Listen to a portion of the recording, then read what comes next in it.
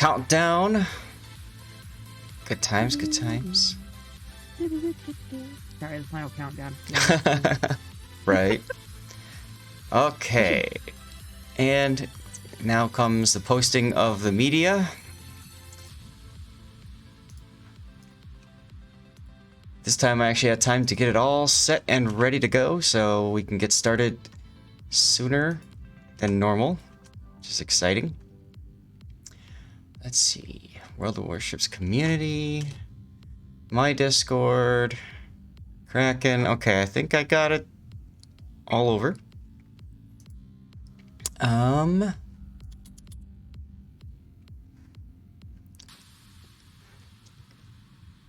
need to start a giveaway.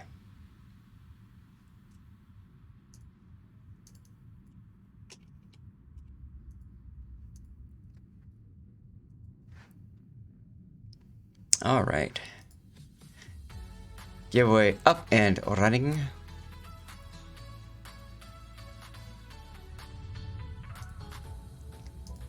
Keep an eye on my tweet. Stream manager. Emma Hank, what's up? A lot of things to give away today, guys. A lot of things to give away. Oh, I need to change it to rare ship giveaway. Crap. Rare ship giveaway, because this is indeed a rare ship that I will be giving away. Okay, I can close out the picture with Stevie and the bacon. Not much. Cool. Hello, Felipe. Good to see you. Good to see you. Guys, I'm gonna apologize in advance if I get a little saltier than normal on stream. We're gonna try doing some ranked. Hello, Sith. And ranked brings out the worst of me sometimes. No, Emma Hank, we're gonna try it on stream right now. So yeah. We'll give it a shot. I've been very busy doing other things. You know, I play till my daily is done. Rank out in NARI SAT. Thank you so much. And hello, by the way. You know, I do so much with my dailies, trying to get things done with my dailies. And in the process, I was also doing a lot of the campaign tasks. I spent in 2 entire days doing campaign tasks in co-op for the Heathen and something else. So I'm actually 1 task away from finishing with honors the other campaign task. I already finished the Ships and Fates with honors, so I am trying to finish up In Pursuit of Strasbourg with honors. Hello, everybody. And see, there I am on the final task, so I will probably finish that live on stream. And as you can see, I have finished every other task in the campaign. Why? Because I'm a glutton for punishment, and I just love doing everything that Wargaming puts in front of me. For better or worse, right? So, hey Deadliest, what's up, guys? How you doing, Deadliest? Are you ready for some death picks? Are you ready for some death picks? Holy crap! Cthulhu with the Twitch Prime sub immediately at the start of the stream, dude. That is how you make an entrance. 1990 just resubscribed for 4 months. Give Stevie some head pats on me, Glitch Cat. All right, Stevie head pats. Here, coming right up. What were you reported for? That's my mini-map blocker. Oh, okay. I'm like, wait a minute. No, that's my mini-map blocker. Alright, I'm just making sure my stream's up. Good stuff indeed. Yeah, he got the head pats, and I'll give him a couple more just for you, Cthulhu.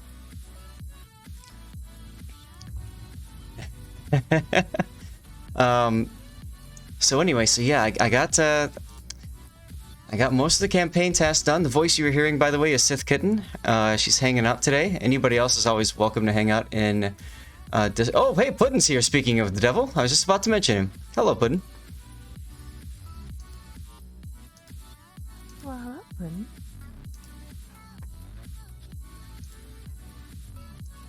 He might be getting some coffee or something.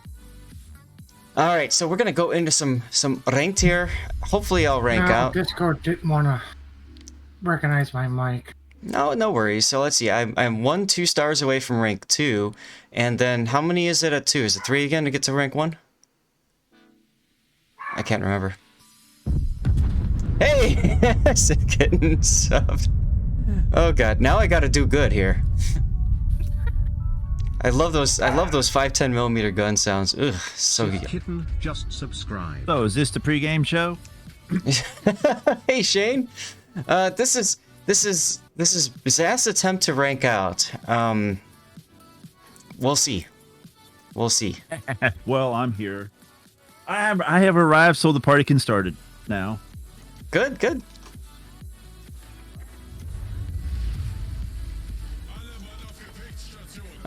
Yeah, so I think I'm like 5 stars away. So if I win 5 in a row, boom, I'm done with ranked. And if I lose 5 in a row, then we'll just give up and switch over to Narai, okay? Oh, SAT, Z52 is my secret weapon this season.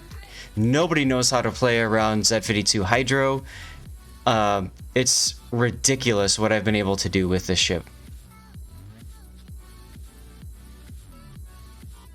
Supposedly they're going to be buffing the Oh, really? Hey, Puddin'. Yeah. Aw. I have someone already saying they're in my stream. That's great. How about I already have a giveaway going, but why don't we say wait like, about 30 or 45 seconds and then go ahead and do the drawing? Bill underscore is now Okay. following.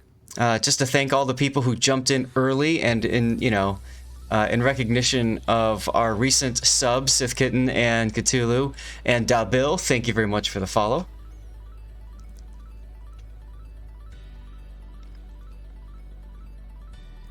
Oh, what are you doing, Stalin? What are you doing, Stalin?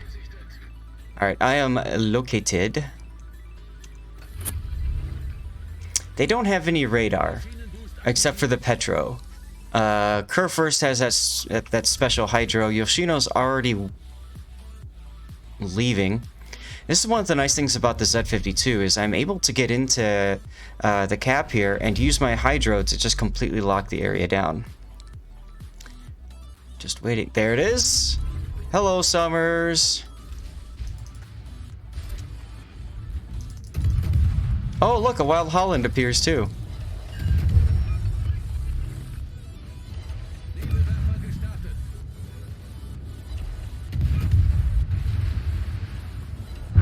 And booyah!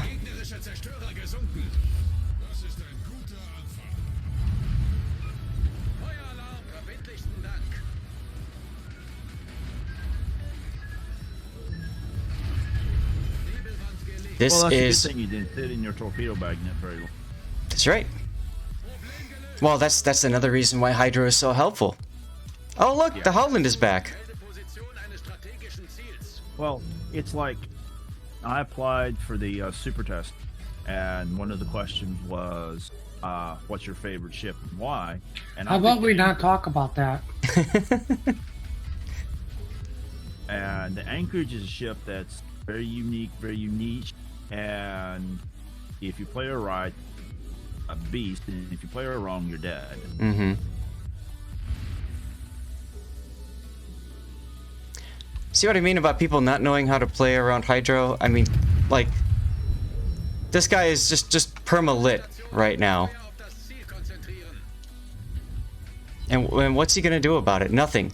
He's gonna be forced back simply because he's detected. That's a huge advantage in this game mode. Yes. Also, too, is they're either given two choices: run away and hide, or just charge you down. Right. And there's only a handful of players that are willing to charge you down, because it's a very big disadvantage to them, is because unless you're firing in smoke penalty is 2 kilometers, you're not going to be spotted until you're hard spotted Right. at 2 kilometers. And by that time, you should have enough of your DD tools ready to go to completely take out whatever's charging you or hurt it so badly that if it does take you out, it's a damaged piece and it can't be used to its most effect. You got it, dude. All right. I'm speaking from experience as a DD player that switched to being battleships that charges smoke screens regularly in a battleship. Classic, thank you for the sub. I really appreciate that. 17 months, ladies and gentlemen. Classic Lib just resubscribed for 17 months. Over 1 freaking year. Thank you for the support, my dude. Dude, that's almost a year and a half. Mm-hmm. RPF helping me to detect and realize that the Holland had moved away, so LOL. Holland is most likely just gonna leave this this cap. Whoa, Harley Quinn! Thank you, Harley. Harley underscore that's a name Quinn I can underscore stand by, 1 Harley just Quinn. resubscribed for 7 months. Sorry, Robo Voice was talking over you. What did you say? I said that's a name I can stand by, Harley Quinn. Yep. Where is... Oh, our Morceau's all the way over there. Shima's on the other side of the map. Okay. Okay. Oh my god, Island Cat! Island Cat! Not to be outdone, Island Cat's like... Island Cat 98070 just resubscribed for 17 months. Good afternoon there. A hype train going. We got a hype train going. Holy crap, already, you guys. This is crazy. I believe we get to level 2 with, like, what, 1 more sub or something? That's crazy. That's great. We just started the stream. It's been... You guys are amazing. You guys are fantastic. Oh, no. No, back off! Back off! Where are you going? Back off! I want to torp this Montana. Kerensky 914 cheered X10. Hayazath smile. Kerensky! Thank you, Kerensky, with that sub. Holy crap, dude. We're just hearing 510s like crazy. Yeah, I dropped a resub too. Well, thanks.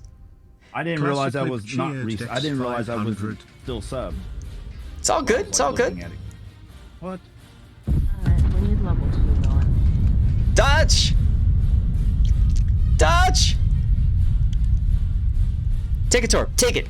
Yes. Eat that torch. Dutch Eagly and Flyer just resubscribed for 8 months. Never knew I have another resub already. Time flies.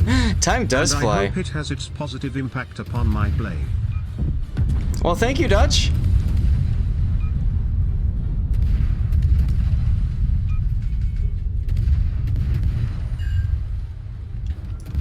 Sith Kitten cheered X100. So how many people has gotten their strongbow? Hey! Oh, whoa, whoa, whoa, whoa, whoa, whoa, whoa, whoa, whoa. How about no? How about no? How about no?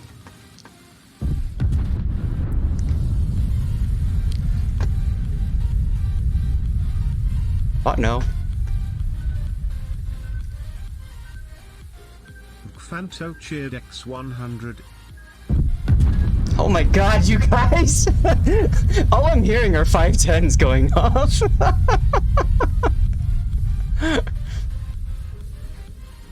Skyring gifted your underscore sat underscore score a subscription. Skyring gifted a tier 1 sub to your underscore SAT underscore score.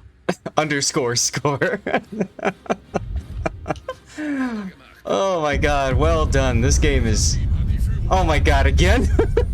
You guys? It's gonna be fun today. Oh my god. Classic Lib cheered X100. Can we distract at Lord underscore Zath enough to get him killed? It's funny you should mention that because I do have some things I need to do now. I need to thank all you cool people. So I'm going to tab out for a second and do all that while we have a second. So I need to thank, oh my god, we got Harley, we got Island Cat, Kerensky with the 10 bits, and then Classic with the 500. You guys are fantastic. We got Dutch, we got Sith Kitten, Harley redeeming the flex. I didn't even notice that. Sorry about that, Harley. Cheegly and Fly cheered X250. I do not Fanto. know. Something with trans going choo choo, bangs, dodging, I hope what no. And somehow sitting on a pile of doubloons rivaling that of Scrooge McDuck. I guess I have to contribute to the choo choo, and in this stream not move. Oh. Oh my god. You know that guy never even Island turned his Cat guns towards you? 9807 Nope. gifted Felipe 71 Arga subscription. Island Cat 9807 gifted a tier 1 sub to Felipe 71 Arg. So, Zarth, your secret weapon has been the Z52, huh? Oh yeah. Nice. I've been using the meme Minnow in rank myself.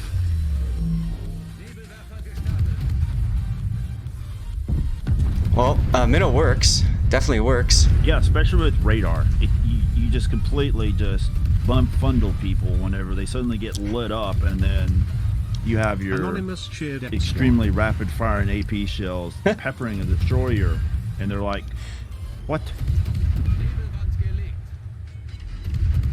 Like, there's supposed to be no radar on your team. There is. It's a Minotaur. Oh yeah, you always have to assume that a Minotaur is going to be radar.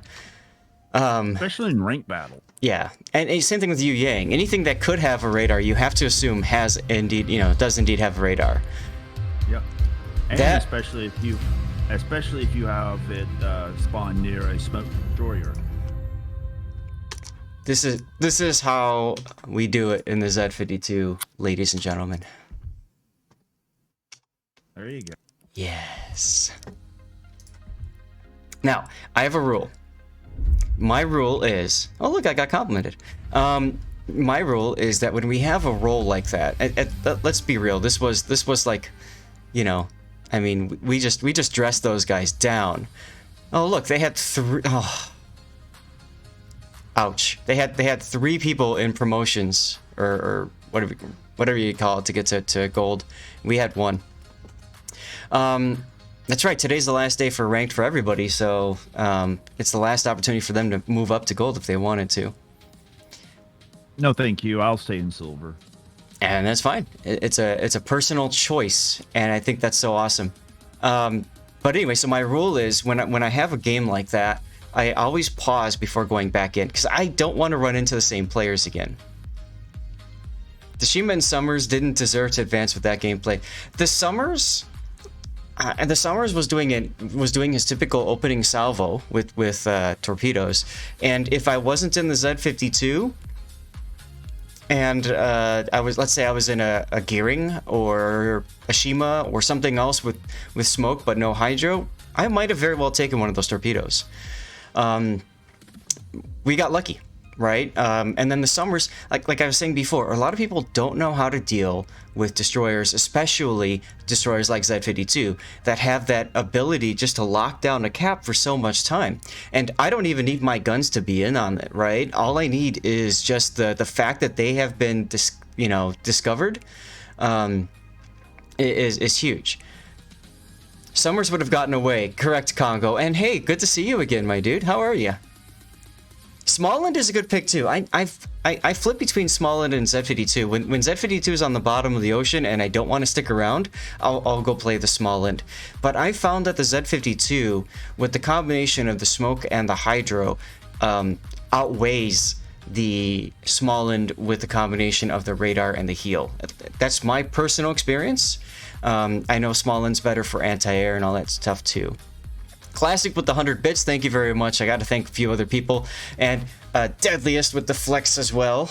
And we got Dutch with some bits as well. Island Cat giving out a gift sub, thank you very much.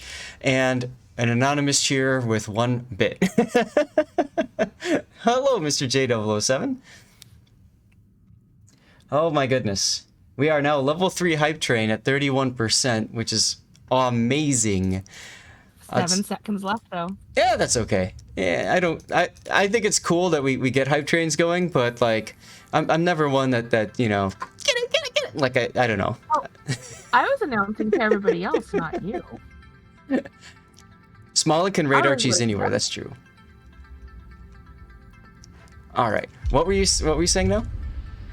I said I was letting everybody else know, not you. I was letting them know, hey, there's only this many seconds left. Fair enough. Current test rank season doesn't end 2 weeks from now. Terra's Mark, it does. The reset occurs overnight, so if I do not... it doesn't matter for me because I'm in gold, right? If I stopped playing right now, starting tomorrow, I'm back to rank 10. If I rank out today, I'm back to rank 10 starting tomorrow. So it doesn't really matter. Have you got all the rewards? I've got all my win rewards, yes. And that's what I usually play towards. Yeah, okay. Yeah, for me, that's all I play for. Once I get all my win rewards, I don't care what rank I'm at. I just quit. Because it's no longer profitable. I've seen gold rank battles, and I'm like, I'm not interested in the special ships filling the entire teams on both sides. Right. See, I like my brain cells, so once I got the gold, I just quit playing.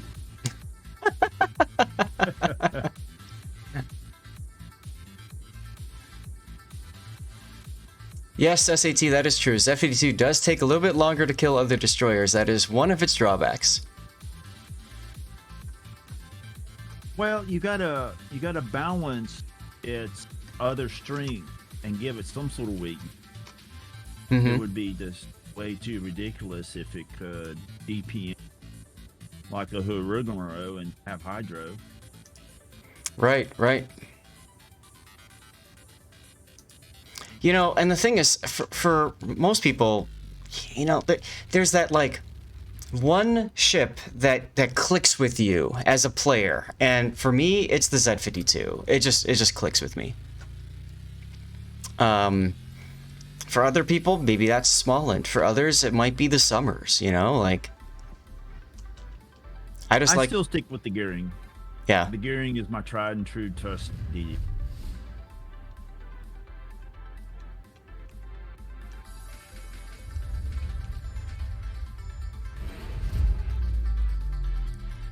Oh, get smacked! Get smacked, dude!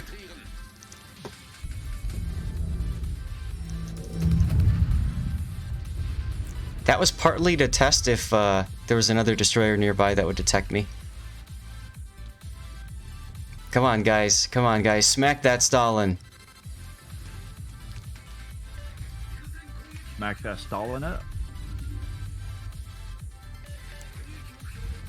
Aha! We have a Shimakaze. Okay, now... Oh, and a Holland. This is gonna be fun, boys. Here we go.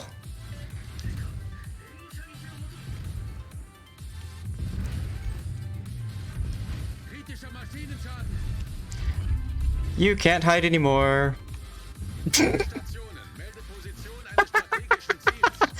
Go get him, boys!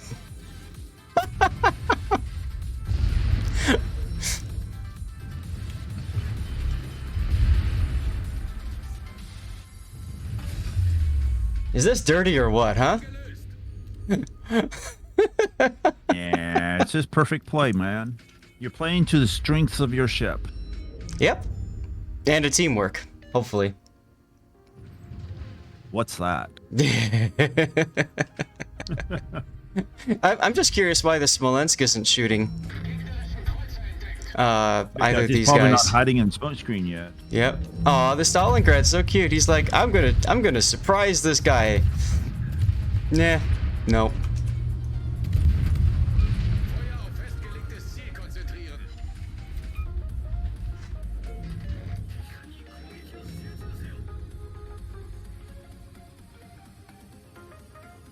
See, now all I have to do is just wait for his radar to end, which will end in a couple of seconds.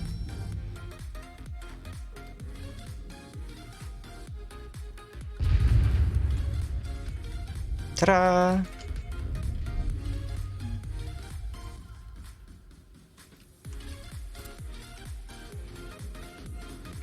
Where is our Smolensk going?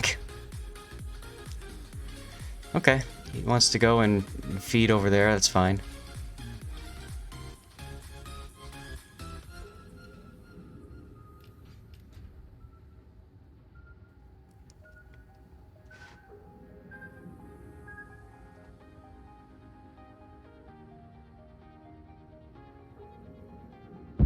Big M with the sub. Oh my god.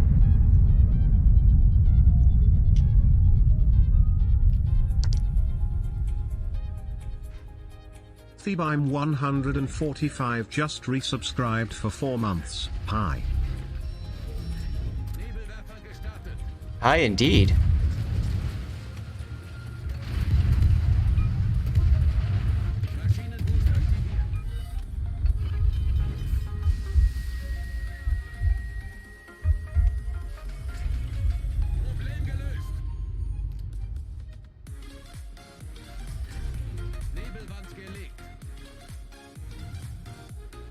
Gonna hope that, there's a Shima. Good. Bad.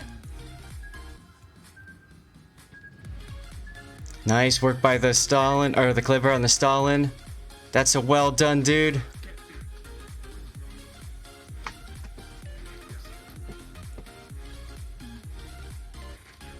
Now I'm gonna have to back off a little bit. Hey, DeMarco, what's up?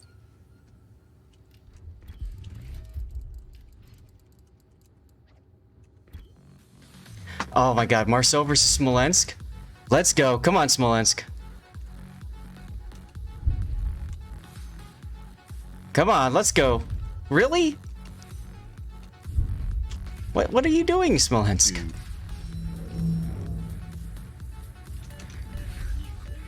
Okay, okay, he's gonna get him. He's gonna get him.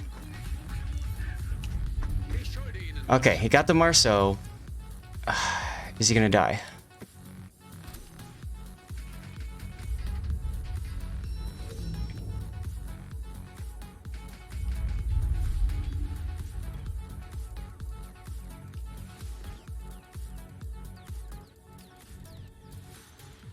Two destroyers, I think, are heading towards A, based on RPF. I'm gonna sit behind the Kleber though, because I need to get the cap since we just. Okay. There's a Shima. Smolensk is flooding and on fire. Good.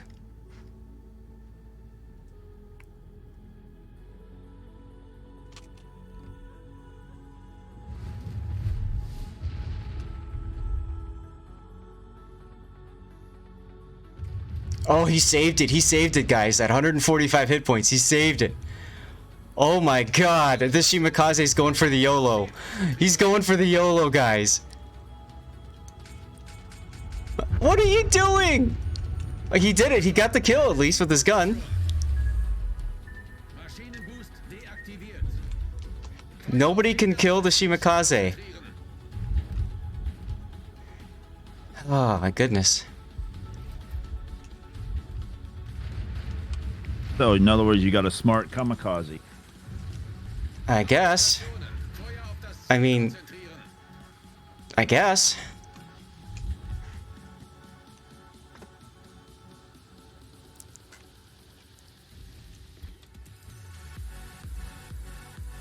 Need to know if that Minotaur is smoke or radar. Oh my god! Are you serious? Are you serious? We had a Shimakaze that didn't want to use his guns. I thought the Shimmy was getting his guns in the next patch. Oh, yeah, you're right, you're right, you're right.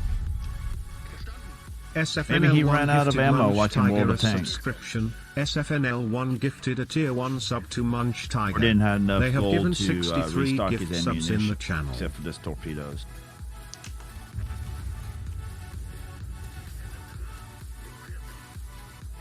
Come on, guys. I need to know. Is this Minotaur smoker radar?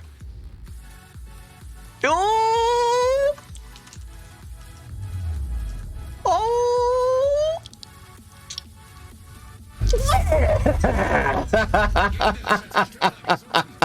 Goodbye.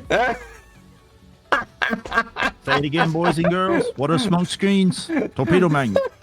Let's see that again. It surprises me how many people actually still sit broadside in smoke screens. Goodbye. You know. Say it again, boys and girls. What are smoke screens? Torpedo magnets. Let's see that again. Can be Dr. Evil Jr. Evil. SF, thanks for the gifted sub, by the way.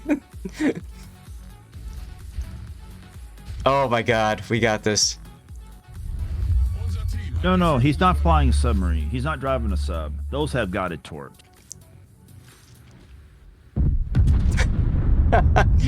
Staying alive!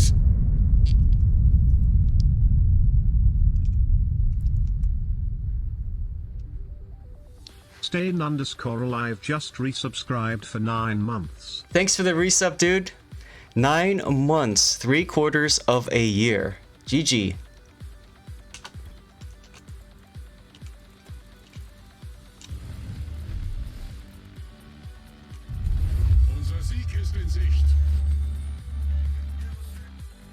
Des Moines got C. Oh, look at this, guys. Teamwork. Teamwork, huh? Are we seeing something rare? Yes.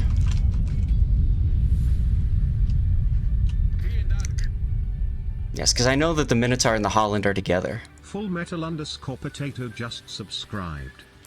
Ah! Ah!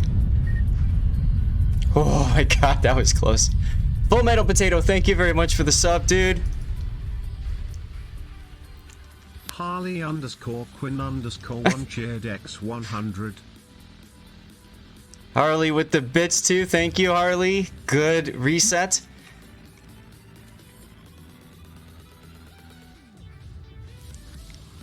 Des Moines is just chomping this guy up. Oh, he's smoke.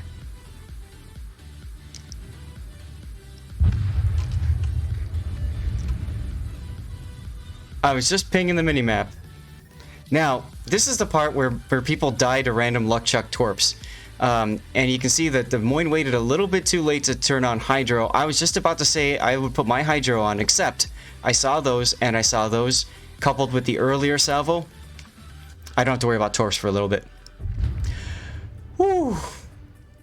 That was a game, ladies and gentlemen. That was a game.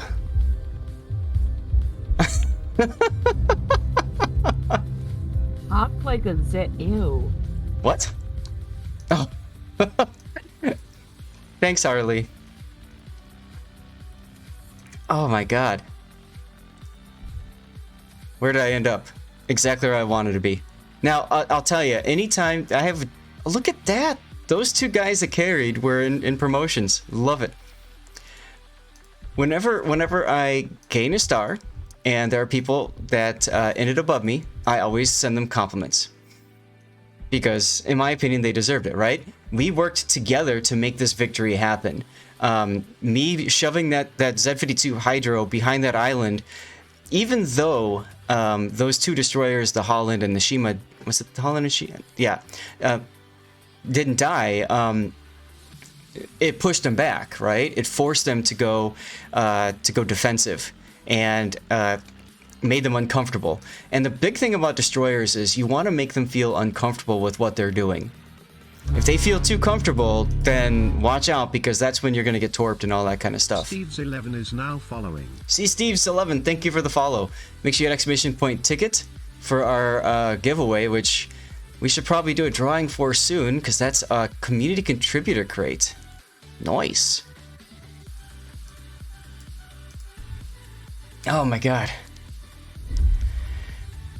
That was a game. That was a game. That was a game. Duckman is claiming it already. This is my CC container. Now be sure to stick around, guys. We are giving away one very rare ship on stream later today. Of course, I'm not going to say what that ship is. Some of you might know it already. Makarov, just tell them. You know what? I still don't have one of those. I don't either, actually. I know, that's funny, isn't it? I got so many awesome ships and I did not get a Makarov. Like every time I opened it, I heard that ping. I thought, oh, there it is. But nope. I got an Orkin out of the big Santa Can, and then I got 2 other ships out of Super Can. And I was like you, I was like, then okay, here we go. Here's the Makarov. Oh no, it's not. You guys were opening up the wrong crates. Closest I got was the Molotov. I got a tier 5 Soviet cruiser out of complete. I was doing the second of the temporary campaigns, the one that you have to complete the pursuit for Stromberg to be able to work on. And one of those Santa Cans gave me a tier 5 Soviet cruiser, which I thought for a second was going to be the Makarov. It's like, no, wow, I dodged that bullet. So you got the Krispy Kreme. Krispy Kreme, yeah. Once RNGesus was working in my favor. Kitsukami Beta. Nah. All right, HRZO18 is our winner. Has been following for almost a full year. Thank you so much for your followage, my dude. Good to see you. Congratulations. Make sure you share what you get in the containers.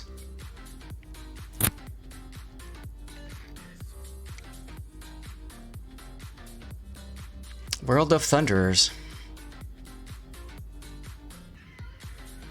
What is it with German battleships thinking they can sail broadside at over 20+ kilometer range and don't expect to get citadeled?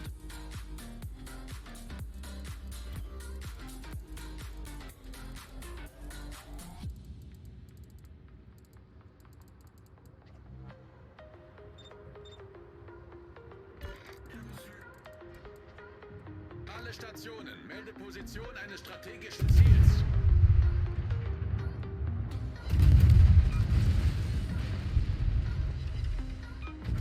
Feueralarm!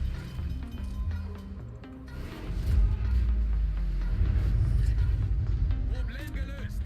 Interesting position by that Stalingrad.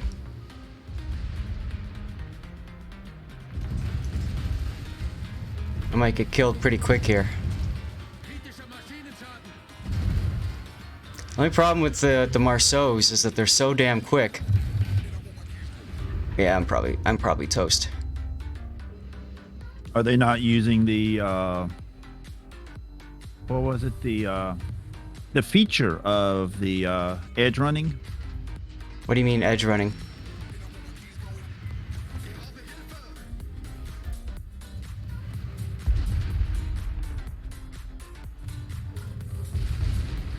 Hey, torpedo on the Stalin. Hey, a couple more torpedoes on the Stalin. Come on, guys. Kill the Stalin, please.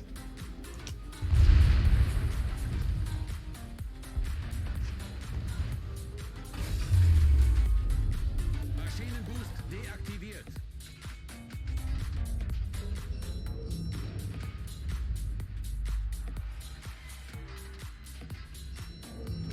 Come on, Marceau. What are you doing?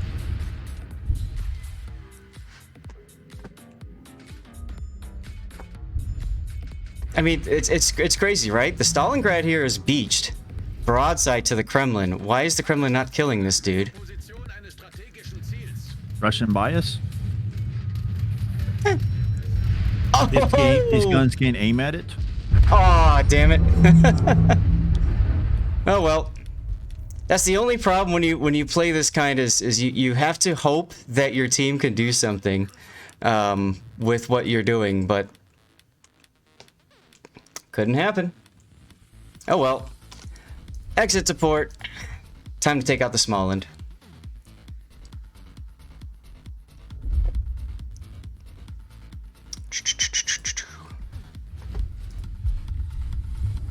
Yes, that's a death pick, all right, Deadliest. I'm seal cleving with OP ships. Lol.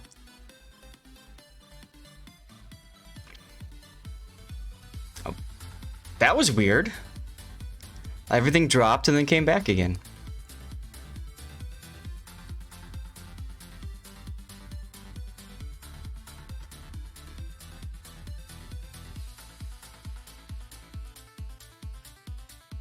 Yu Yang probably has radar. Smaland, Kaba, Shima.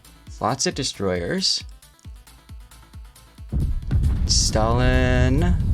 Hey, Squizzer15 with the sub, dude. Thank you very much.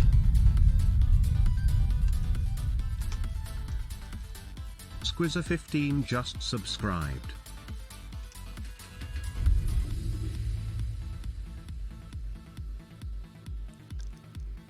All right. You think about where I want to go to start.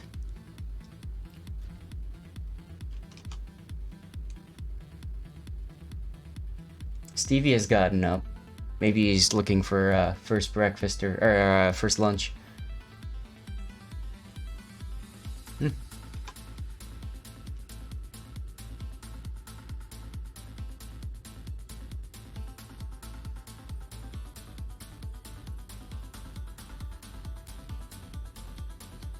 There are no seals in T10, just fluffy youth that has yet to completely grow up. That may very well be true there, Dutch. No clan tag, so because no clan tag, you're gonna assume smoke? Interesting.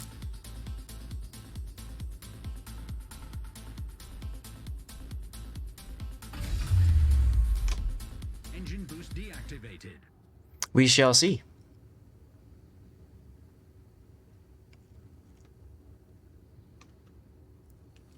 Now, the big question, of course, is where's their Des Moines going to be? A lot of times Des Moines like to play along this really big island. So what I'm going to do is stick back here because I do not really feel like being early radared and killed again. And look what we just found. On the designated target.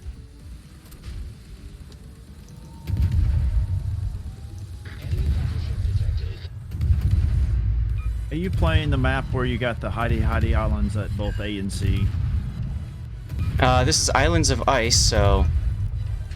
Okay, so yeah, you got the map where people either like to hide around the island, big island on C, or the two smaller ones at A. And sit there and go, oh, are we going to shoot yet?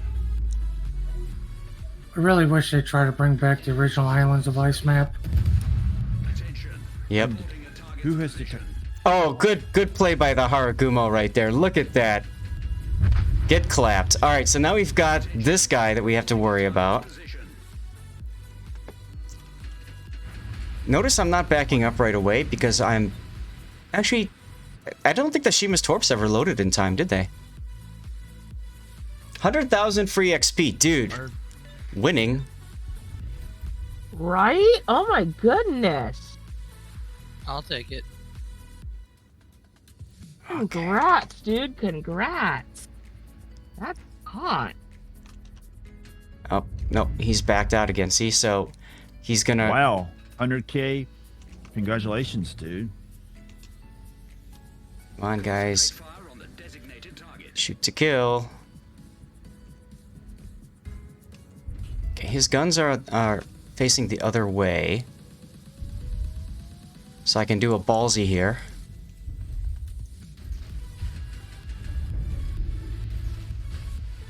I'm gonna trigger the radar.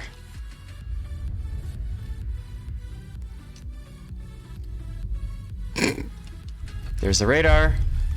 Bye-bye. Engine boost activated. All stations, concentrate fire on that target.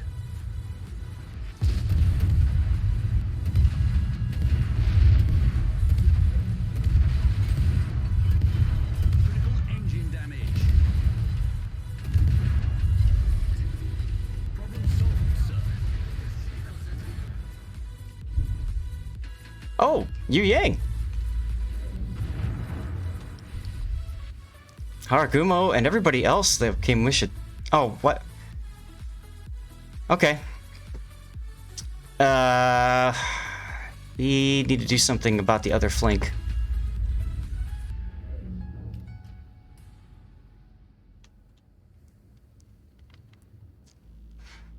We definitely need to do something about the other flank. Yu Yang is gone, that's good, but we're gonna lose our Shima pretty soon. So that's not good. Stations reporting the position of a strategic target. What's up, Broken Trident? Roll Tide is now following.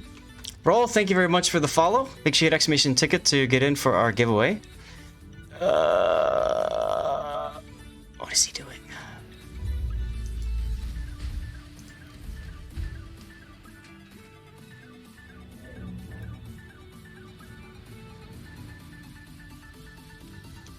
Our team needs to hurry the F up and get and get through A. We got 2 battleships and a heavy cruiser and a destroyer all kind of in the same grid square. And that's not okay.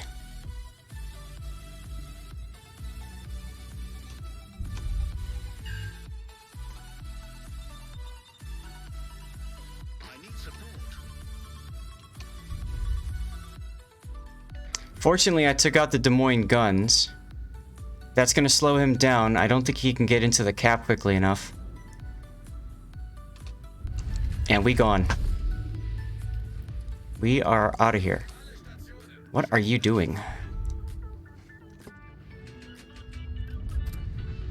Dying. Okay.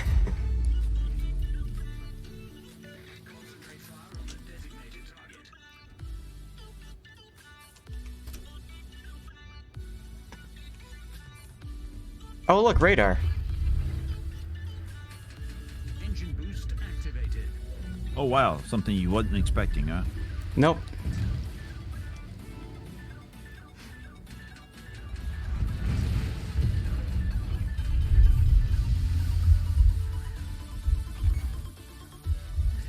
Oh my god, I just lost some torque tubes. That's good. That's good.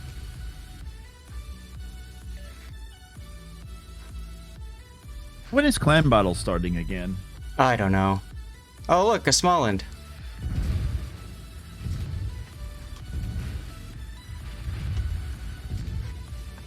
Like, seriously. This game would have easily been won had the battleships... Look at them! Look at them!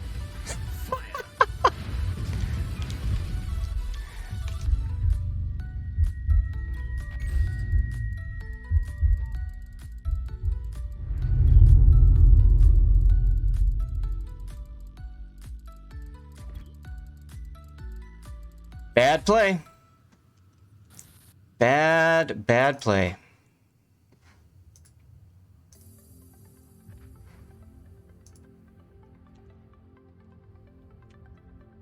Oh, so it's the Kurfurst's fault for following him. Okay. Whatever. We are still ahead on ships, so we could very well win that game. But let's go back and see how we did on the Z52 game. Oh, look, we lost. Are you surprised? No. No. The Gearing, Marceau, and Thunder were totally useless, apparently. Oh well. Yoshino saved a star. He just sat there and farmed. And the Stalingrad survived. Guys, the Stalingrad, when we died, was beached broadside to this Kremlin. Just let that settle in your mind for a moment. Maybe the Russian guns couldn't aim at another Russian ship. Yeah. Or he could have been a clanmate, or he could have been a buddy. Who knows? Yep. See you later, DeVille. Good luck.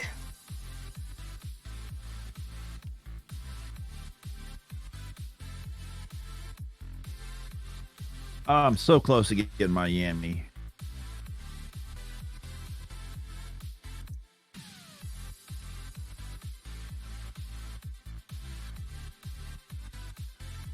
You don't have a Yamato yet? Oh, it's been one of the ships I've decided to finally get.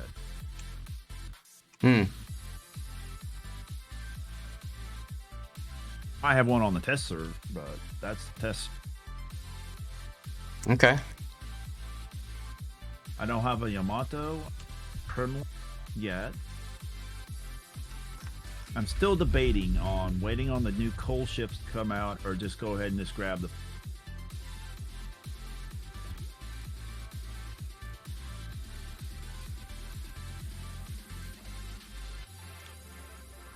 Okay. 3 cruisers per team. They've got 3 radar cruisers. We've got 2. Okay. I already got the Thunderer. I've had it since last summer. Of the ships that are going away, I don't have the Summerland. It's because I don't have the 2 million XP to get it. Yeah.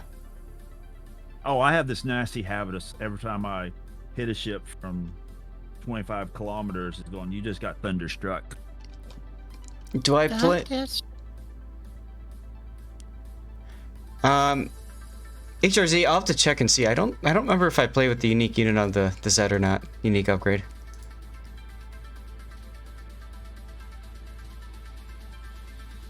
My first tier 10 battleship was the Monty.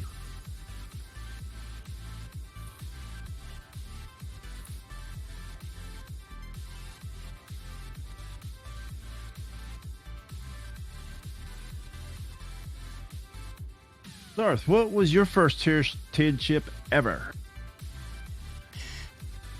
That's a loaded question because I bought 10 tier 10 ships at one time. Oh my. My. Yeah, I didn't really care to have tier 10 ships. I was credit poor at that point in time, believe it or not. And so for me, it was, hold on a second. Let's see what we discover.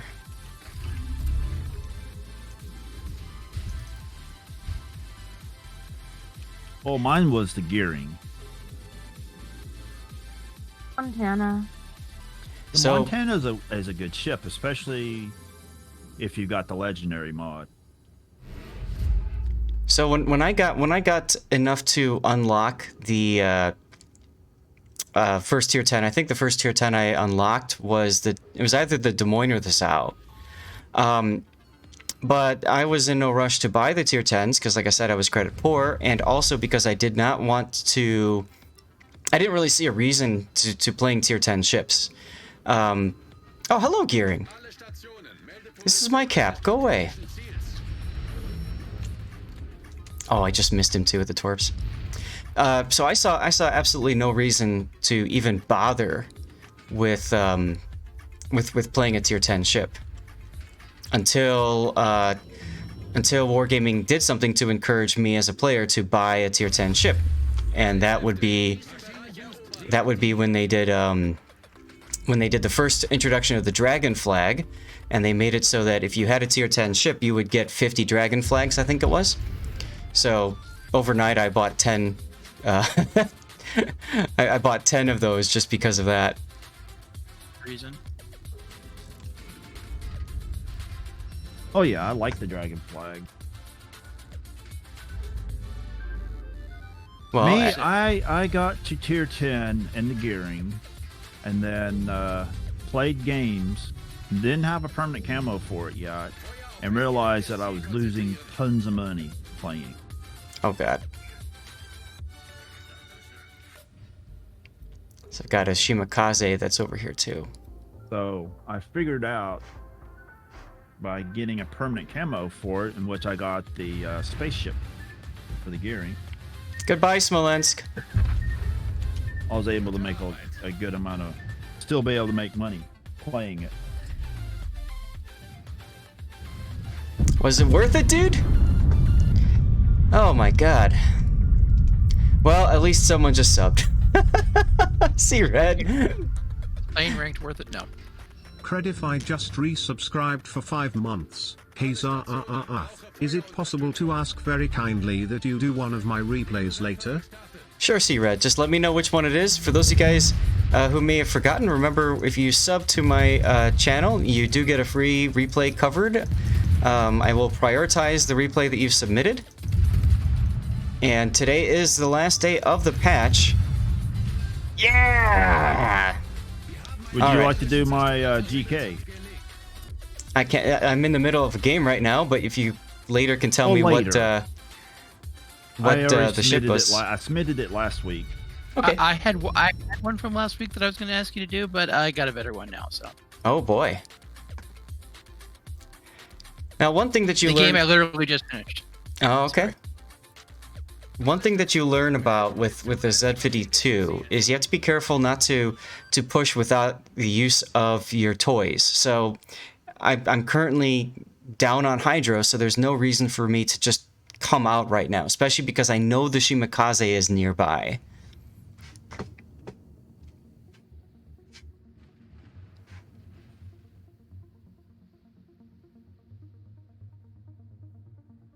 But I'm looking over on the other flank and I'm seeing what's going down there. I see the Des Moines charging the Stalin, and I'm thinking to myself, I have to get over there.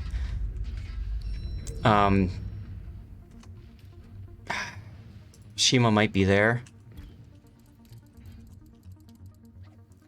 We shall see.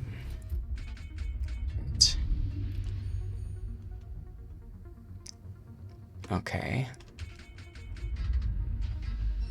Now, you would think that a Des Moines charging into a Stalin, a Gearing, and a Grozovoy is going to be handled. Especially if he's at half health. Let's see what happens. Okay, Shima's there now.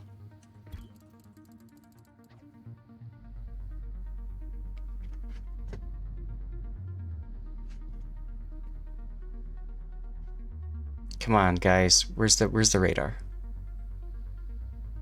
Have your rubber ducky handy? Sea Red of Montana's fine.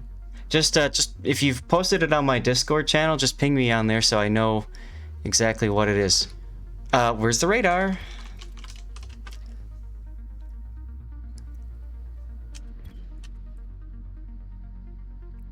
Awesome. Okay. So now there's less of a need to go crazy and push. So I'm gonna back off for just a second. There's the torps. That's what I was waiting for. 1 rack, 2 racks. Now he says 20 seconds. So he's kept 1 rack as a backup. Okay, that radar shows nothing, so Shima's rotating. Okay. All right. Shima's rotating, but I don't want to come out and get spotted by him and or radared by the Moskva just yet.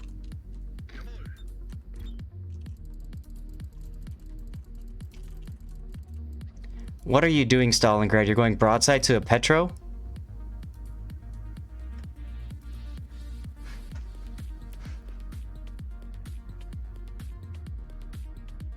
Moskva's changing too. Okay.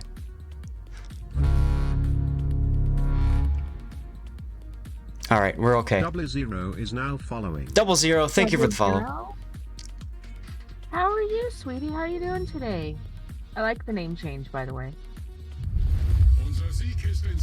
Okay. Ah! Guess who's here? Hi, Shiva!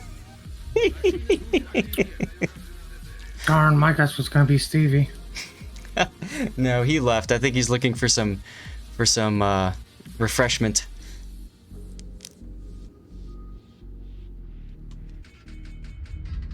See, I don't even have to do anything. Right? I can just sit here. Well, now I do because the Petro got that kill there.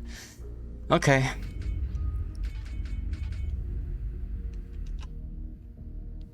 But because the Moss was rotating, look at our Thunderer's position. Now our Thunderer is working his way around.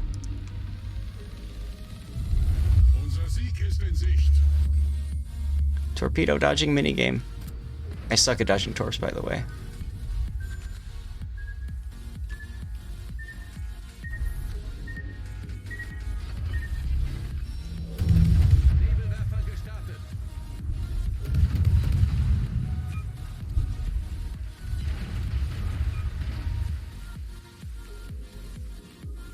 Actually, that Montana's probably gonna beach.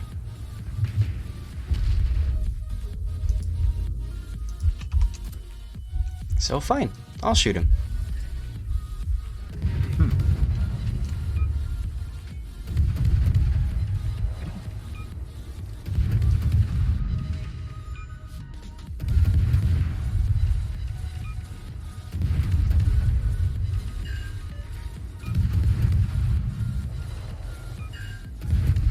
Still on radar again, but the Shima's long gone.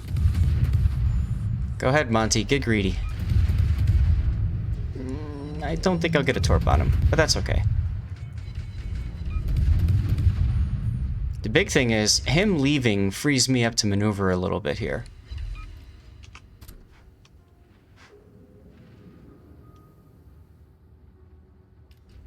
Okay. Wow. The Gearing and the Groves, they just handled that Petro. Awesome. They gave that Petro a good spanking. Yes, they did.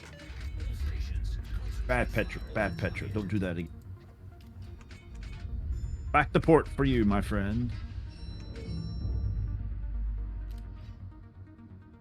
And the Stalin should be able to smack this broadside Moskva.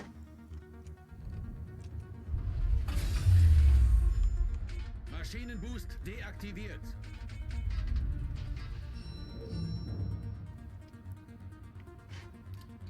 Not bad, not bad. This Moskva hasn't even bothered using his radar, like, ever. Oh, Well, look! that's kind of He used the that's kind of radar! messed up. Don't you want to use your radar so the team could actually benefit from it, not just you? Yeah!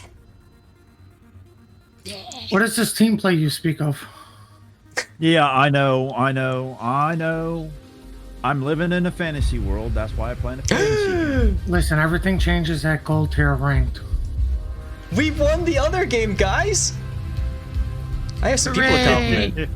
Yay! See, and that's the thing. Like, when you die in ranked, you can stay and be salty and crap all over your team and pull them out of the battle, right? And make them feel bad and start fighting with you on the keyboard, or you can just say your piece and let it go. And I've gotten into the habit of just saying my piece and letting go, because you just can't get up too late to compliment them, but you just can't fix that. The Shima that died getting chased by that Smaland, I mean, he did okay. The Holland, however, did not. That's the guy that got stuck in the middle and just owned by the Ohio. Well, hi, Prue. I have another visitor. I have another visitor. But the Stalin clearly did work, so that's good to see. Cool. Wow, I'm seeing a lot of Darkyard ships today.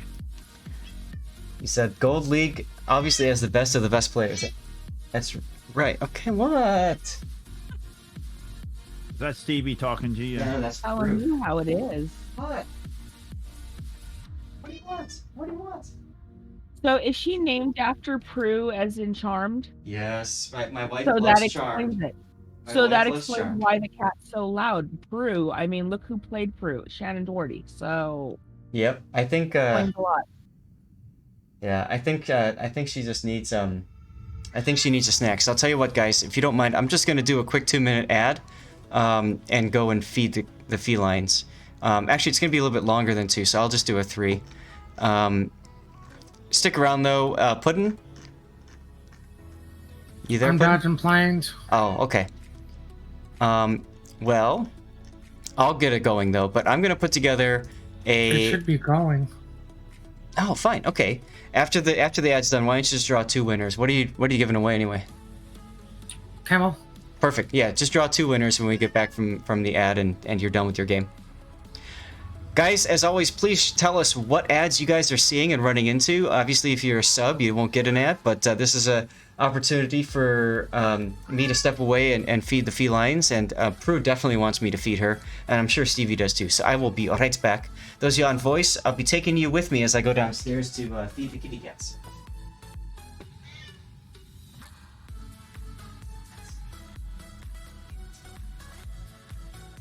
It still amazes me how people gripe and complain about the Thunderer reaching out and setting them on fire at the start of the map.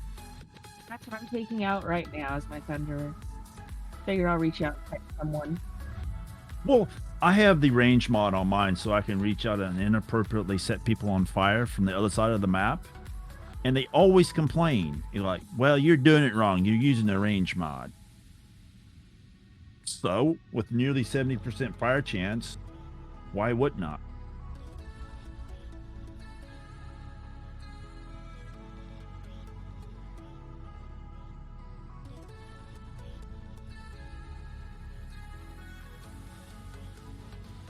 I mean, I play range mod Venezia, so When I play my Venencia, I put it all the way to full throttle and I don't slow down. I use this. I play range mod Venezia just like I play Hindi. Hey, I'm I use playing my- with someone from your clan, Zach. Use that superior maneuverability. Let's that's see. This Venecia. is Mesrith.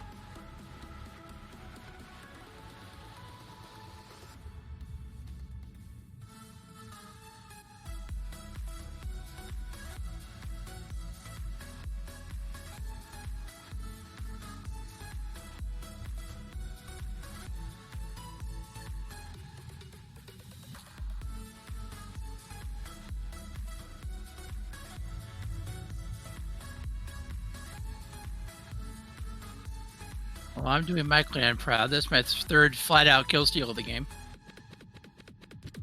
Oh, this is so hilarious. You set them on fire, they DCP one fire, and then your next salvo, guess what? Set 2 more fires. Yep.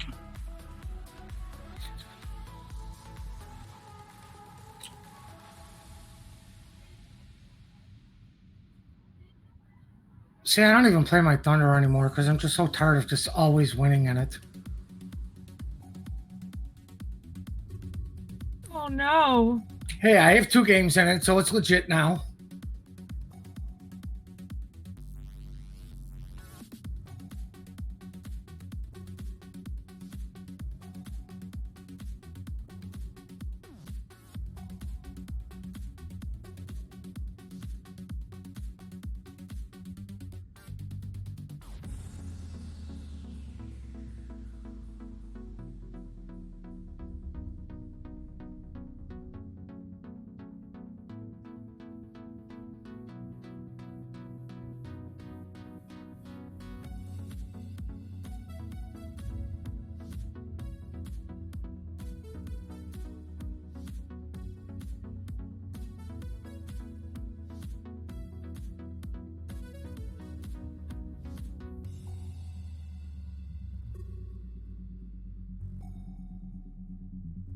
Okay.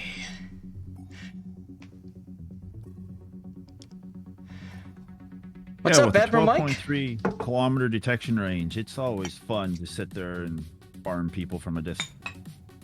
Yep. Okay. Are the ads over with? Yep.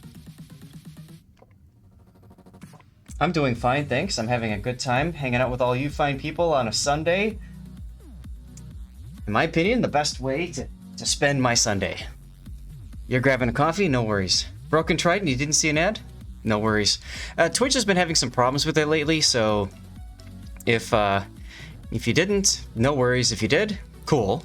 I'd love to hear like what you guys saw though if you did, because it's always funny just to laugh at what kind of ads you guys are getting. Verizon. You saw a Verizon one? Mm-hmm. Nice. That's the only one I was paying attention to. Okay, so you want me to do the... Okay, I should probably take a moment. For those that needed the replays covered, C-Red had one in the Montana.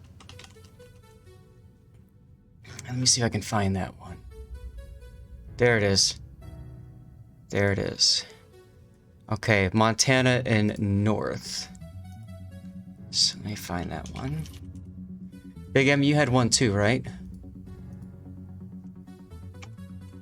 Or am I thinking of somebody else?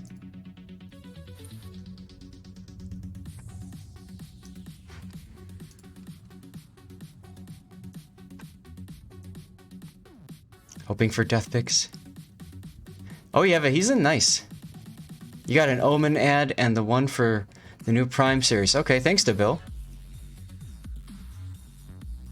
Tell him to keep it up with no ads. All right, let's resume our push to rank 1 here. We're 2 stars.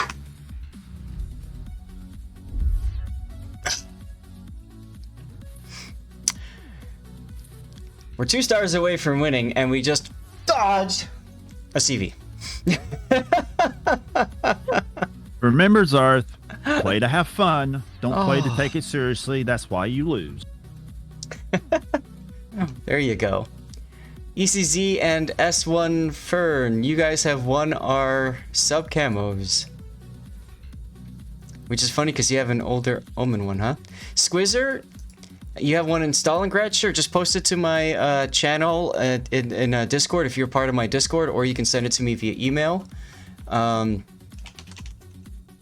you are here. Okay, cool.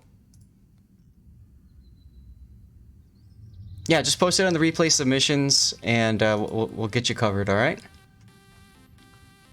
That goes for anybody else that's subbed so far today. So, like Harley, for example. And guys, if you don't have a replay, it's not a big deal. We can always do it. We can always do a new replay under the new patch or whatever. So, okay.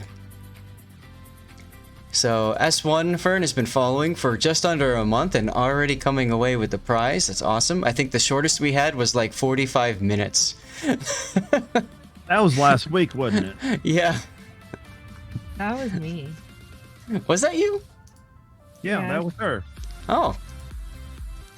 Sorry, I can't keep track of who wins what. Puddin does a fantastic job. Quick shout out to Puddin for being an awesome moderator. Check out his channel. He does stream. Make sure you toss a follow his way. Just don't bother say with no captain. Lol. Am I doing a captain respecking stream? So SAT, funny story about that. Happa said something to me about doing something like that, and I said, you realize it's just going to be a very boring stream because all I'm going to do is click on a captain, click respec for free, move on to the next, and I'm going to do that for every single captain I have in this game. And then I'm gonna, you know, that was right before they came out with that. They said there was gonna be a button that you can click to just respec all of them automatically. So, you know, I said I could do that if that's what you want, but that's gonna be a really boring stream for people. What I can do though is show you guys. All right, Squizzer, thank you. Show you guys the some of my tips and tricks for getting into getting your captain respec thing done. So let's get into some more ranked, and then I'll talk with you guys about that. Hopefully by now the CVs have passed. Now there's one, so my hand. So whenever I click battle, my hand is right over that escape key, and as soon as I see a second carrier pop up, I slap that key hard. Okay. The only time I want to see a CV is whenever I'm playing a CV.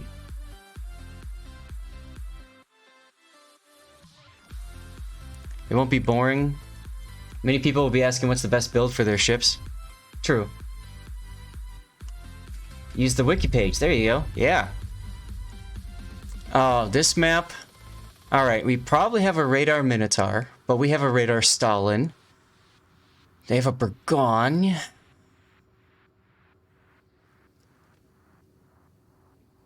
Okay.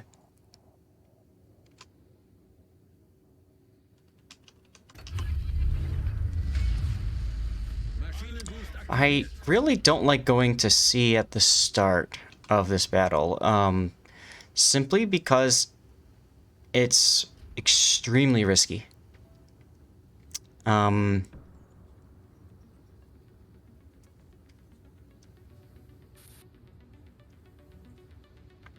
see.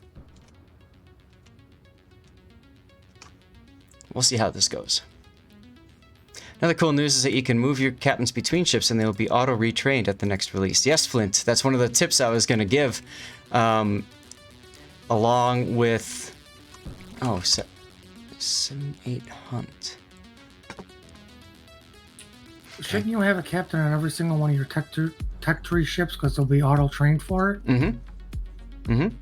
Yes, you want to put a captain on every one of your tech tree ships, and you also, if you want, now's an opportunity. If you want to have 2 captains on some of your more favorite ships that have separate builds to experiment with, now's your chance to do that. If you've already got 1 captain trained, say for the Kurfurst, send that captain to reserve, and grab another captain and throw him on the Kurfurst. You'll have 2 captains trained to the Kurfurst after the patch drops. It's been a hot minute since you've been able to come to the stream. I know, Mike, we've missed you, man. It's good to see you, though. Is there a button? Harley, there will be a website button, apparently, that will put all of them back to... what are they complaining about? That'll put everybody back to 0 and insta retrain. Wow. Stalin needs to either turn out or in. Right now.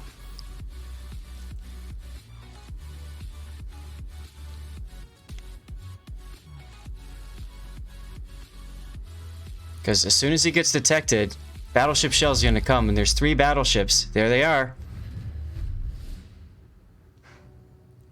And oof number 1.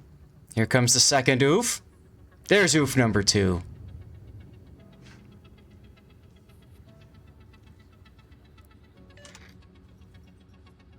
Alright, well, radar at least tells me where the Summers is. And the Minotaur... Oh my god. Okay.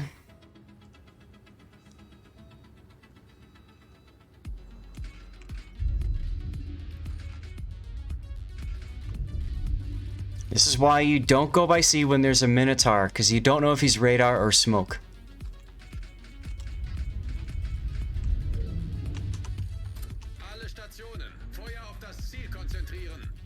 Oh, this is going to be great.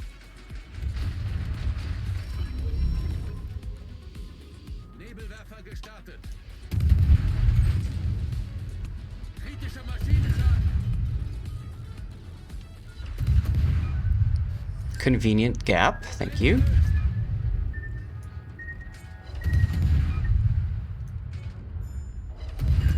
I wish somebody could help me shoot these destroyers, but they're all running away. Stalingrad's on fire and very low.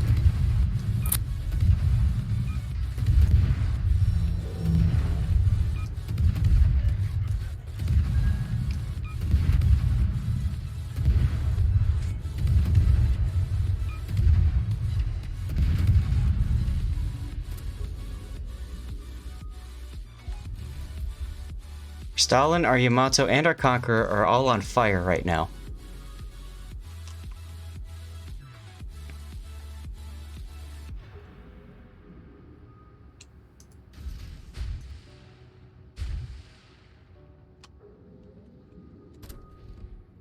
Hey, Shima. There goes the Haru.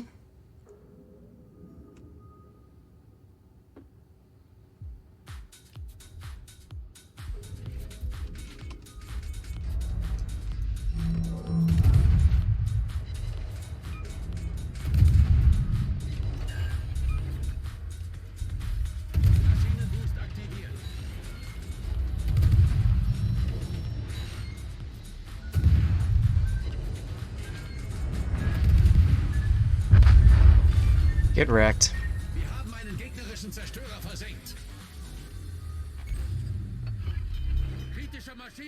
The Summers at least was smart and backed off, but Shimakaze got aggressive, and he paid the price for that, that's all. That's right, Cthulhu, all too easy. Unfortunately, I mean, so, like, the thing is, like, I completely tied up both of those destroyers to the point where they couldn't do what they wanted to do, which is torp our big dumb battleships. But in the process, our other 2 destroyers just said, hey, go kill me. So, oh well. Now the problem is that I can't push right now because of my hydro situation. So all I can do is luck chuck. And then I need to back off and try to help against the other group.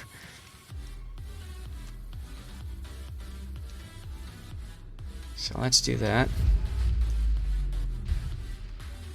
Hey, you're a battleship main?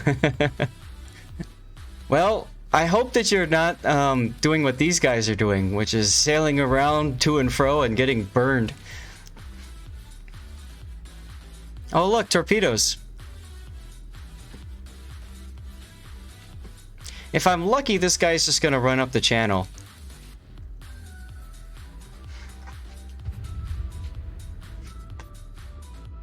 Oh, look, torpedoes.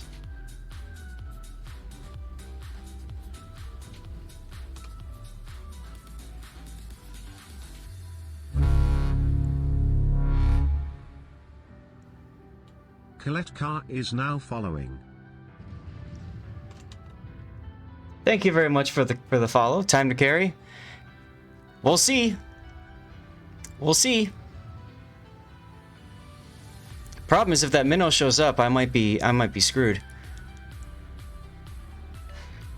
Because those guys are continuing to press on when they shouldn't be.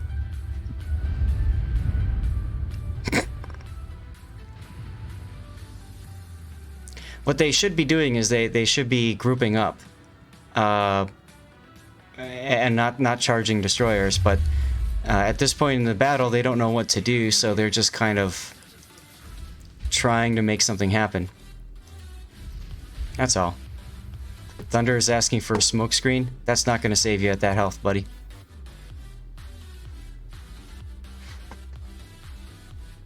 I don't know. Is he black yet? Hey, Conklin.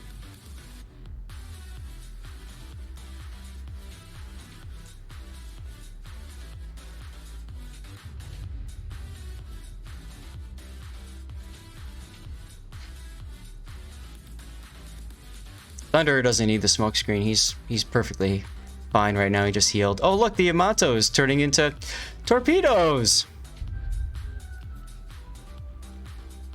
So we got the Holland who's chasing after the Thunderer, and the Summers is just laughing as he gets to torpedo all the battleships. And this is what I was talking about earlier. Like, you know, you gotta stick with your destroyers. You can't just go off on your own. I mean, that's on those two. Das gegnerische Team hat die Führung übernommen.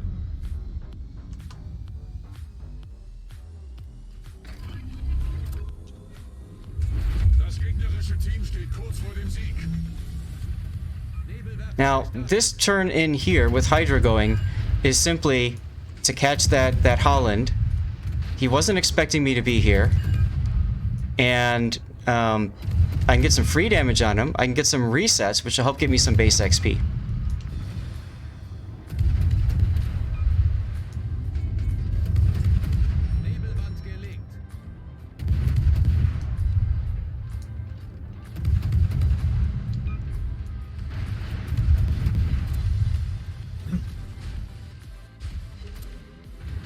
And now I'm radared by the radar Minotaur.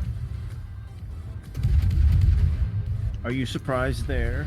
No, I knew he was coming. You expected it. Mm-hmm. Like, Kritischer Maschinenschaden.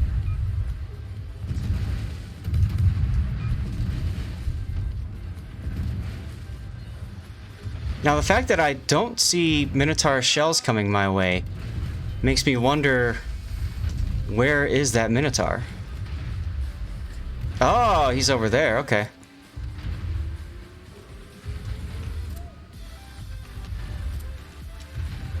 Cool. Now, when you see a Minotaur, generally speaking, you want to be careful not to show too much side. You want to just kind of stick a bow in on them, and that gives you the opportunity to dodge most of their shells. And you can see now I'm going to be forced to back off here.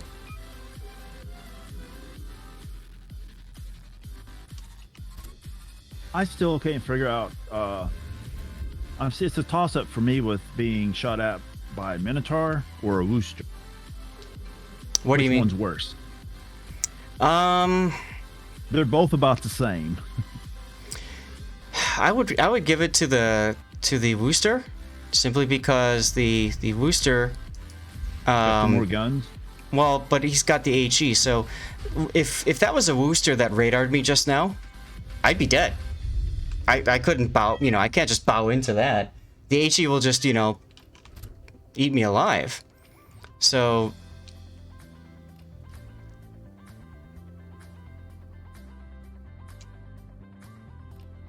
And we're running low on time left anyway, 30 seconds to go, so let's just see what else I can make happen here. But don't the Minotaur have the improved AP angles? So well, sure. Sure. It's less likely to nope, never mind. bounce or do overpin. It's able to do standard pin down. Yep. And they have a roughly 3-second reload where the Booster Scott. What do you want? 4-second reload. What do you want? Yeah, but HE doesn't blow up and explode like HE does. Okay, hold on a second, guys. What? No, I'm not leaving this room. I'm streaming right now. And also, too, don't you have the different ballistic characteristics between the British and the American? Isn't the Minotaurs more accurate versus the floatiness of the American? Yeah, but what you're not taking into account, if he was radared, the Wooster radar is only 9 kilometers. There's no such thing as floaty 9-kilometer shells. There's just 9-kilometer shells. True. Plus, also too, the Minotaur can also stealth radar. All right, I am petting the Prue as Duckman has requested. Dude, he can stealth radar where the Wooster cannot stealth radar. Mm-hmm. That's correct. So he could sit in open water and radar an entire cap and possibly not be detected because the destroyer sitting either broadside, which he shouldn't be, or sitting tail end to run as soon as he's spotted, and yet doesn't know that he got radared by a minnow. Yep. Where the Wooster's detection range is like 10 kilometers versus 9.1.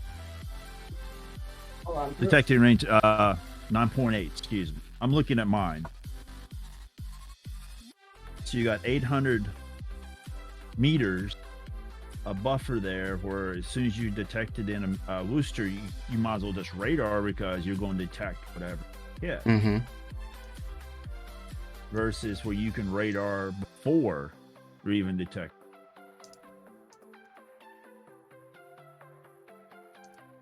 That's what I'm saying. It's kind of, for me, it's a toss-up between which is more scarier. Oh, definitely going to be the Minotaur. I would think the Minotaur, personally, because people discount it as like, oh, it's a Minotaur. Well, I've been more and more not smoked. But I've been radar more off. I'm going to go with the Rooster there, because if the Rooster is willing enough to throw his ship out there to radar your ass, he's willing enough to stay the hell out there and get all his guns to bear and just wreck your ass. Right. It comes down... playing it stealthy to where he might back off.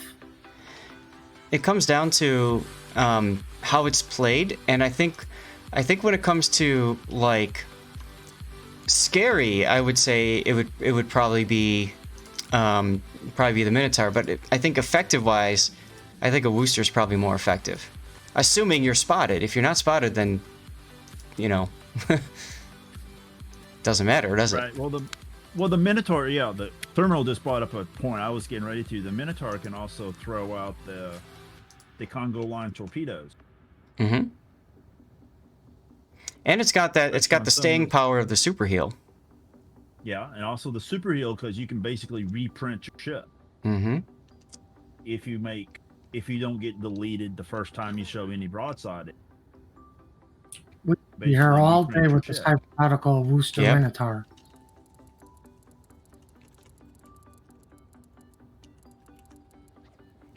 Well, yeah, Admiral. It does depend on the player and how big cojones players got. Oh God, yes. Also depends on whether or not he's got a team backing him up. Mm-hmm. Now I'm located. Stop being located. Okay, I'll get behind the Smolensk then. They don't have any, they just have the Smaland for radar. And that's it. So if I do get radared, I'm not going to be afraid. My idea here is I need to get the Smolensk in the battle as much as possible. So I need to provide him with vision. There he is.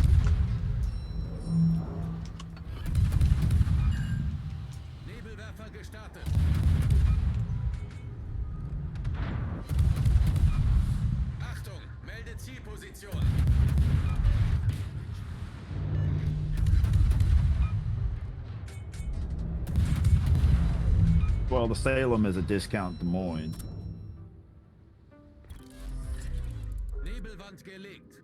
Smaland is not at A. Need to tell the team that. Prudence is currently discovering my desk.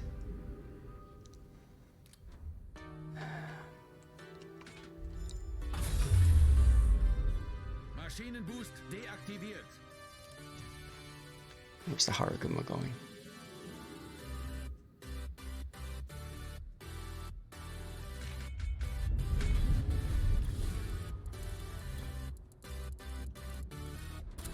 There he is. Achtung, meldet Zielposition.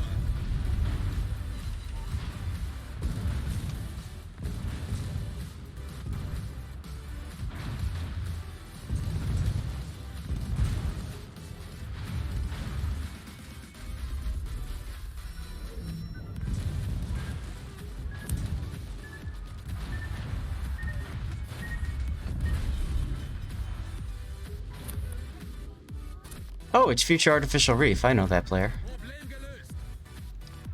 What happened to our Haragumo? Okay.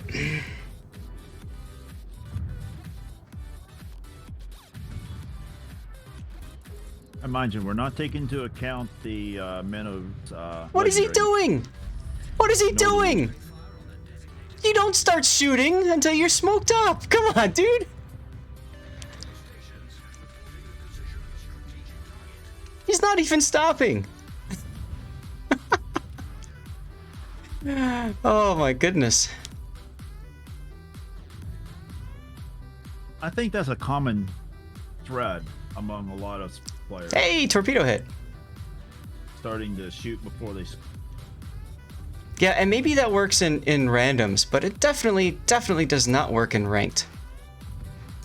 Well, they're also not playing an Italian. If they're playing an Italian ship, that's a different story altogether. If it's Italian, sure. But any other smokers, don't.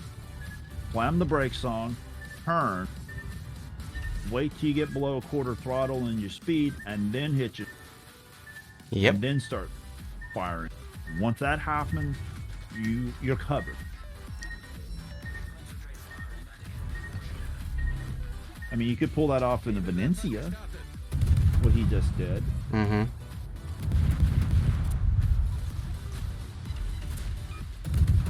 Maybe he thought he was in his Venencia. Yeah, maybe. I don't know.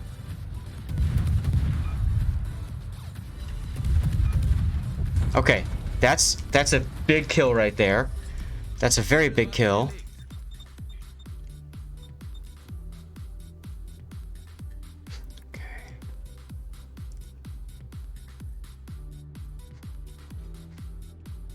Feuer auf gegnerisches Kriegsschiff konzentrieren. I'm gonna risk the shots here just because I want to try to get the reset going on this guy. Yeah, there we go.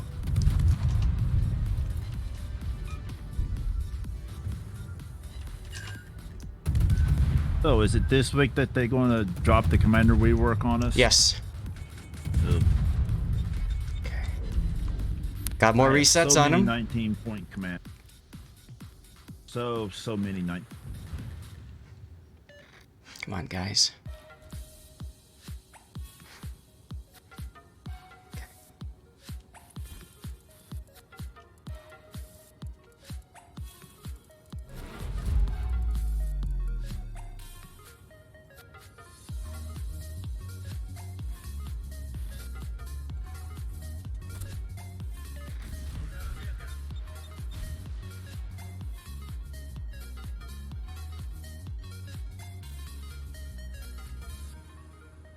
I don't understand fire what the and Thunder fuel. is trying to do. He should be staying here to support us as we push into A, but he's turning around.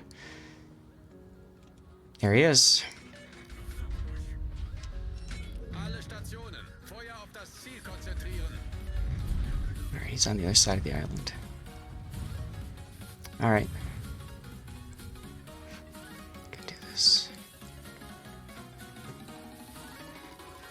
Don't you go dying to those torps.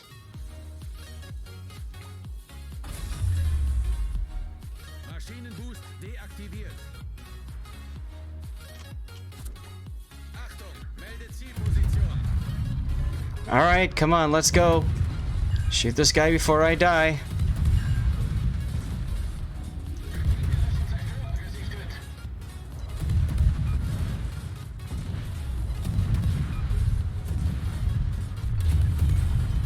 Can anybody else hit this guy?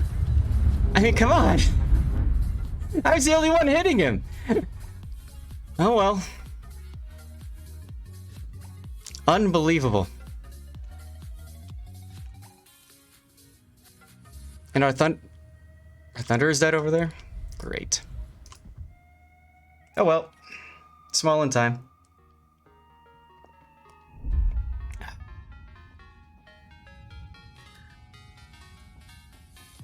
I mean, if that stupid Smolensk hadn't, like, stopped and smoked at that first sign of trouble, if he kept on coming in, we probably would have nailed that Smaland, but he was too far away, and his accuracy was terrible. So, oh well. Yeah, see, Waver, it's the joys of ranked. It truly is.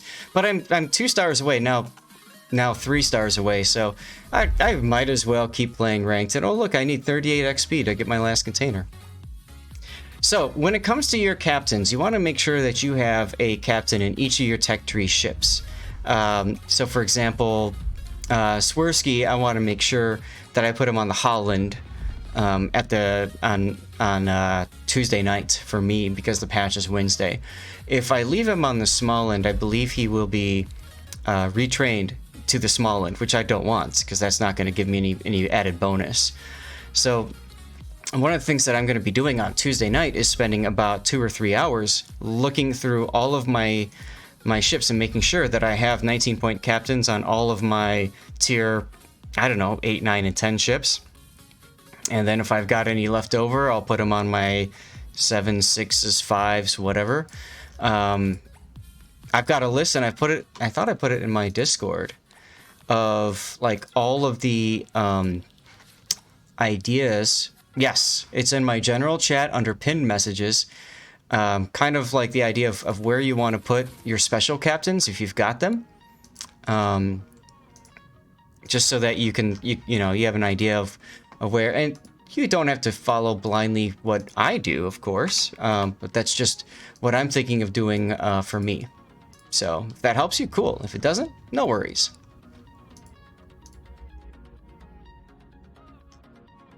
All right, let's continue on. Hopefully that carrier game's over. We'll see. Insta-Q. At least I'm in the Smaland if it is a carrier game.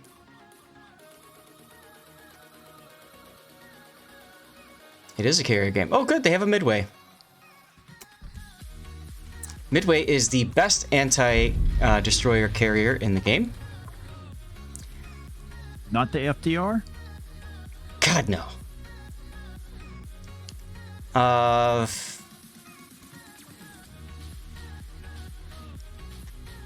All right.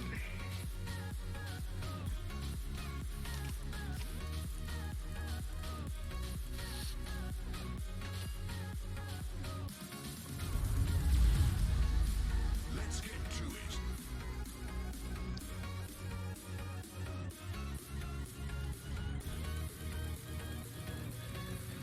Plan, question mark. We just put the plan in the chat, and it says, plan?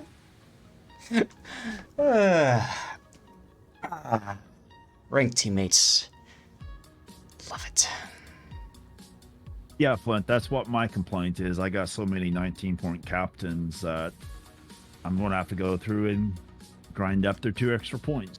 Right, Flint. They will not become 21-point captains magically. You will have to either grind up or spend Elite Commander XP or free XP to make it happen.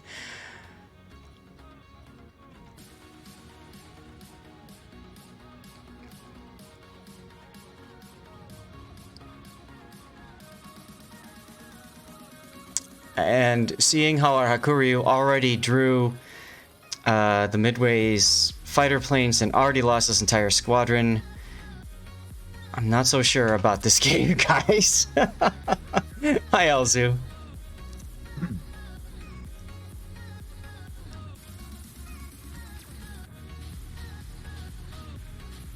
It would be nice if they gave you enough experience to do a couple of them. Yep, I do agree.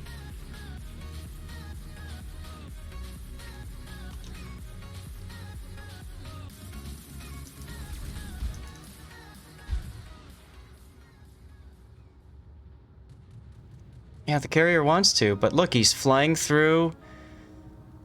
He's completely ineffective.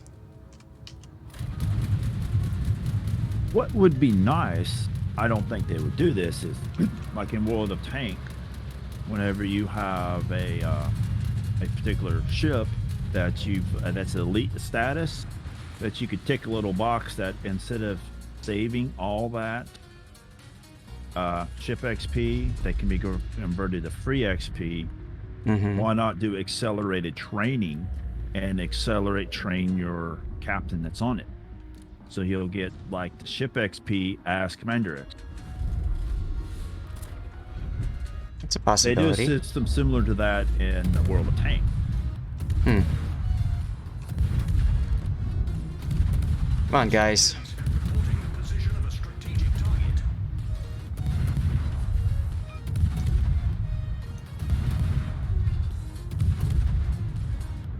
Z52 made a big mistake. Let's punish him. And rank is where you don't know. Oh my god.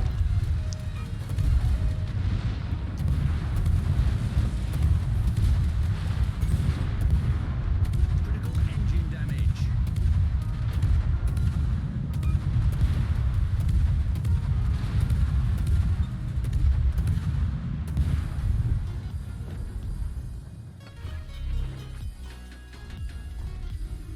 How did that Shima die already? Like, Problem solved, sir. what the heck did he do? Is he refusing to die? No, our Shimakaze, he died in the first couple minutes of the battle. It's not even done with minute 4 yet. And is he complaining yet, or is he just peace out? He hasn't said a thing.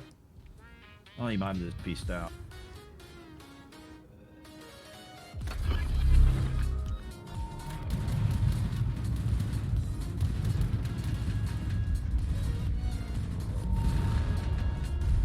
Sorry, carrier. I'm not gonna let you just drop me like that. All stations reporting the position of a strategic target.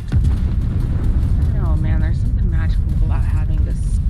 This is so off topic, but this computer chair I can actually sit cross-legged in and game. This is awesome. Winner There you go. Win the Lunk Kick and gifted Granby 2015 a I subscription. attempted it today in this Winner new Winner chair to Lunk see if Kick I and could even gifted do a it, tier and 1 it's sub to actually quite Granby comfy. 2015. Nice. Nice. Oh, I got myself just a regular office chair instead of having one of these air quoting gaming chairs. Much more comfortable. This one has a leg rest underneath that pops out. Oh, wow. Yeah, and then so you can set it where it's right up against the chair as well. So then you can just comfortably sit. Well, you know, like girls, I don't know if guys, you know, like to sit cross-legged when they game, but girls do. And it's quite comfortable in this chair, and it's got a massager in the back too. Jelly. Damn it. I'm 2 meters tall and 100 kilos, and so I got a chair big enough I can actually sit Indian cross-legged in it. Nice. Yep, I'm Yeah, doing it's that an right now office chair. myself. I had a gaming chair that I got, and it turned out to be junk, and I spent a pretty penny on it, and so I decided, you know what, heck with it. went down to Office Depot, spent $100 on a chair, and it was on sale. And Look at this Marceau. Look at our Marceau. What a legend. He's hunting down the carrier.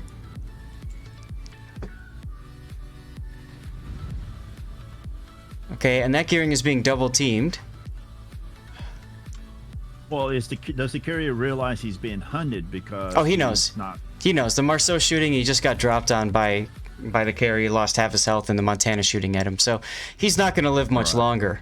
But the Marceau might be able to pull enough people off of the cap to where we can mount a good defensive C before they can... He might sacrifice his life in the attempt to benefit the team. Yes. Yep. Those kind of throwing your ship away moments, I can understand. Yep. All right. It's in. We got something in A. Engine boost activated.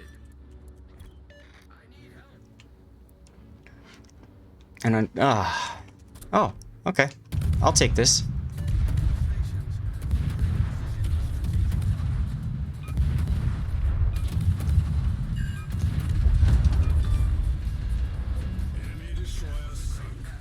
That's what I was just talking about in regards to pulling that ship out of there. Okay. Let's go. I've noticed a lot of carriers don't pay it, or also a lot of players in general too, don't pay attention to the... Oh my god. Whether or not if all the ships have been spotted or not. Did you see that? The Montana just got burnt down. And the Holland went all the way back to deal with the Marceau as well. Engine boost deactivated. Okay, I'll radar you back, buddy. Oh, look, there you are.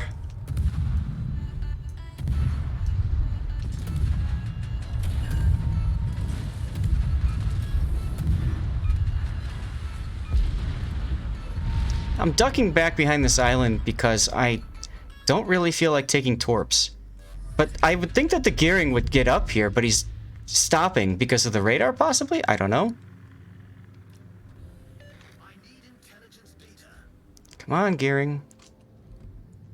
Maybe he knows he's going to get radared if he gets too close. Well, he just used his radar, so like literally, he got radared and he's stop, like froze, completely froze. It was pretty funny.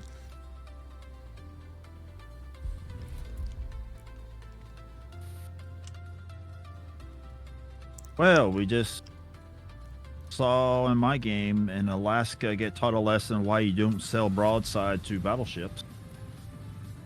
Now the Thunderer is chasing after the Midway too, and he's probably going to get farmed and killed. So this is a situation where we have to kill this guy quickly. Come on, Gearing, don't stop in front of me. Come on. Give him a love tap. Come on, give him a love tap.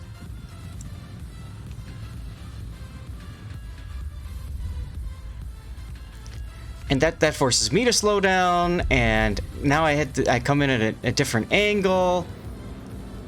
Not what I was looking for. Getting ready to go for torping, and then you Come have on, one of your Gearing. fellow teammates kite right in front of you. Let's go, Gearing. Come with me, Gearing. Engine boost activated. Oh, come on. That's what I was talking about. Like, come on, Gearing, let's go. He's just sitting there. Oh, God damn it. Because I what's don't know going to about happen? you, but I would have actually T-boned him. Stopping in front of me like that. It's like, dude, let's go.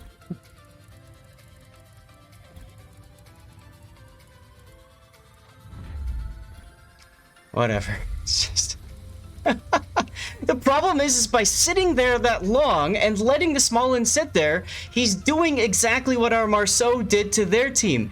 He's allowing their team, the Holland, enough time to come back. This is over, and it's just it's frustrating because like all we had to do was take them out together. It is hard to motivate some people. It is. It is very hard to motivate some people. And then you know what's going to happen? They're gonna look at that and say, you know, well, I couldn't have done anything. Oh well, at least I saved my star in the last game.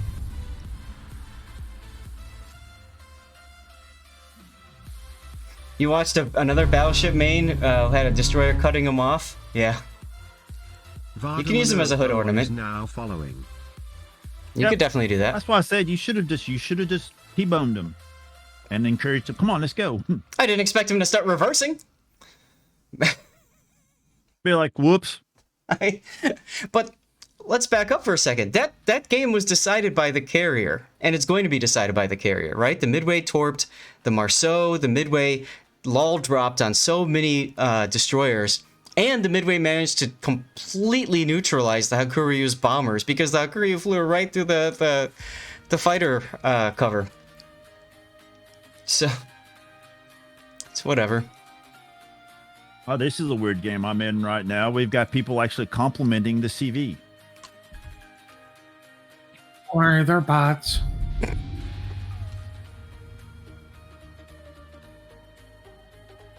We have a Salem.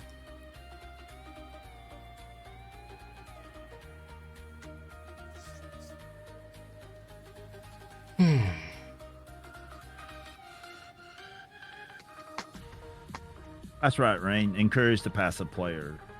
Give them love.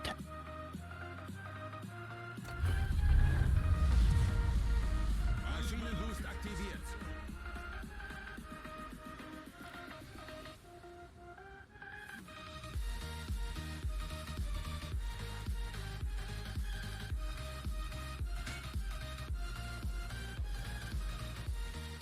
Well, hello, Holland. Shimakaze deciding he doesn't want to play on his side, so he's just going to come over here. All right. So he decided to go to the other side of the map.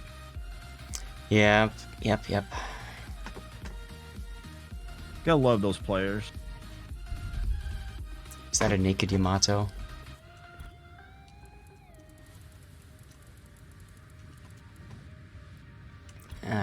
So we have the battleships going one way, and we have the cruisers going another way. All right.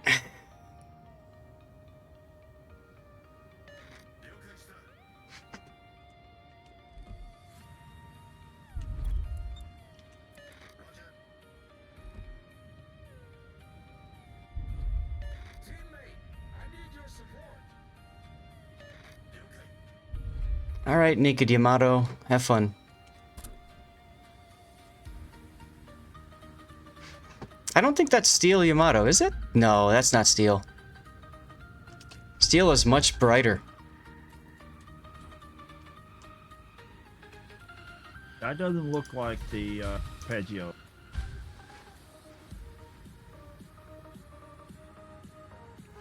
And now the Shimakaze is barking out orders. That's great.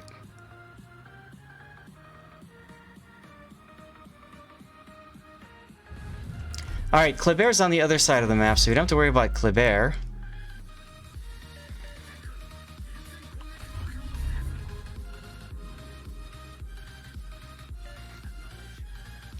Okay, that's somebody I don't want to see over here.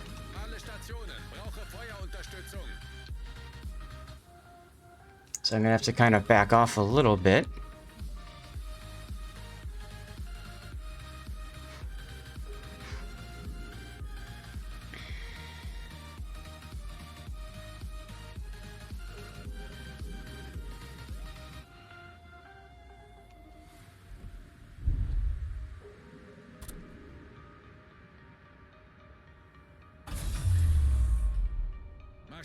I like the fact that our daring is afraid to engage at A.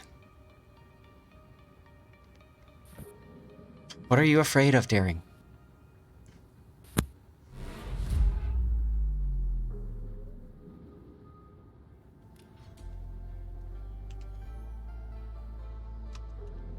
Feuer auf festgelegtes Ziel konzentrieren.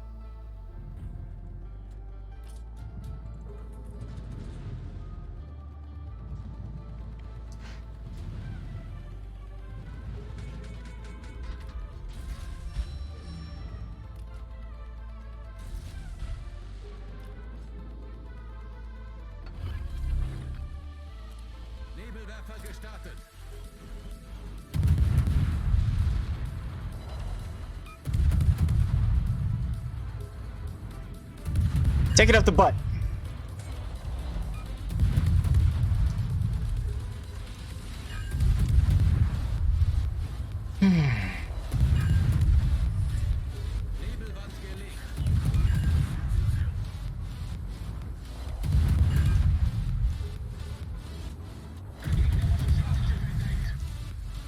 Just holding down left mouse button, mind my own business.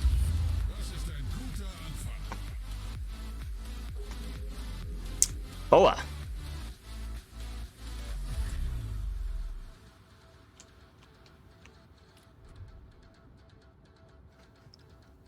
And our Thunderer is already almost dead.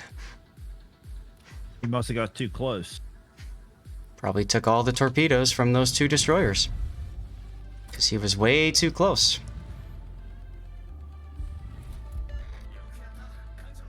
So, Lord Zach, the catnip fairy was just at my house. Oh, neat. Uh-oh. Brought me some catnip for myself. Thank you.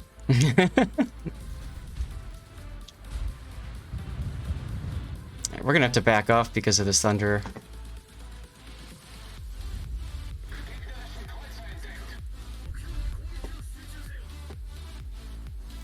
Pro tip for any ship that you play. Rarely do you want to go in front of an island. Typically you want to go behind an island. Because islands kill torpedoes. This sounds like black magic. It does. It does. And that Kleber needs to die. Why is he still alive? And our Shimakaze needs to get back. I said to get back, but okay. I mean, you know, they threw away one destroyer, so let's throw one away too, right? We got 4 ships at A, and that Kleber is still just rocking and rolling. Down to the beach, I'm strolling.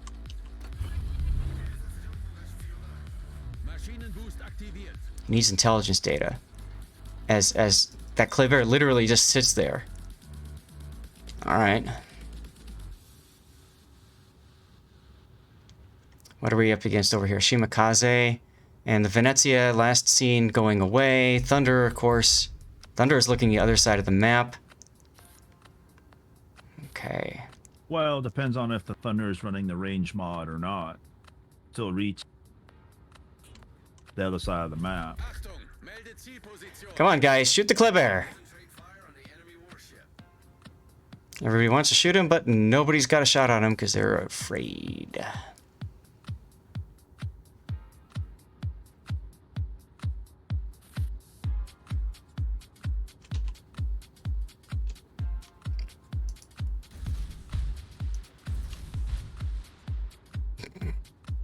How do you lose to a Kleber and a Daring?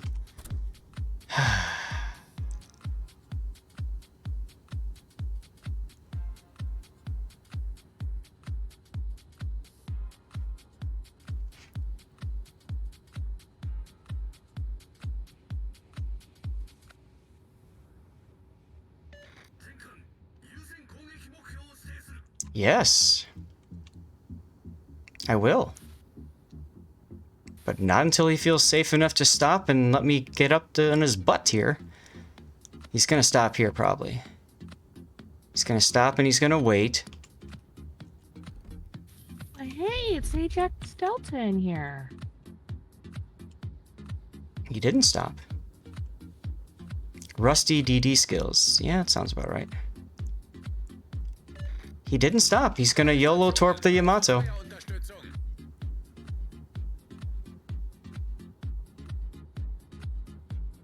Shimakaze's over there too. Okay.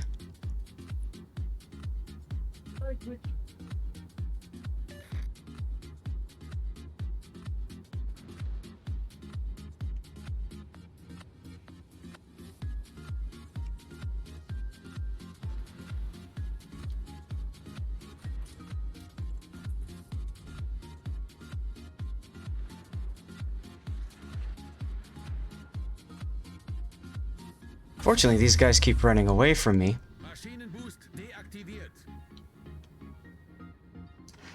Yoshino broadside. Oh my god.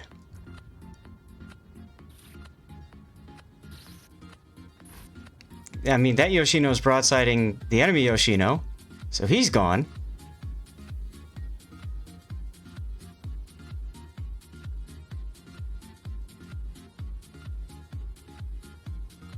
Gonna make it a good day? Go for it. A good day to die? Right?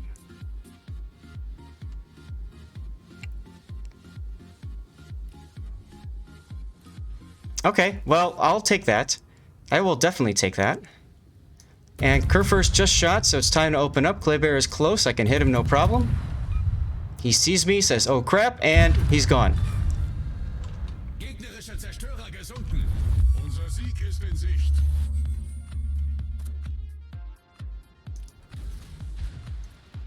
Now I'm going into the smoke with the express purpose of blocking that vision. Kritischer Maschinenschaden. Did exactly what I needed it to. Venezia needs to be killed. Ziel konzentrieren. Yoshino needs to sit and heal.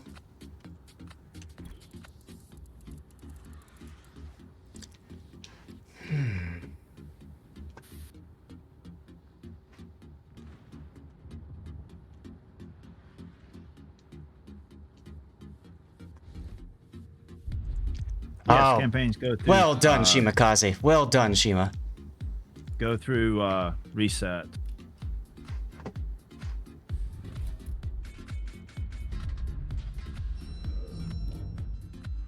Salem's in a really bad position.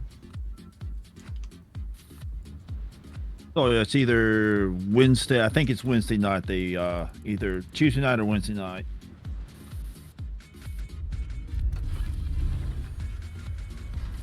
Maschinenboost aktiviert.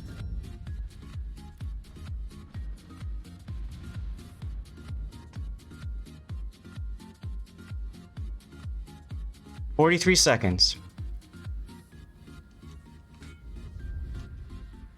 Oh no, I'm on hydro. I know, I'll hydro back. I bet yours is longer. It is now because I waited a few seconds.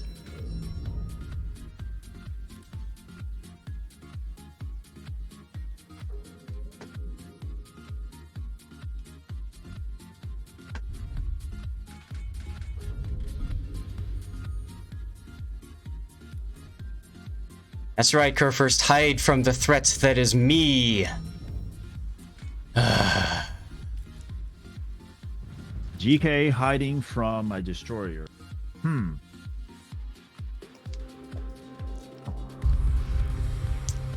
What? That's What?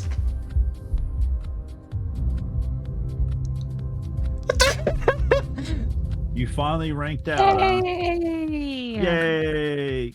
Tomorrow you get to do the grind all over again.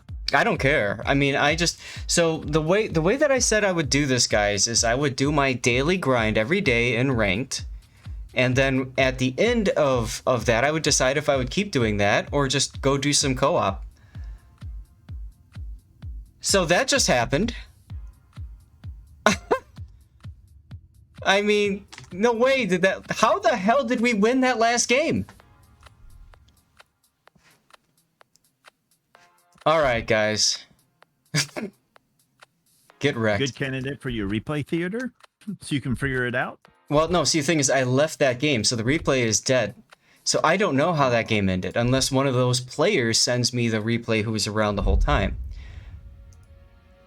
This was Sea of Fortune with the carrier. I had written it off as a loss, and again, this is why when you just walk away, because if you sit there and just start keyboard warrioring it with your team, what happens, right? You drag them out of the game, and they just end up losing because you drag them down with you. Don't ever do that. I've done that a couple times, and it's not pretty. Just ranked things indeed. Holy hell. Holy hell.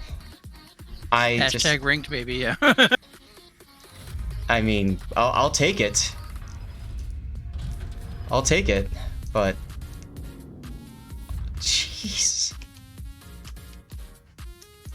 And yeah, I get to do it all again starting tomorrow, and that's fine, because I don't have any crazy campaign tasks to work up anymore. I have some co-op snowflakes to do, but I don't really care if I get all of them done or not. You know, the big ones are the tier 10s. All of my tier 10 snowflakes are done.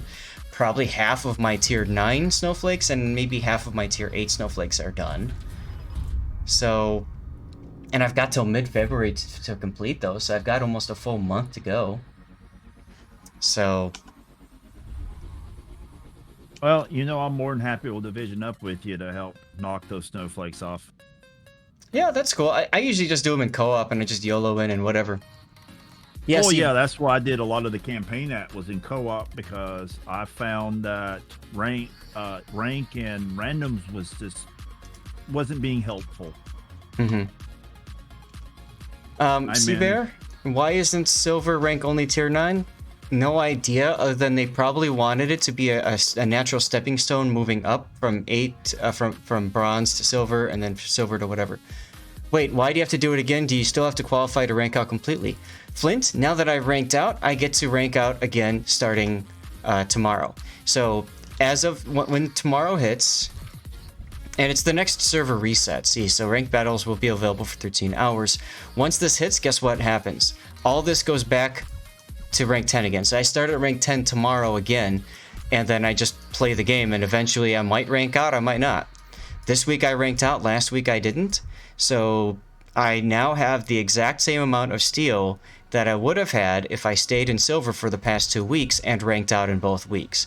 The nice thing is that the pressure to rank out isn't there in the season, because you get stuff as you go along. You get the rewards as you go along. They don't care. See? So I actually ended up getting the same amount of steel, like I said, as if I would have ranked out both weeks in Silver League. But I also got some doubloons, and I also got some gold and silver camo. So let's take a look at what that gold camo looks like and that silver camo looks like. There's the gold.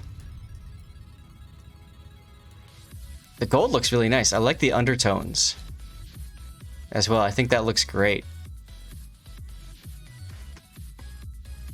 And then let's take a look at the silver. Silver, I think, is where it's at. Yeah, silver is more fun. Yeah. Bronze just feels like seal clubbing. Yeah, well, some of us need a seal club for a while. No club seals. I mean, It's like clubbing seals and never moving up because your team is just that bad. the thing is, every week there are more players making their way up to gold. And once you get to gold, you can't fall out of gold. So even if you end at rank 10, you're still gold the next week. So what's going to happen is, over time, gold is going to become more and more filled with players who, shall we say, just YOLO and die and hope to be carried. But that's okay. And the reason I say it's okay is because, one, you've got the save a star mechanic, and those players will most likely never save their star. So now your chances, instead of 1 in 7, it's now 1 in 6.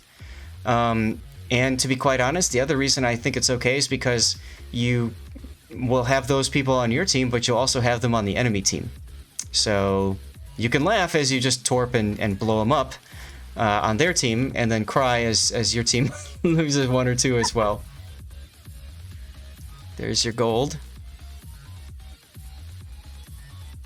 But I don't like the idea of ranked, and I apologize, I don't mean to offend anybody by saying this, but I don't like the idea of ranked being, well, only the good or best players get up top. I think it's more like it should be people who are willing to put their time into that mode to get the rewards. If they want to rank out and they can put the time in, fine. Some of them maybe never will anyways. But I don't care about their experience. I care about my experience. And I understand that bad teammates on your team cause a negative experience for, average to good players. I get that completely. but when I look at the end of the day, ranked isn't something that I have to do. It's not something that I have to complete. I didn't have to rank out today, and at the start of my stream, I told you guys, if I got a stream of bad luck and losses, I would just switch to doing operations and have fun and go back to my old salt-free stuff. I ranked out, great, fantastic. I'll try again next week. If I don't rank out, it's okay. You know, that's just it. I am Scrooge McDuck. Yes, I have lots of shiny. We didn't get a chance to look at the last camouflage, which is the bronze camo, which I like to call the poop camo. Because it baby diarrhea camo. So ugly. Literally looks like someone just... Baby diarrhea, for all those parents who know the... Well, you know, actually what I can honestly say it looks like, has anybody been to a Hershey World? Yes. It looks like one of the statues, those statues that they built out of chocolate that's been sitting out there for years. Oh, God, and kind of partially Hershey, melted. Pennsylvania. Yeah, that's what it looks like the Statue of Liberty they have at the one in Vegas. Or the, what's the movie? Willy Wonka and the Chocolate Factory, the original one. With Gene Wilder, that river of chocolate. Oh my gosh, that's so creepy. That whole scene was just bizarre. Mo Daddy, that movie, I love the movie, but it's ranked to one of my top creepiest movies of all time. All right. Is the one with Gene Wilder, not the one with Johnny Depp.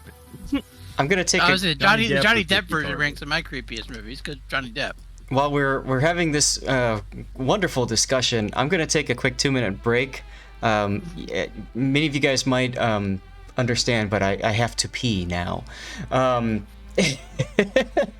So that's TMI, man. I'm gonna do that. Getting back to the Johnny Depp thing. I think I need to dirty up my water, so I will be right back. Yeah. Oh yeah, Sweetie Todd was the creepy movie for Johnny Depp. That's the creepy one there. But here's the thing, okay? And don't get me wrong, the Gene Wilder version will always be my favorite.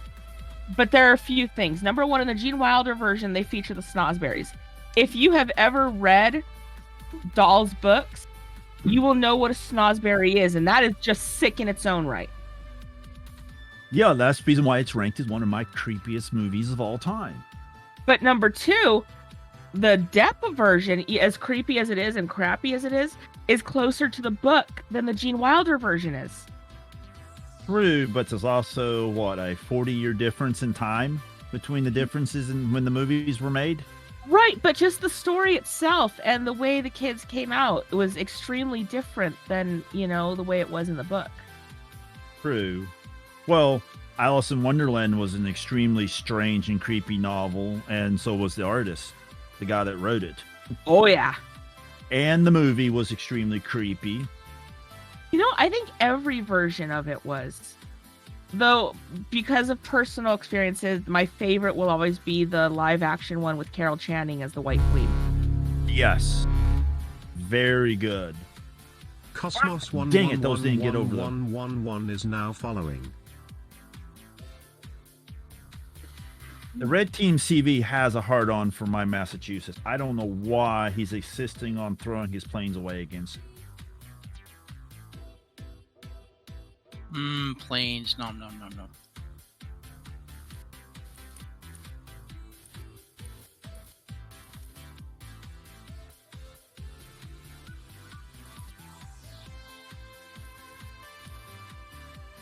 And why destroyers are so surprised whenever they see a battleship, especially in Massachusetts, charge at them sitting in their smoke screen and they die.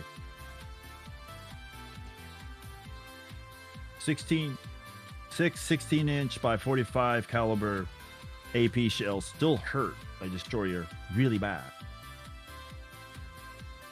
Yep. I don't understand that. And then they're whining in chat that I should have died. I'm like, because you smoked up in front of me. That's why I noticed you. If you would have just fired your torpedoes and then run away and not smoked and sit there, I wouldn't have noticed. Well, here's the thing, and that's why I play Destroyer. when I did ranked. And by the way, I think we're done with the ad break. Good. Okay. Let's get into our first replay, the TED 61.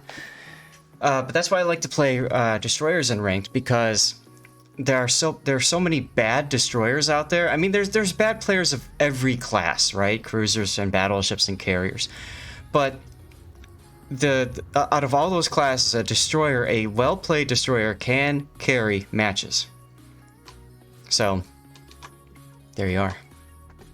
Yep. SAT said it exactly right. Yep. Hey! What do you say? I missed it.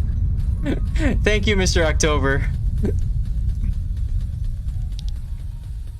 Cosmos, thanks for the follow, and Vataman, thank you too. October_79 sheared Dex 10. I think I can legitimately say, at least especially in this latest sprint, is the team. Every team I've been on, the first team to lose a destroyer lost the match. Oh, I have Depends not on had how that the experience at story all. died. If he threw his ship away versus.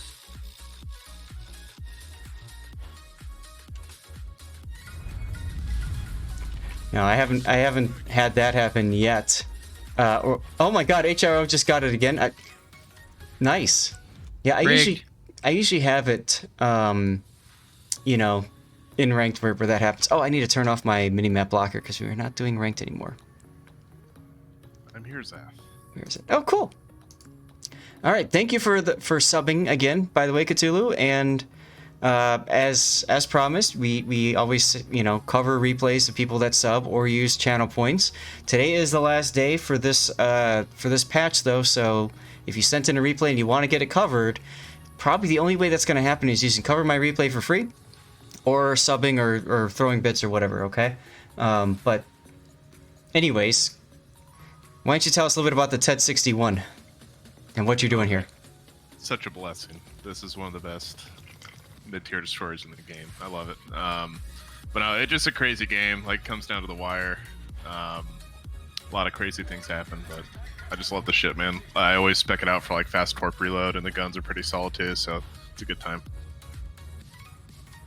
The torp reload is incredible. I think a lot of us are shocked that the TED 61 has not been nerfed yet. Well, wait, that's right. It's a premium ship. Yeah. No nerf allowed. New giveaway is up for a CC container. Exclamation point ticket gets you in. You have to be a follower to win. That's the only requirement.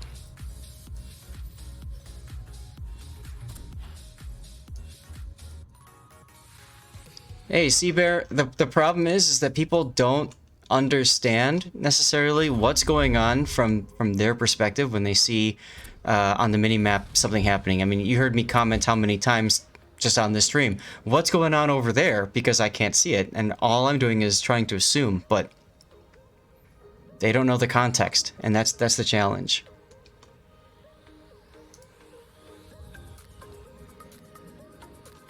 Cthulhu, what's up, Cthulhu? How you doing?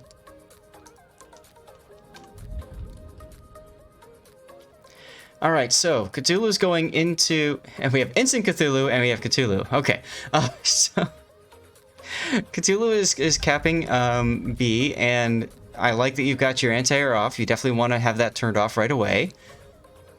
And the Ryujo is not coming through. Okay. Free cap for you.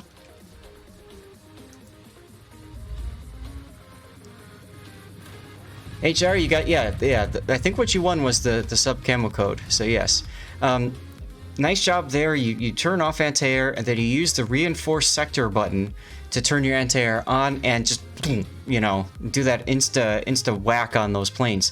I have it rekeyed to V for victory, because I can just move my hand down one letter from the F key, and boom, now I can, you know, reinforce sectors. And then for turning anti-air off, I use the tilde key. It does take my hand off the WASD keypad, but usually I just turn it off at the start of the game, and then, you know, after an encounter with the carrier. So it's not like I need WASD the whole time. Yeah, I haven't rebounded yet. I probably should. It just, I'm used to it at this point.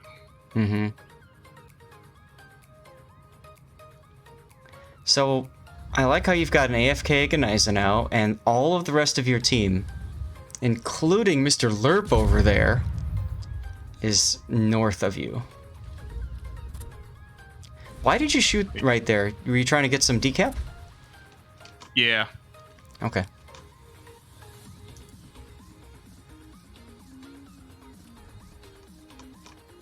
Yeah, the side's a little weak, so EOD and I just kind of started flipping over. Oh yeah, and I can see he's already heading this direction too. So that's good. You just have to hope that your team is able to push through the cap that they're strongest on. Now, unfortunately, you're spotting, so you can't just smoke and shoot. I'm sure you wanted to. Actually, you know what? The AFK Agoniza now is spotting because the Fiji's shooting him. So you could have smoked up there, believe it or not.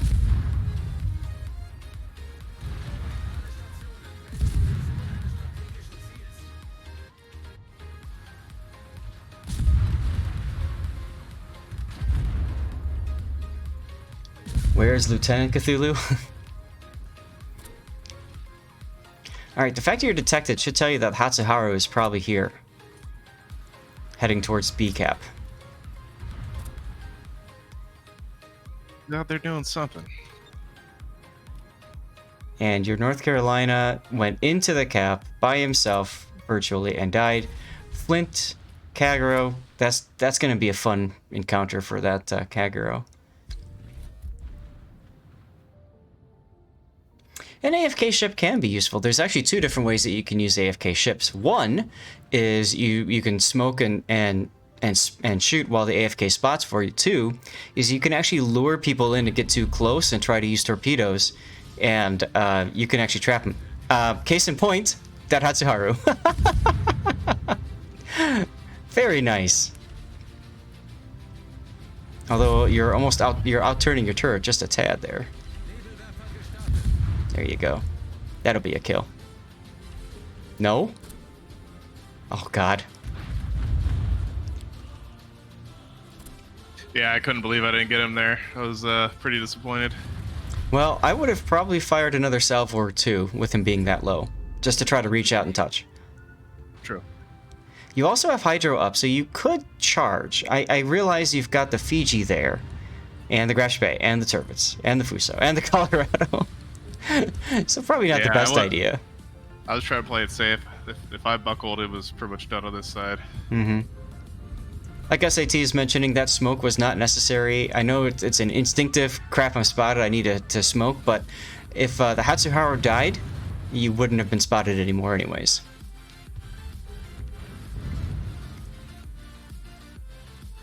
Yeah, I kind of just popped it because I was there were so many ships right there. I didn't want to risk it, but yeah, I definitely didn't need it. Completely understand, man. Oh, Hatsu spotted. Shoot her! I think you're typing or something. There you go. Too late. AFKs can win solo warriors. Yes, they can. And close quarters expert. Yes. So, once upon a time, you guys know how they do public test, and then they have like these different missions for rewards on public test. One of the things that I did was there's a season where they had a season of ranked on public test, and I wanted to see if I could actually rank out by just AFKing. It's public test, so I'm not griefing anybody, right? So I literally took a destroyer, max everything that's survivability, including basics of survivability, all that kind of stuff. And I put it in full forward and full right turn or left turn rudder, depending on where I was on the map. This out of the way, by the way, is extremely risky, but we'll go with it. Yeah, I might have just tried to hold fire for a little bit. But anyway, I actually did manage to rank out, and there were a couple of times when I had killed somebody. I want you to think about that for a second. In your destroyer. In my destroyer. While AFK. Wow. I literally rammed into an enemy opponent. I was about to say how. Okay, that makes more sense. It's pretty funny.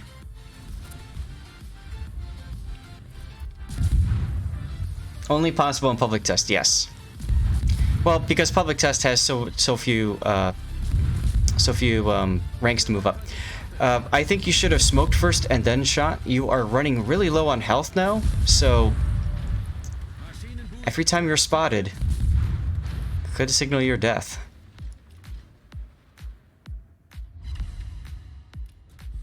Oh my god, the Kagero is still alive? Wow. Oh no, that Fiji. I hope you're okay. But Lerp is not looking so healthy now.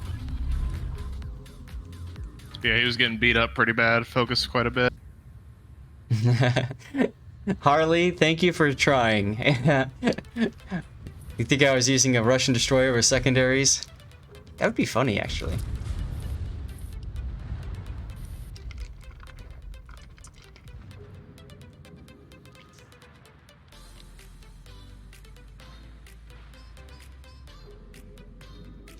Terrace Mark, I just discovered some secret bot strategy. Lol.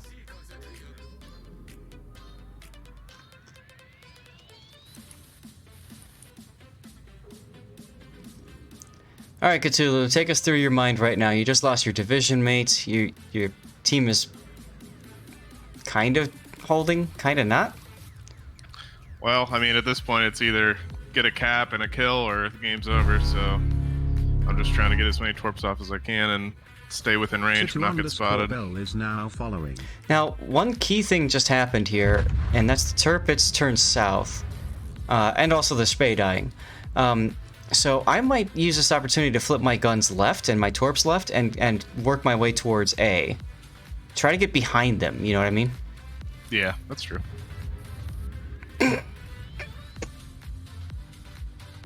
Detonation! Fun and engaging. Here comes in chat. I never get detonated in this ship.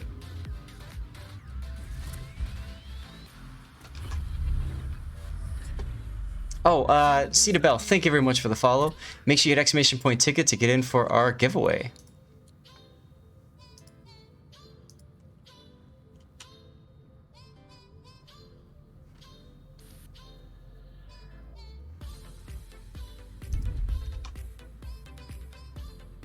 Oh, this Tirpitz.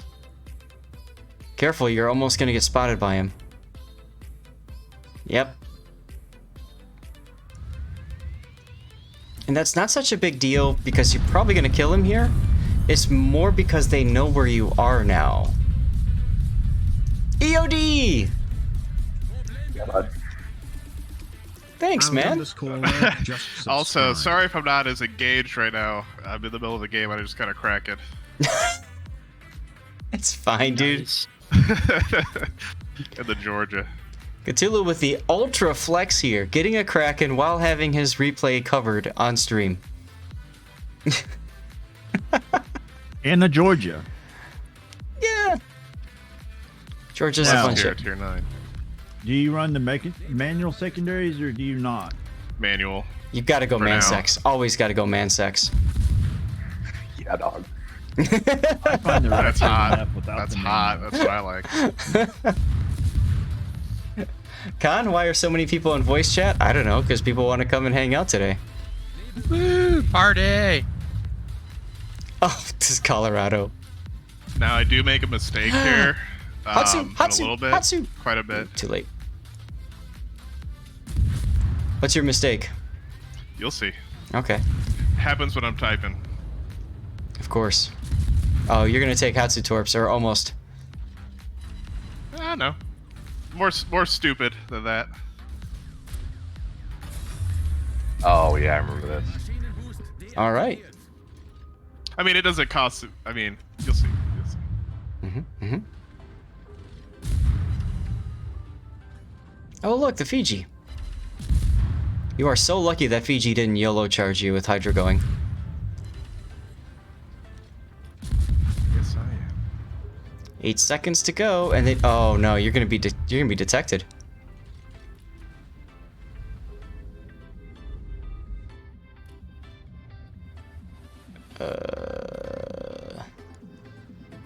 But he didn't shoot you. Wow. All right, Khan.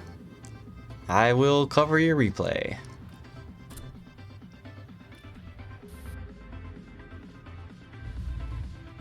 Oh, you're gonna get greedy? Nope. He's healing. Don't shoot. He's healing. Don't do it. Just torpedo the other things. Wanna. You're just sitting here waiting for the opportunity.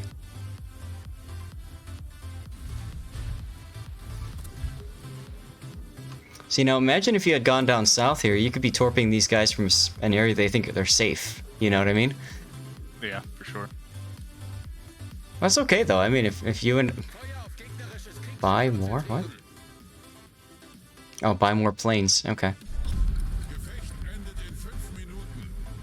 I mean, that York is the guy that detonated, so I thought they were talking about dead flags or something.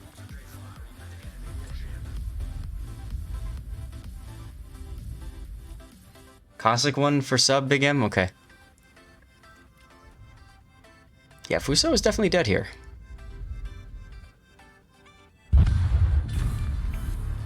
Gegnerisches Schlachtschiff zerstört. Maschinenboost aktiviert.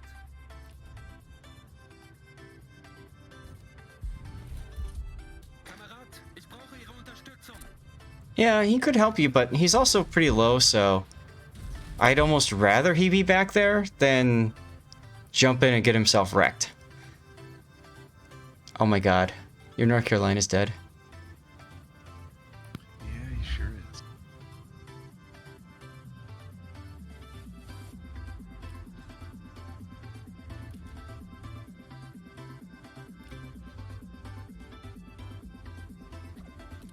Oh, Terrace Mark. Out of all the unique premium ships, non-tech tree, which premium ship is the most unique of all? Deadliest argues Enterprise. the Mikasa. Enterprise is definitely unique. There goes my mistake. I popped smoke by accident while I was trying to type in chat. Oh. F. Last one I had too. I was most unpleased myself. Well, in theory, you might not need that last smoke. We'll see. Your Ryujo has just painted himself into a corner, though, so that's good. The Paulo is definitely unique, yeah. Vampire? Oh, wait a second. That's a test ship. Mine. The Vampire 1 is not a test ship. It's out. It's a Tier 3 destroyer. True. I was thinking about the Vampire 2. Right. Iwaki Alpha is a pretty unique ship as well. I'm gonna go all the way down to Tier 2, the Smith. Smith is extremely unique. Yeah, it was the first one. The spammable single launch torps, yeah. Yep. Arkansas Beta with this glorious AA. Yep. Dutch just tied you with that, was saying that. And Alzu is using cover my replay. Alzu, I need to know what replay you're talking about here. Arkansas B, then wasn't that given out to the people that participated in the closed beta? Correct. You had to have enough battles in the beta. Well, I've discussed before, is it, I bought the Atlanta and the Sims back in the day to be able to get into the closed beta. Mm-hmm. Which is only 2 of 5 ships I've ever straight out purchased. The ranked game that you posted. What was the ship? Alzu.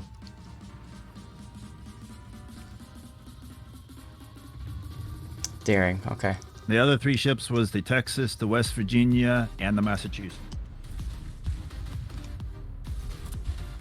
Good job staying ahead of this Colorado. He's making a big mistake. Now the question is your Fiji making a bigger one by getting spotted and shot at? Okay, he at least popped smoke.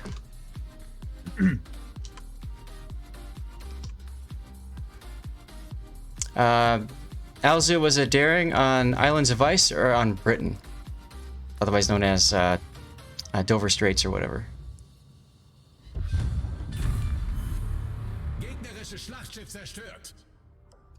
You're a little sad you didn't play enough of the beta?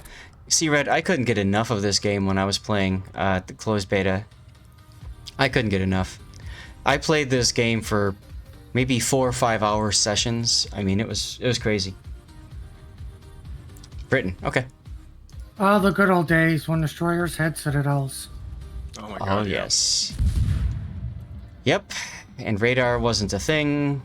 Battleship couldn't hit a goddamn thing within 2 kilometers of it. Oh, yeah.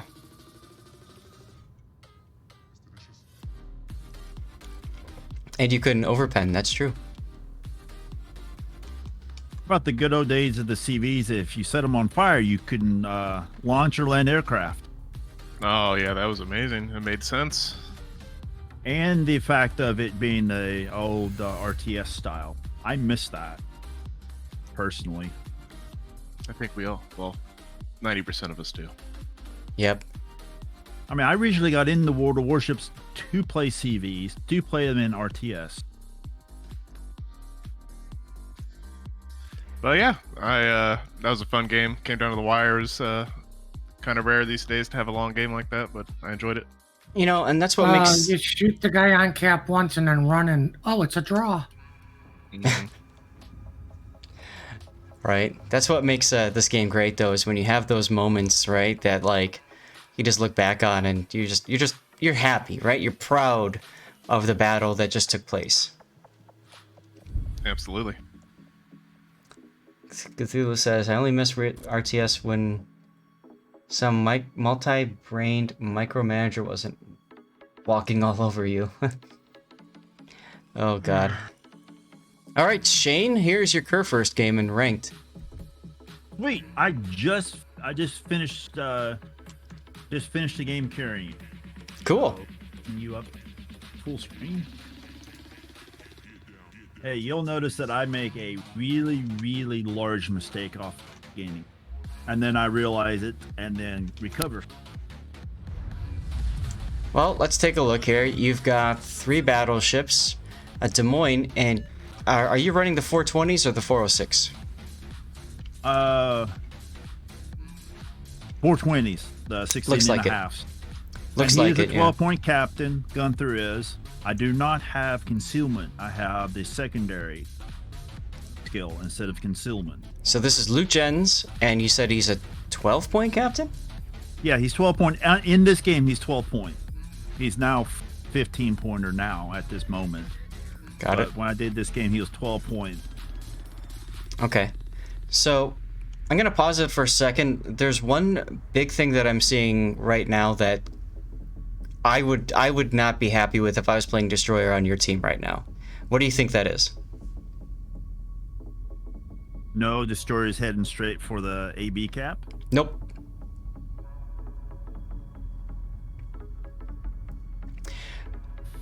This is a game where there's no carriers. You've got the ability to spread out and split because you don't have to worry about stacking anti-airfields. But you're the farthest on seaside and you're curling towards AB. And what that means is that Holland is by himself. So one of the things that I always like to comment on is at the start, generally speaking, you want to go for some way to open up a broadside shot on somebody. And if all of the battleships are in the same area, then you can't really get that broadside covered. Now, what I love here, though, is that the Thunderer has responded he's going to go to C. I have a feeling you're trying to get towards AB so you can use your secondaries on A and B for whatever destroyer gets spotted. Is that what you're thinking? Yeah, I was thinking about getting in there, supporting that Zed. Okay. Supporting him, make sure he realizes, hey, look, I've got a secondary battleship following me into these double cap. But look what he does instead. Well, he's taking the safe route. What he'll probably do is he'll curl in at that channel on the EF line. That's my guess, at least. But with you going this way, you're going to be just getting farmed for quite some time. As you can see, there's a gearing that's shooting at you now. And that happened. This is where I realized that, oh crap, I fucked up. Yes. Majorly, but I don't die, as you can tell. No. You can tell I realized my mistake, eat the damage, and then recover. Yep. You have to, I mean, those are fast torpedoes, so that's hull-in torps, so that's no surprise there. You don't have man-sex, you just have AFT. Yeah, I don't do manual secondaries. Why not? Well, at the time, it was a 12-point captain and not a right. bigger one. So your first 4-point skill was AFT. Yes. Okay. Generally, get them out there. Generally speaking, you're better off going with manual secondaries for your first 4-point skill. It's too late now, obviously, and you've progressed anyways. But just for those of you guys listening, generally it's best to go for manual secondaries first because the accuracy of those secondaries is really important, and then you grab AFT after that.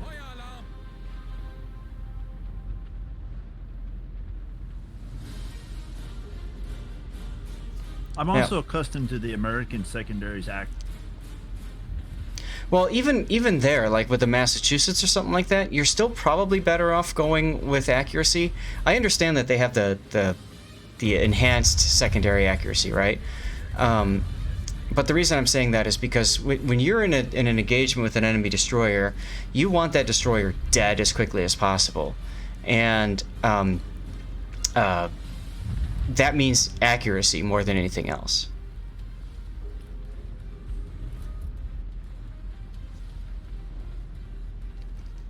You see here, I'm trying to back off, recover my health before I go back in, because if I, instead of turning out, if I would have turned in, I feel like I would have been more of a focus and been killed faster. So if I was able to back off, since I don't have the concealment, back off, try to hide behind islands, try to recover more of my health, I could be still supporting from doing pot shot. Because these guns are very trolly. Oh, congrats on Sith Kitten winning again, by the way. And like SAT says, yeah, you can get get away with doing AFT first on the USN battleships. That is true. But I'm so accustomed to the American battleships and their accuracy of their secondaries that I don't even bother with manual. I like taking the concealment because I like to prize. That's sudden surprise of it on my secondary battleship. I know it's weird. I know it's not the acceptable norm, but it's that unpredictability that most people see. I say a Massachusetts or on the list, or a Georgia or an Ohio, they see it and they're like, well, okay, he's probably got manual, so if he's focus firing on one side, I can sneak up on his other side. Oh crap, his other side's firing at me too.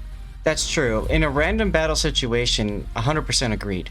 Ranked is a slight difference in that with fewer opponents, it might be more difficult to get in a position where you're shooting your secondaries on both sides. Either way, it's a moot discussion because with the patch on Wednesday, man-sex changes and you can shoot on both sides now. Especially with the Germans. And then because of that reason, I will investigate in doing manuals on my German, because they're supposed to be buffing up the German and the French battleship second. Now, one thing too about this particular game, as the Kurfurst, your job is to kill that Des Moines with prejudice, and I mean this guy is just giving it to you right here, thankfully. But initial positioning, if you were back behind this island, you could have been smacking him way back at the start. Fortunately, he misplayed and he just, for whatever reason, chose to sit there and try to shoot at your Z-52. That or he probably ground himself. I was thinking about that. I think he might have ground himself trying to ride too close to the island, because I have noticed on many ships where you're still like half your width away from the actual visible ground, and you're grounding and you're hitting ground. Right. It's like the island just reaches out and grabs you and says, "Nope, you're sticking here." Yeah, it's like, here. I've died many times from accidentally. I'm pausing this game for a second because I think you're about to do another potential misplay here, which is, if you think about it, the Thunderer is ahead of you. You're targeting him right now. He's going to come around this island pretty soon, and then he'll have shots on you. But if you go too far forward, that Ohio in C might also get shots on you. Now, he might be focusing on the Thunderer, which is currently flooding. Yeah, he's flooding. He took gearing torps. But still, you might want to be thinking about, like, this upcoming engagement. You want to isolate who can shoot back at you, and really, that's got to be the Thunderer, because you are lower health than he is. And your Summers is low health, too.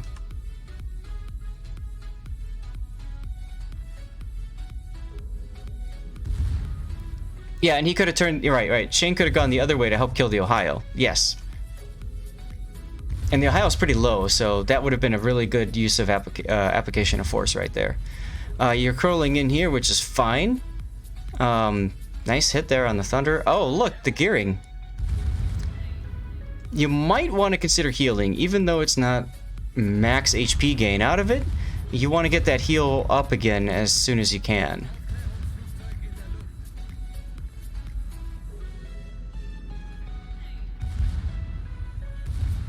Oh, sorry. I guess I hit C by accident.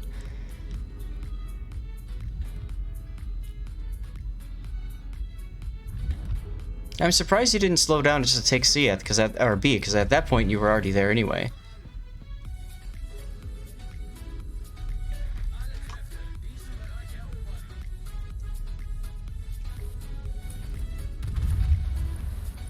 Double gearing torp crossfire.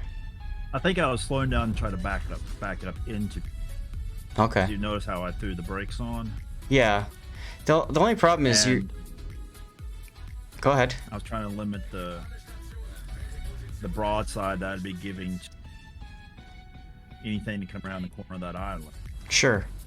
And plus, too, in case that gearing decided to charge from C mile away, I wouldn't be giving too much of a flat broadside torque.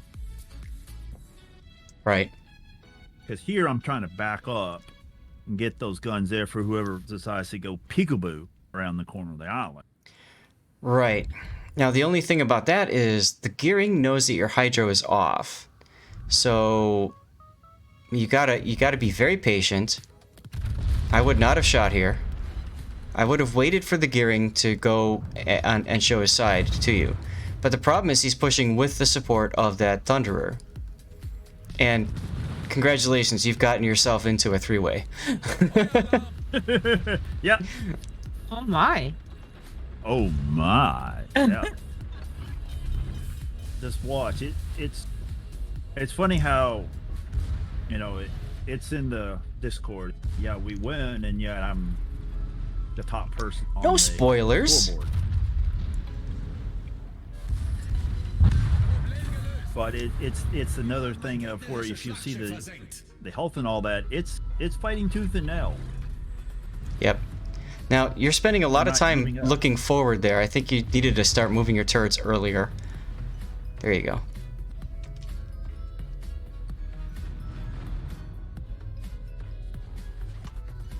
A lot of Thunderer players forget that they have a Citadel. So... That's why I stay back in mine. Ah, I see. You were typing into all chat, and that's why you weren't moving your turrets that right away. Got it. Yeah, I was typing. Dutch, the gearing, I think the gearing could have easily won that situation. I think the biggest problem for the gearing was he didn't realize the opportunity that was afforded to him as soon as Shane fired his guns. As soon as those guns were fired, I mean, aside from your secondaries, the Gearing's got nothing to be afraid of. You know what I mean? So he should have continued on and torped you. He didn't. Who knows if he would have even. Another opportunity where somebody should stay quiet and didn't. Mm-hmm. You mean in chat? No, the spotted. Now I know for sure where he's at. Since True. He popped out. Take a look at how you're aiming at him. Aiming for his nose. You're aiming for his nose. Personally, I might kick it up a little bit and try to hit him in the superstructure. True. Because those were bounces. If those were superstructure hits, you would have overpenned and killed him. It didn't matter in this particular game, right? I mean, he's dead. No. The other thing is I might have slowed down, not shot at him, and just let my secondaries crap all over him with hydro going to spot him. Because he was in smoke anyways. Really, Toxic? Aim for the guns? Well, yeah, that's what I was actually aiming for, was trying to knock out his gun. Incapacity. I would agree with Toxic at that range. Just go for the turret crack. Okay, so we've got two different opinions here. One is to go for the guns, the other is to go for the superstructure. Okay. Well, if I was shooting HE, superstructure would make sense, since that I have AP loaded trying to break gun or Citadel through the nose, because you could Citadel a Thunderer straight through the nose. Well, if you aim correctly, so and get lucky. So let's think about that. He was at 2,000 hit points. If he was at half health or something like that, the killing the turret makes sense. But with him being that low health, you just want to do raw damage and get him off the board. Now, I know you said hitting the superstructure won't do much. Remember, it's a guaranteed over-penetration, which is 10% of the damage that your shells will do. That probably would have killed him. I would have had two shells hit him, and both do overpin to kill them. Right. I think it's 12,000 damage. Right.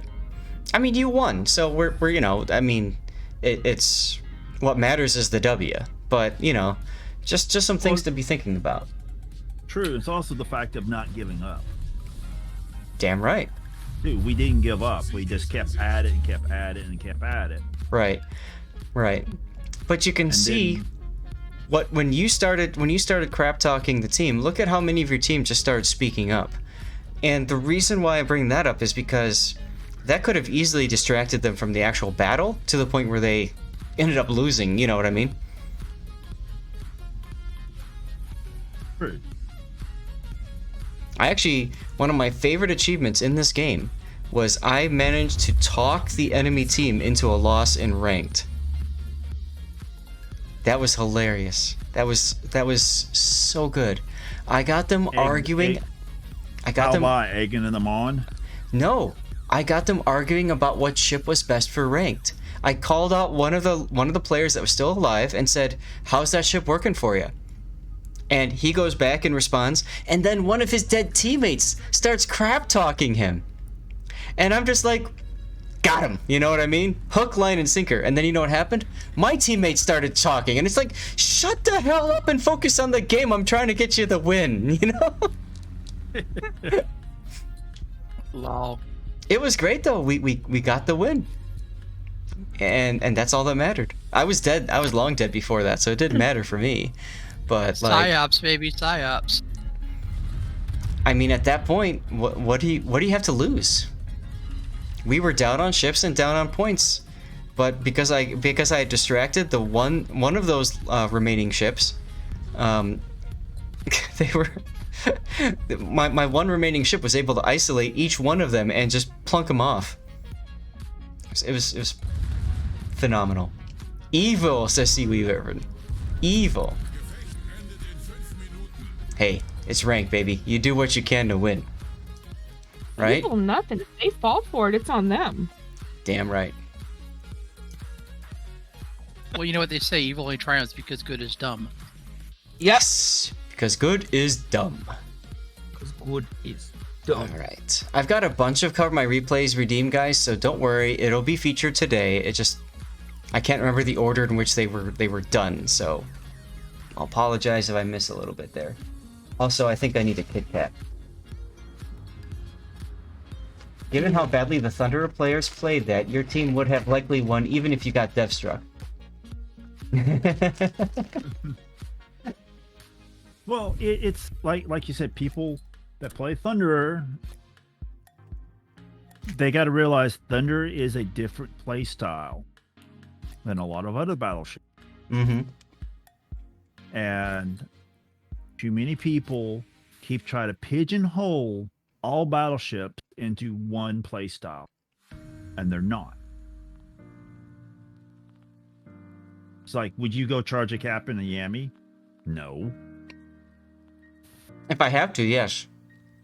Well, if you have to and it's safe to do it, but in the first, half of the match, Mm-hmm.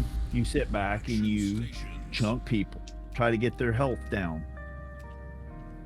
Yep. And then toward the end of the match, like the Thunderer, you get into the cap later in the match.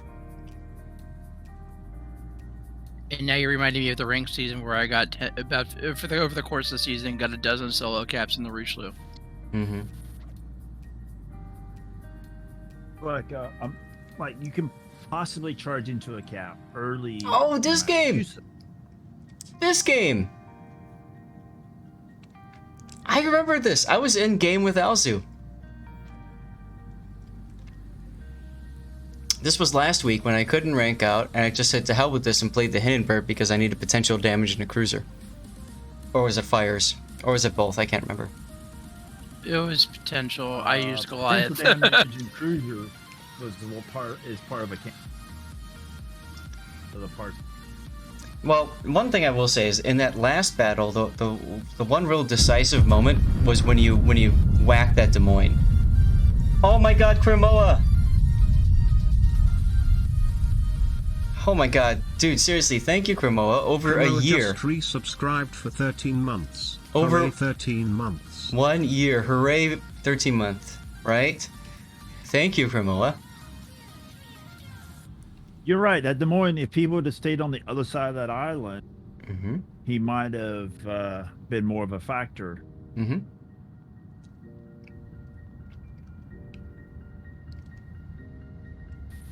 All right, so getting into this game, you can see that I'm very close to Alzu, and I'm doing that on purpose because I want to make sure that Alzu wins that initial engagement. And I just typed out in here, I said I'm not detected and I'm at 14 kilometer concealment. And I want to give the people an idea of how far away the enemy destroyers are, especially to help with Alzu feeling comfortable going in. Now, I get detected, and as you can see all the shells coming in on me, I'm doing exactly what I wanted to do, which is get potential damage. I'm able to turn out in time because there's a Kurfurst and there's an Ohio, but well, there's the Kurfurst. But now I'm just sitting in a kite-away position so that I can try to keep Alzu supported.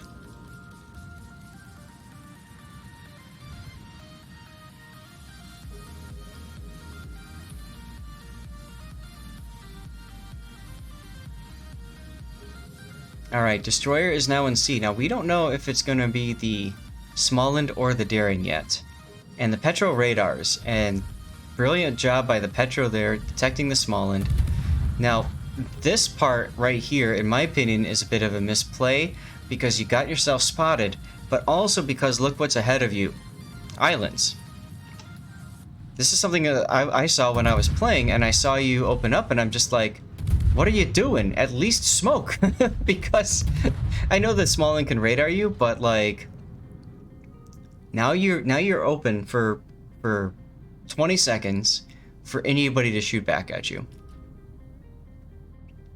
3R targeting. Where are the shells? I like the decision to slow down and turn though. That's a really good dodge. But in the process of that, you now ground. And I remember seeing you ground, and I'm thinking to myself, if that Smaland came back in and radared you, that could be it. You got set on fire, you DCP'd, you got detected. Now the Smaland knows where you are. Now he knows that you beached. Now he knows that you DCP'd. Those are all really bad things for the enemy team to know. Smaland's detecting you on radar. There he is.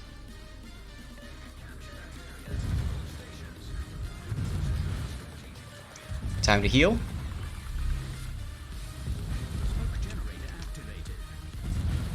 Smaland should have definitely pressed the attack, but he did not. And that's unfortunate for the Smaland, because, no offense, Alzu, I think he would have had you if he would have pushed on you. But he didn't, and oh well. Masada Meiser, hello, how are you doing?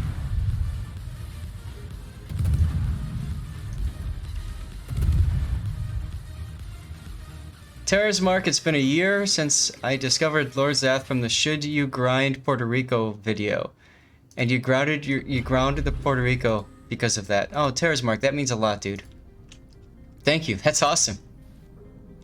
I think I was telling Sithkitten yesterday that was my one of my most popular videos that I created, because a lot of people didn't understand how the spreadsheet worked and all that, and I mean, I completely get it, guys. We're here to play a game and relax and have fun, not like do math, you know. So, right. You know, but that means a lot, dude. Thank you. Well, yeah, for me, I was able to get to Puerto Rico because I had got enough blooms from Santa Container to buy the new gold boost, and then I just ground it out. And I had actually started thanking people for keeping World of Warships free to play instead of trash talking them for finishing out these Darkyard. Yep. Because if it wasn't for people that bought the Puerto Rico, that bought the Heisen, Odin, and all those, people will probably have to pay for this.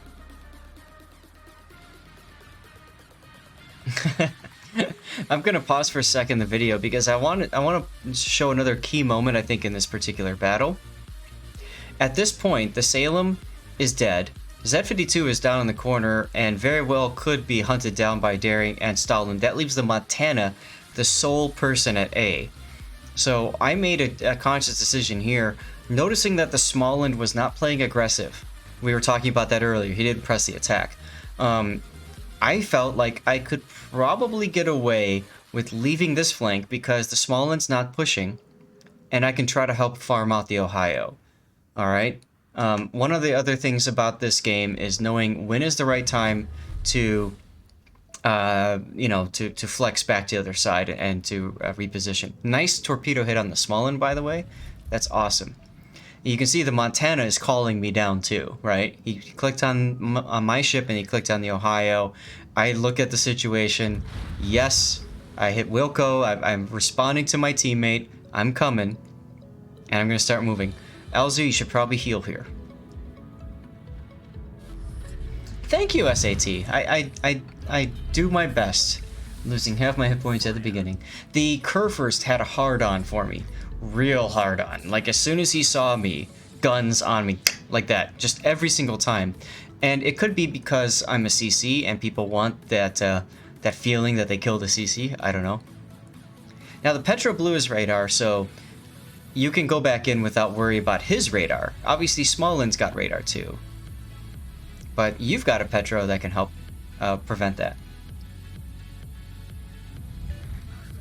That's right, Raining, and that's part of the reason why I was playing Hindenburg. By the way, my Hindenburg is range mod, and I figure if they're shooting at me, they're not shooting at my teammates.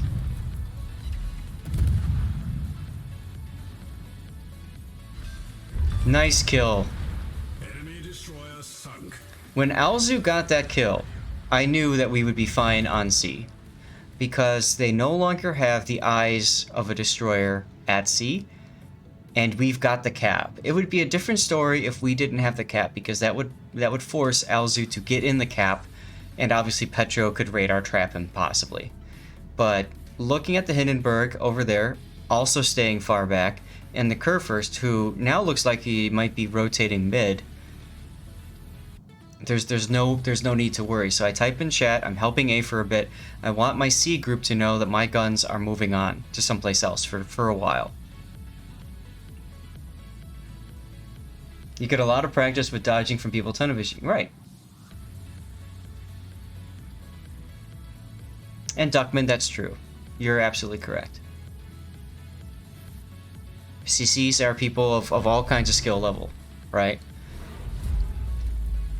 Okay, so A is capped, so I know that there is something in A. It's most likely the daring. Z52, I like his position because if the Stalingrad radars, or if he's too close to the Ohio, he's safe, for now at least.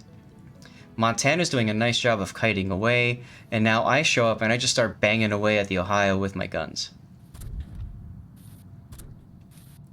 Okay, Hindenburg went ahead, or sorry, Petro used another radar.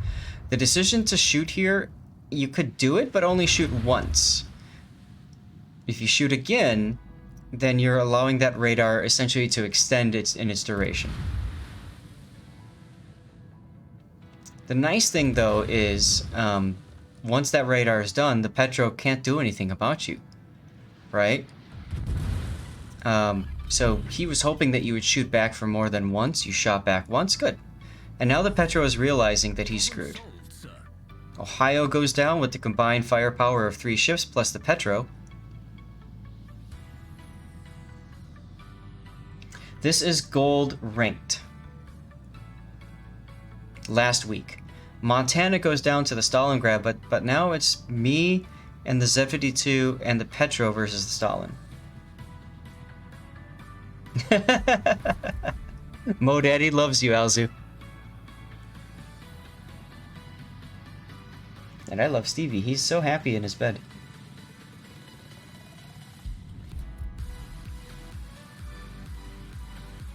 All stations reporting the position of a strategic target. Now, I think you are playing a little bit too close to that Petro because you are just outside the radar range, or just in the radar range, I should say. But if he were to radar, it's not so much that he's going to hit you, it's more that the enemy team knows your position and knows what you're doing. And then they could set up accordingly, so. Fortunately, the Petro's on full retreat. Oh, look, there's the daring.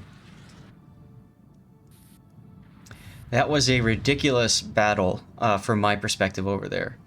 Because I was trying to kite away from the Stalin and support the Z-52 on the daring. And the Z-52 is going to make a big mistake here. Why did you shoot?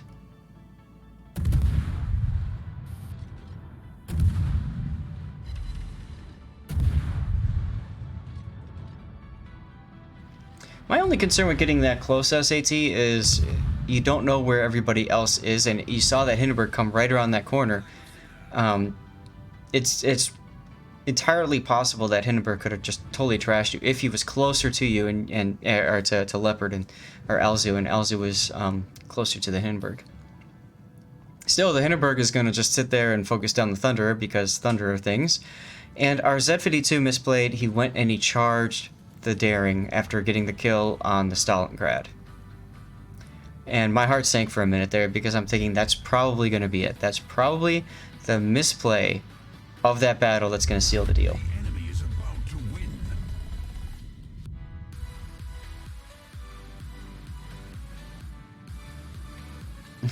Well, that's true. They do get one shot, right?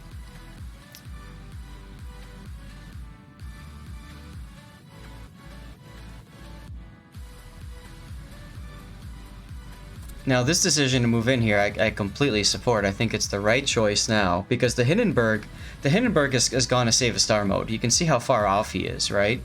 So he's really not a threat anymore. It's now just the Kurfurst and the Petro. And the Petro's been banging away with his radar so much, he might even be off on radar. Now, you did notice that he is reversing the Kurfurst, so that's good. I might slow down and just stop right here and observe. Mo Daddy, go ahead and stream, dude. Nothing stopping you. I'm glad that you want to stream it, because WoW is just hella fun. Smoke up and apply DPM. I would do that as soon as I saw him moving backwards. I might smoke up and start shooting, because that would convince the Kurfürst to move forward back into your torpedoes. Well, Mo Daddy, everybody tries to stop you from having fun, and I look at it this way: you win when you have fun despite those people. Now this is a key moment. The Petropavlovsk gives up at sea and decides to go back to support the Daring. So now it's going to be me versus Daring and Petro, and Hindenburg now has decided to come back in because he realizes nobody's chasing him.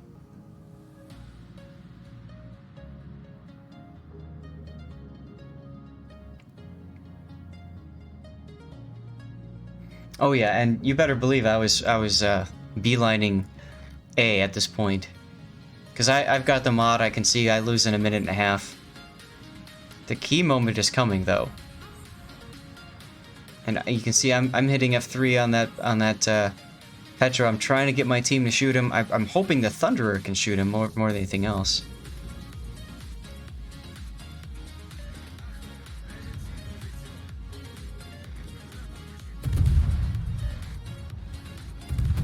Alzu does a bit of a risky decision opening up here, but I completely understand because that Petro is about to get behind the island, can't really fire back at you. So right now, I just need vision on the Petro, and I can continue shooting him, although you can see I'm getting a little bit closer to the island because I'm worried that he'll get too close to me, and I'm dealing with the Daring at the same time. I got very lucky. The Daring decided to open up on me for no good reason whatsoever, so I pushed him with Hydro and just proceeded to punish him for it. Now this Petro goes broadside to Alzu and goes down to our Petro. Boom. And that's what we needed right there. And Edge Case with the sub. Case 1 just resubscribed for 12 months. Thank you very much for the sub, Edge. My thought, SAT, was I need to get A. I need to stop their point gain. I need to get our own point gain. And if I were to bow in at the Petro, I was worried that we would kill the Petro, but we would still lose on points. You can see Alzu is coming to my aid, and I asked him to get into B, because if I'm this Daring player, I'm running away, but I might try to go for 1 or 2 cheeky resets. Oh, you mean for Alzu to bow into the Petro? Yeah, okay, I can see that. Fortunately enough, the Petro got greedy and went for broadside shots.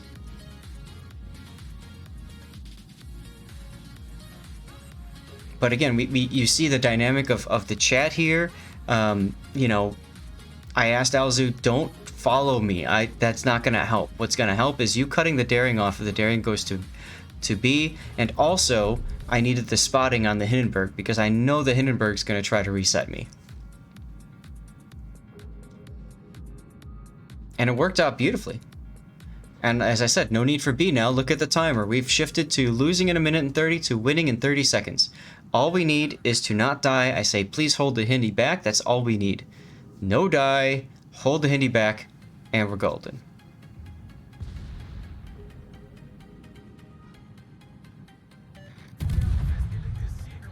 And like I said, the Daring got desperate, opened up on his guns. And Alzu comes away with the kill. That is the beauty that is ranked when it works. Alzu got a compliment, and I think you guys would agree it was a well-deserved compliment after that battle.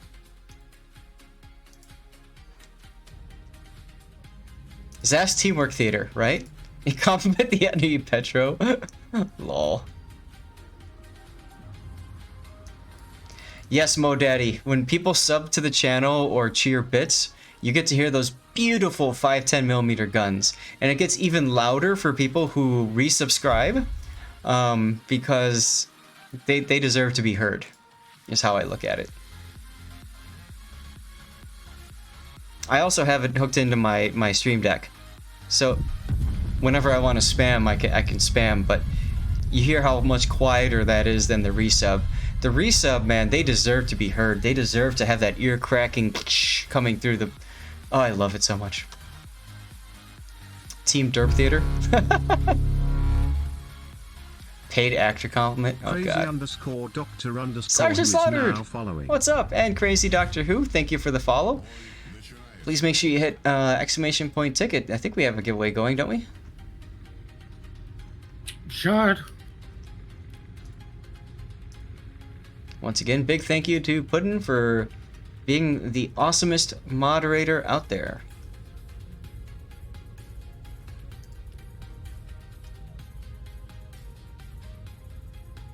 Alright, so this is Treyarch. Treyarch, I saw you in chat, so I don't need to worry about pinging you, I think. I'm sure that you're paying attention. I think. Oh yeah, there you are. Okay. So he's in Smolensk. We've got Fiva G in the Fletcher. Fiva's a good player. We've covered him a couple of times before. So I would expect to see good team play working between the two of you guys. There's a carrier on the enemy team. His name is Ama Glue Eater. Interesting. Appropriate name for a CV. Hey. Well, that's better than the cruiser named Island Liquor. Oh my god. Oh, and he's from the You Dead clan. That's funny.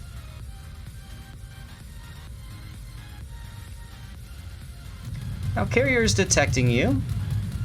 It's okay, he's flying through a Holland anti-air, and your anti-air.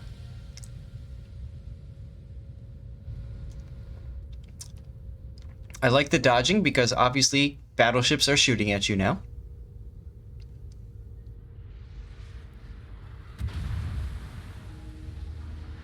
I see a lot of people in Smolensk that open up and just think that they're invincible because of how small they are, you know, their citadels and all that, and, you know, I wouldn't be surprised if, you know, people like that, they just go and die.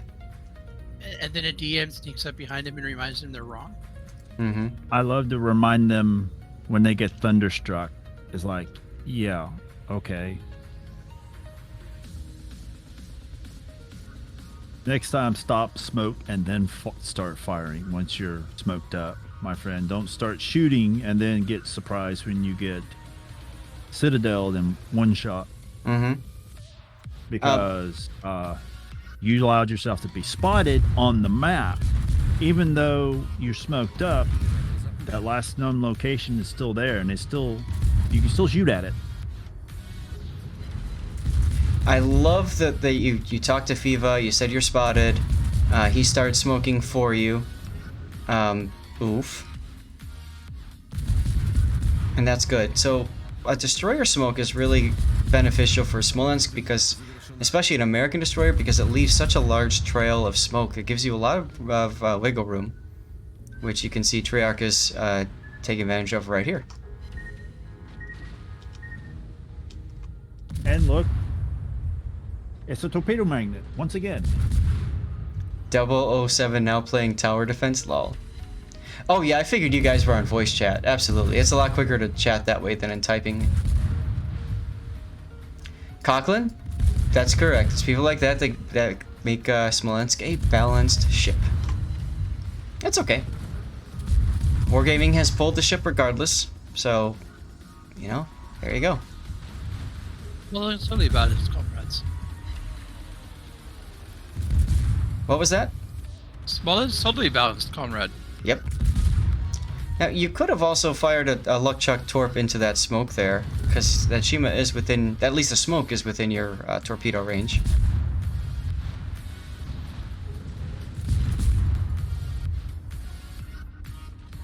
But that's okay. And we can now see you just doing what the Smolensk was made for, breaking your mouse.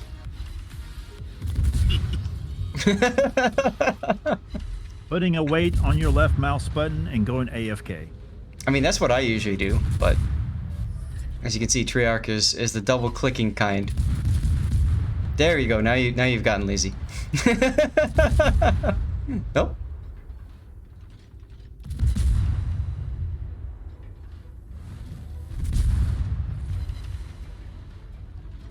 Secret marketing deal with Logitech, right, Edgecase?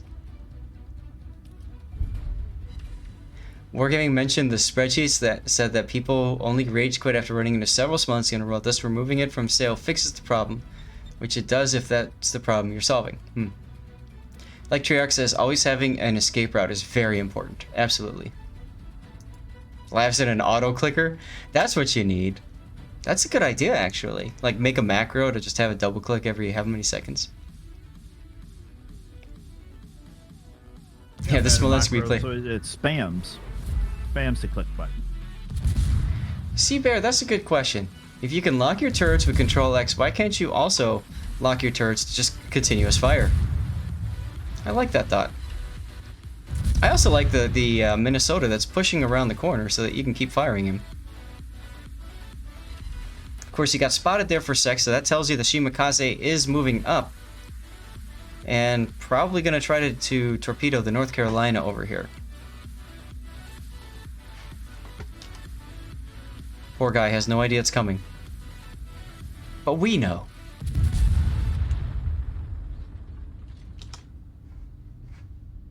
Make sure the sniper battleships in the back need to interact with the game, that's why. There you go. Unfortunately, that smoke from your div mate from FIFA, that was a little bit too early. So you were spotted for just a second, but clearly the battleships weren't prepared. Oh, by the way, you're losing by 3 ships. No problem.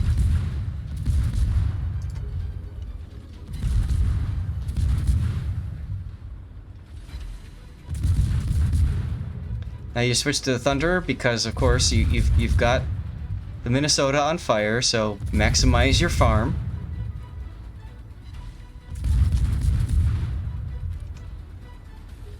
So what does their spreadsheet say about getting ganked by CVs every game and deciding to go play Minesweeper instead? Seabear, that I don't know.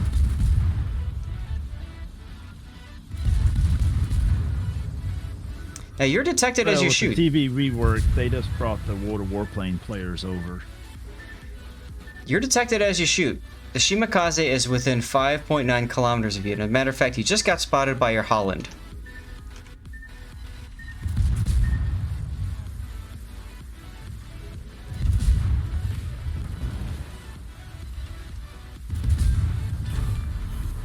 And the double? Nope. You're very lucky. There it goes. FIFA with the kill. Very lucky that the Shimakaze curled away from you and instinctively smoked.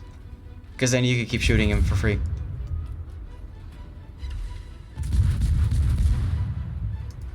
Down by 3 ships and a cap. Time to pull out the gold ammo, right? Griefer, I ranked out today. No more ranked for today.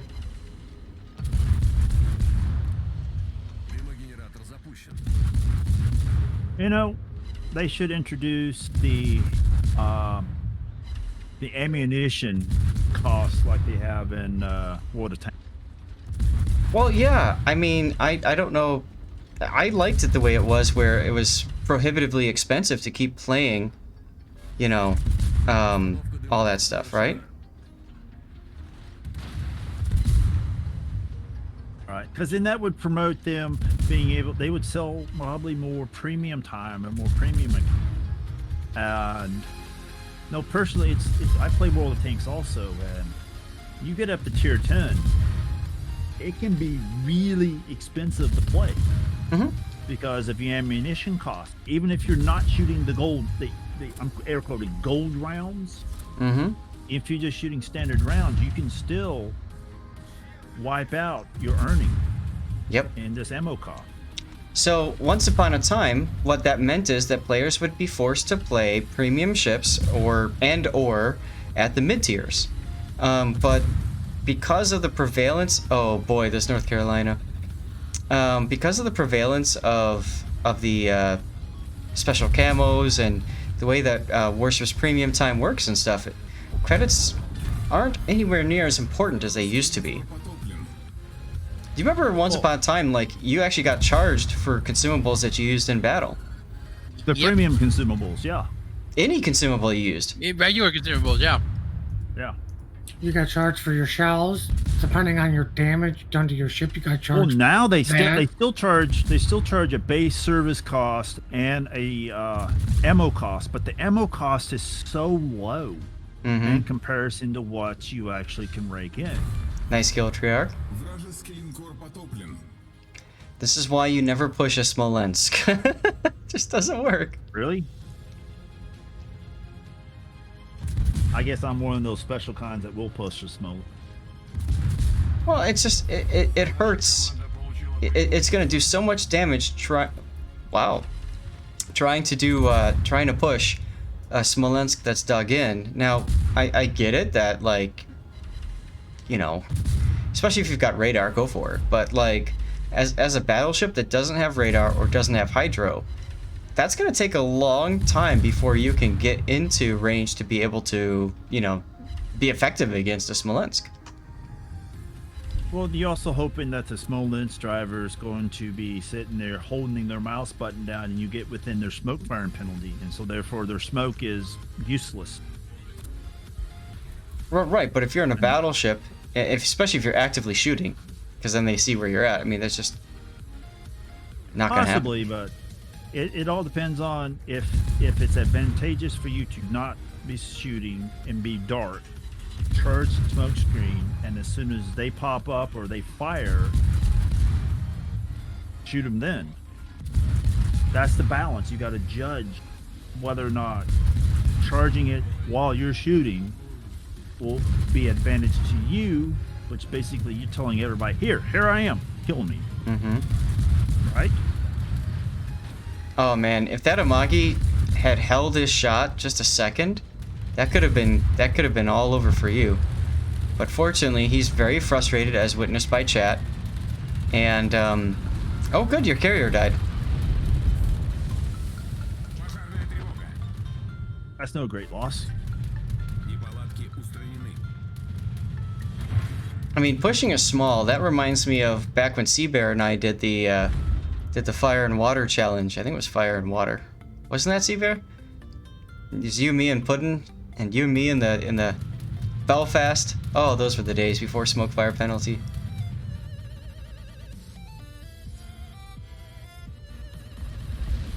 You mean when Kutuzov was the God Emperor of the Seas? Right. No, what? So Seabear and I, you remember they had so many. Oh, they had so many different different things that you had to like work up. You had to get like kills. You had to get battles played or wins, one of those two. And then the one that was always really difficult for me was just number of hits, because I was playing battleships and cruisers and stuff. So, like, it got to the point where, in order to farm hit ribbons, we would literally switch to AP shells and shoot AP into bows of ships that were pushing us, because we would get bounces, but bounces still count as a hit ribbon. And then you know what always happened was they turned broadside for whatever reason. We're like, no, you idiot! Keep shooting us so we can bounce off you. Well, it's like the current campaigns. There's one of them where you got to do 150 hit ribbons. Well, load up the minnow, and there you go. Yep. Load up your Minotaur or any of your other rapid firing. The night we did double Belfast plus Atlanta was so dirty. Yes, it was. Yes, it was. Double Belfast from Atlanta, you reminded me of the dirty team from Summer Slaughter.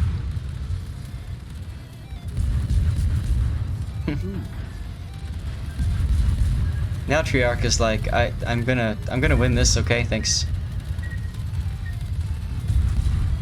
This is the Patriot here. You've taken the field, now we shall take their hearts.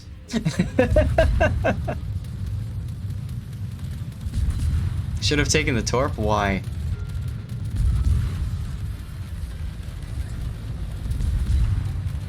Oh, adrenaline rush, okay. Now getting to smoke spamming HEers, the Flint. Would you get the Flint now or wait until the new coal ships come out to see what comes out? I would get the Flint now. The Flint is still a great ship. Well, I call it a loaded question because it's what kind of coal are you talking about that you have?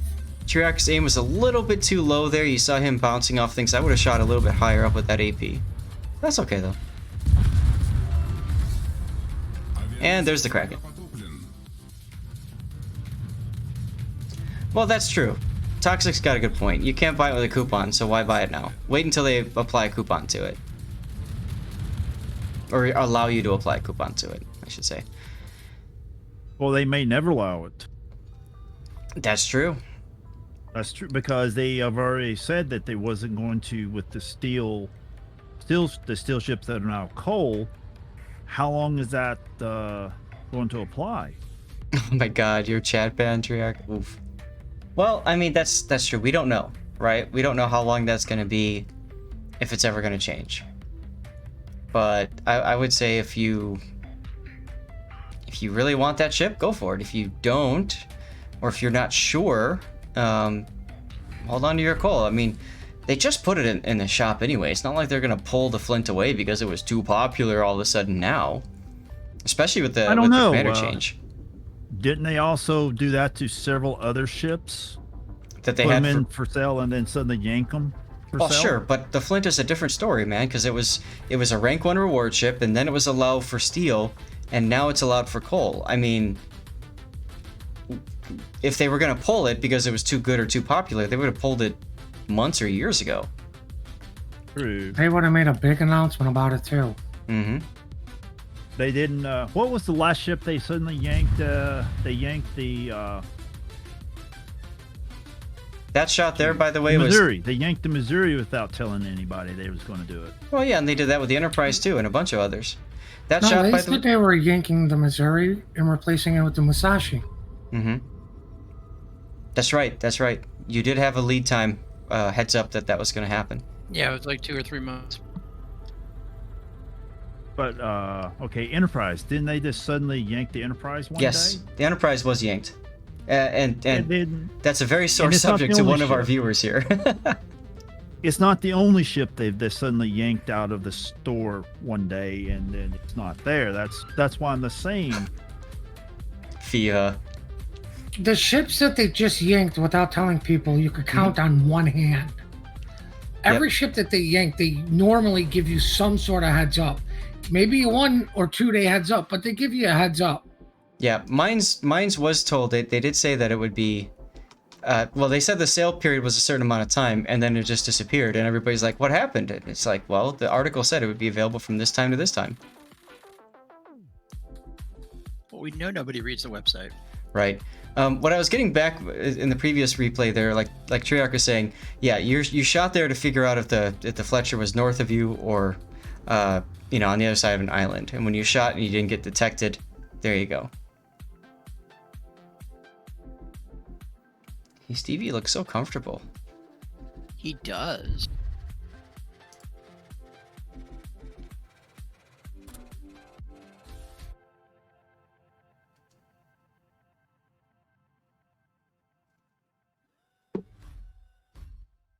All right, Squizzer, this is your game. Please tell me you are still here. Thank you again for subbing to the channel.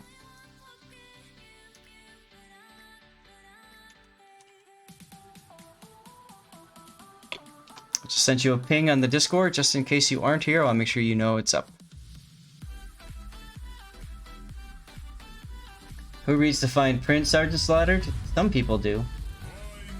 Yeah, some of us read the website. Some people do. That's the hard part.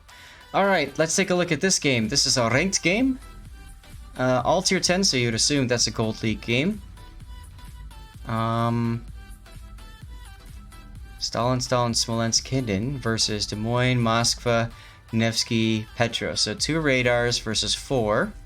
You've got the Z-52 and the Smaland, so you gain back. I always consider the Z-52 to be a radar, even though it's not, because that 6-kilometer hydro sticks for so long. I almost think it's better than radar. So there versus that, so it evens out there in terms of radars.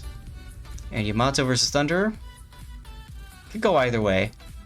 In a cruiser-heavy environment, well, both of them could slap cruisers, right? But in a cruiser-heavy environment, Yamato might have a slight edge. Maybe. Hey, Craig. Ching ching dirty water indeed, dude. Cheers to you, my friend. I started the dirty water early today on stream because I ranked out. Hey, that's a good reason to start dirty water. Oh, God, yes it is. Ranked in dirty water. Yeah. Mm-hmm. Now, whenever you, a bit of advice on this, I'm torn between taking advanced fire and training or taking concealment first on the Flint.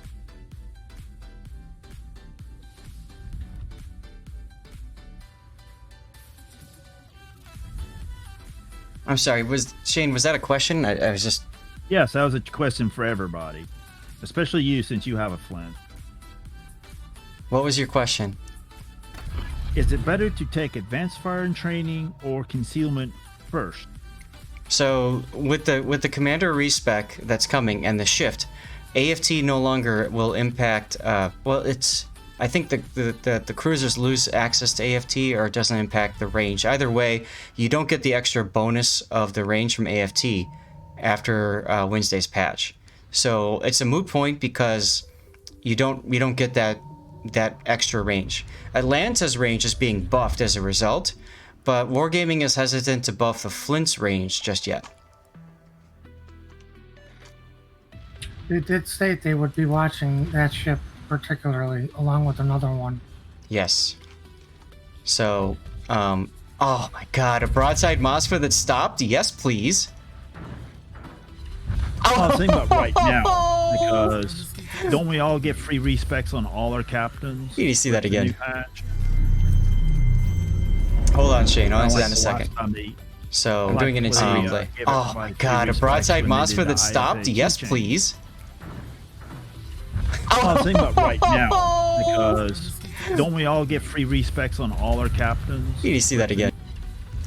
Alright, sorry about that. That was such an epic shot. I just had to go and do an instant replay on that. So Shane, unfortunately, you missed some of what you were just commenting on. So what were you just saying now? I was just thinking, since that we got a free respecs on all our captains with the IFAG change, aren't they going to throw us free respecs with the complete commander rework? Yes. Yes, you have a free respec starting with the patch on Wednesday. There should be a website link or something to where you can just auto reset every captain, and I recommend everybody does that. What Wargaming is going to do... Oh, you're Smaland. Oh, you're Smaland. What are you doing? Trying to commit suicide, I see. Yeah. So it's like... Well, I was asking my question for like right now. I understand. Yeah, have fun out of it right now, because I know I'm going to completely redo all my ships. I have like 130 of them. So my opinion, if you picked up the Flint and you want to have fun with her now, then you want to throw a captain on with AFT. Because you can use the smoke to be your concealment if you need it.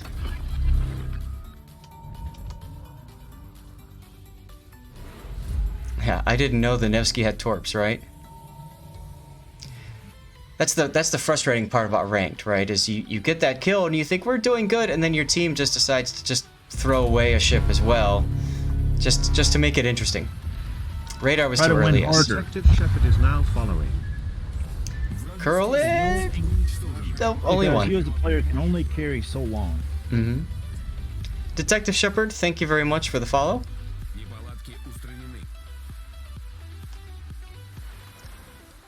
I love it whenever you get a cruiser captain decides to flip themselves completely T-broadside because he has to get them torpedoes off edge. And then you zero them out, and they're like, I'm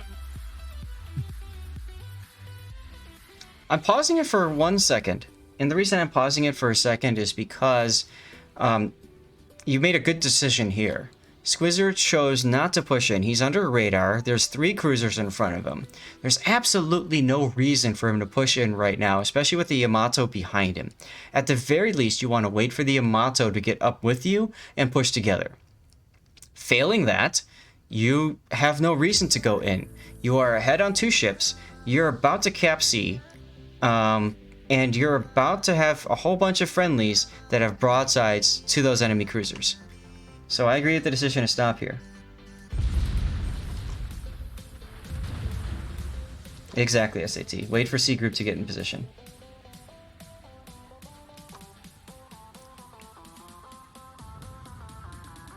I don't know if it's me or not, but the new camo for the camo for the Flint's kind of cool. So you want to make sure that you use ranked or clan tokens to pick up the perma camo for the flint, because the perma camo for the flint gives you a bonus to your regular commander and free XP earnings. Okay, because the one I see on right now looks like okay, it looks like a gray ship, and then there's 4 stripes on it, but at the ends of the stripes near the waterline looks like old school flame. Yeah, I think that's the standard camo for it, which doesn't give you all those extra benefits. So if you did pick up the flint, make sure you get that perma camo for it, because that perma camo is 100% to regular, 100% to free, and 100% to commander XP. It's redonkulous, and you need to have it and spam with it. And the same goes if you ever get a black.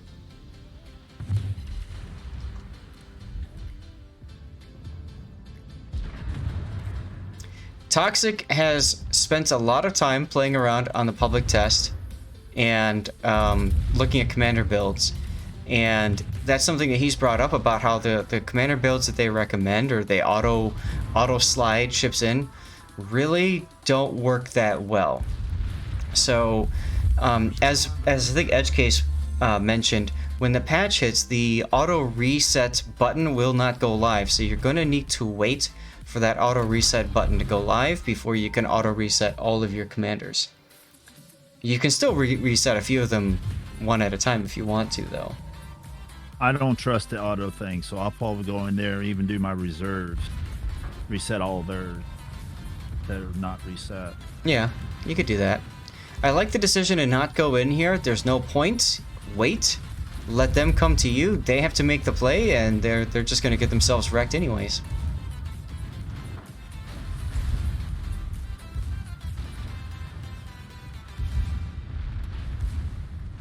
Yeah, you have the power to choose if the Petro gets to save the star, right? Well, your Yamato is kind of choosing for you because he's showing cheek and allowing himself to get Citadel. At least he shot the Des Moines.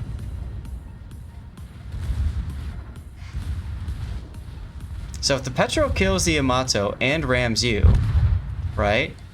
Then that means the Petro might very well save a star. And we might have our first death pick of the stream so far, guys.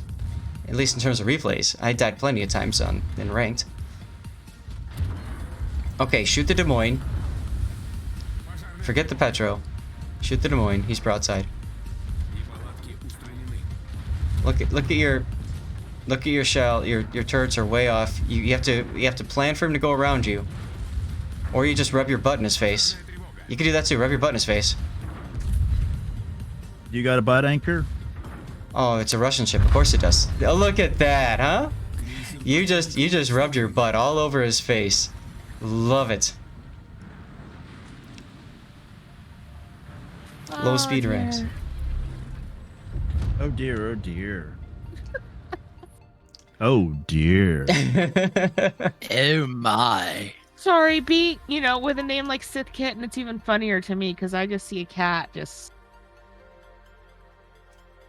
Sass like butt touch theater. Lewd. Oh, Stevie got up.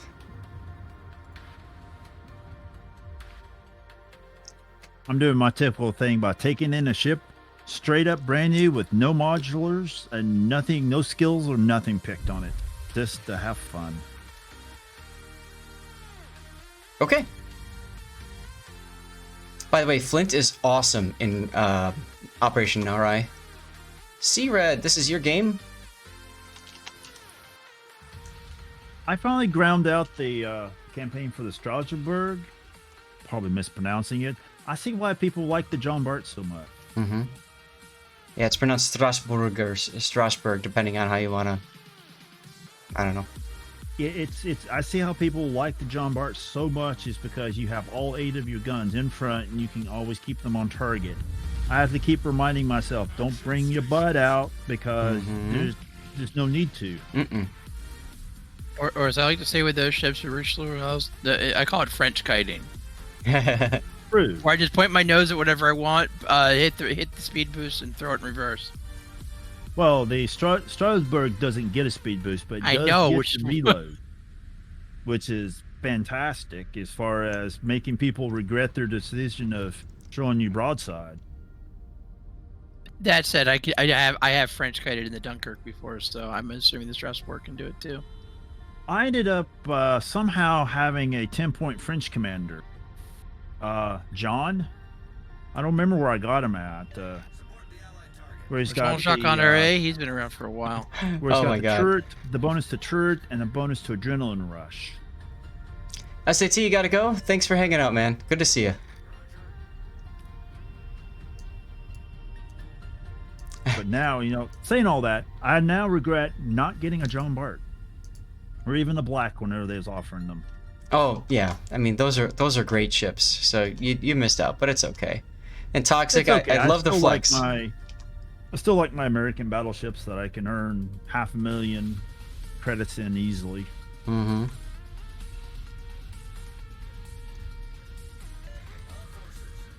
But just what I'm saying is that it took me actually getting free, air quoting this, but working for a John Bart like ship to actually understand and be able to more appreciate the French play style.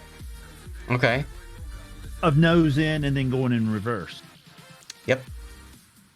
Otherwise known as the French maneuver. Well, unless you're in a destroyer, which means that you're nose in into the border of the map going at max speed. So this game, this game is a random battle with a Montana and Baije divmate. Interesting. Oh crud! I just realized I got 9-kilometer torpedoes in this. Holy crap! Yes, you do. 9.2. So one of the things I'm so used to the very short range torpedoes in a like the Atlanta. One of the nice things about a Montana is, believe it or not, Montana and Yamato have both aged quite well in World of Warships, being the first two battleship lines. They still can hold their own in a battle. It just comes down to how the players use them. He's still the king of killing cruisers. I keep hearing people saying, "Oh, the Montana's power crap is power crap." No, it's not. Mm-hmm. Not really. No, you get it in a battle, you can lay a hurting down on anything. Yep. Flint Reach just out said, and inappropriately touch him. Flint said he's having a hard time with the Flint because half the battles that he plays, he's down tiered, he's bottom tier, he's in a tier 9 game, and at tier 9, I completely agree with you, Flint. That 13-kilometer range is simply not enough. Even with AFT, it's probably still not enough. So for me, the Flint is... But you also get more credits. Well, sure, but if you want to win, but the thing is, for me, I look at the Flint as one of those ships that I don't play often in randoms, but in something that is tier locked, I play it a ton. So that could be a tier 7 season of ranked, that could be a tier 7 special event, or it could be a tier 7 op like Narai.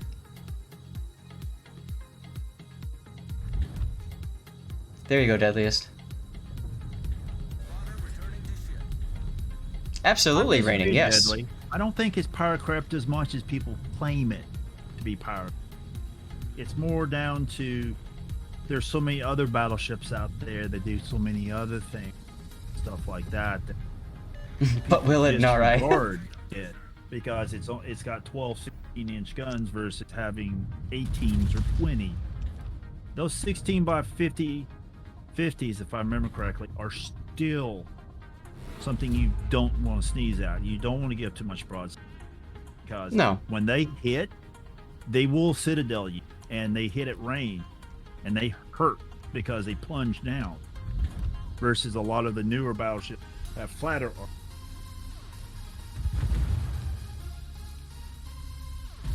Sorry, I'll get off my soapbox. It all depends on how the ship's played. Now the Georgia looks like you might be slowing down here. But look, Citadel 1. Only 1. Sadness. But your Baiji's doing a great job of blocking you. Oops.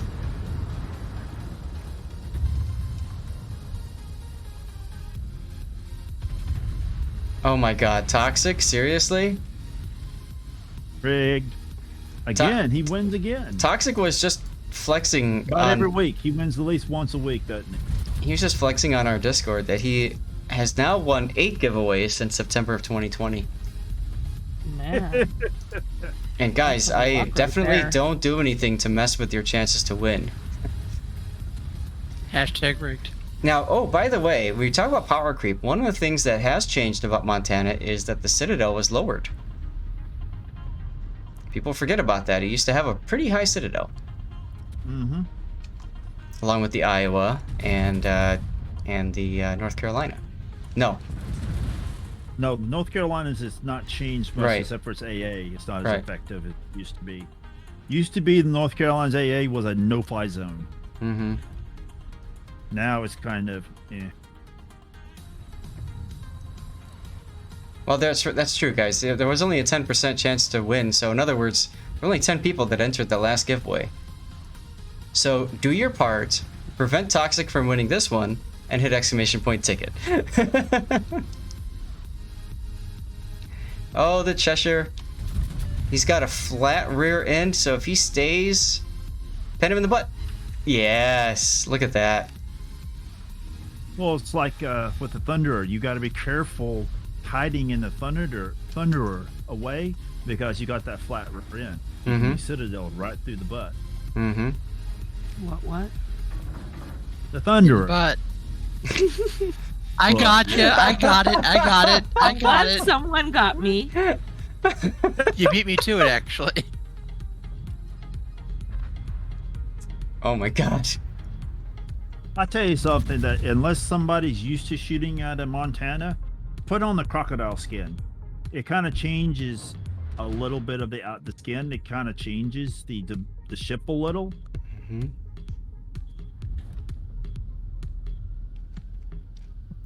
All right, now you're down on ships. You're down on points. You got to get into sea here, I think, and as you can see, Sea Red is now angling into sea. This is your lesson to donate to the Bobs.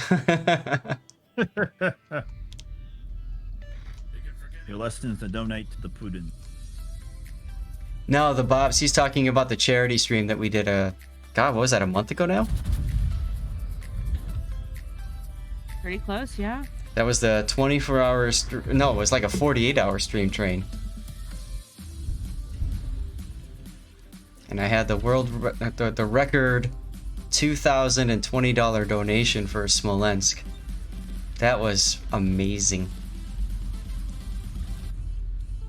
I'm still surprised nothing came close with what was left out there. We all expected the Missouri to go up for higher. We all expected the, what was the other one? Enterprise. Enterprise to go up for higher, but I think it was the Enterprise was at a weird time, so not a lot of people bid. And then I think for the Missouri, everybody was just done, and it was the last one.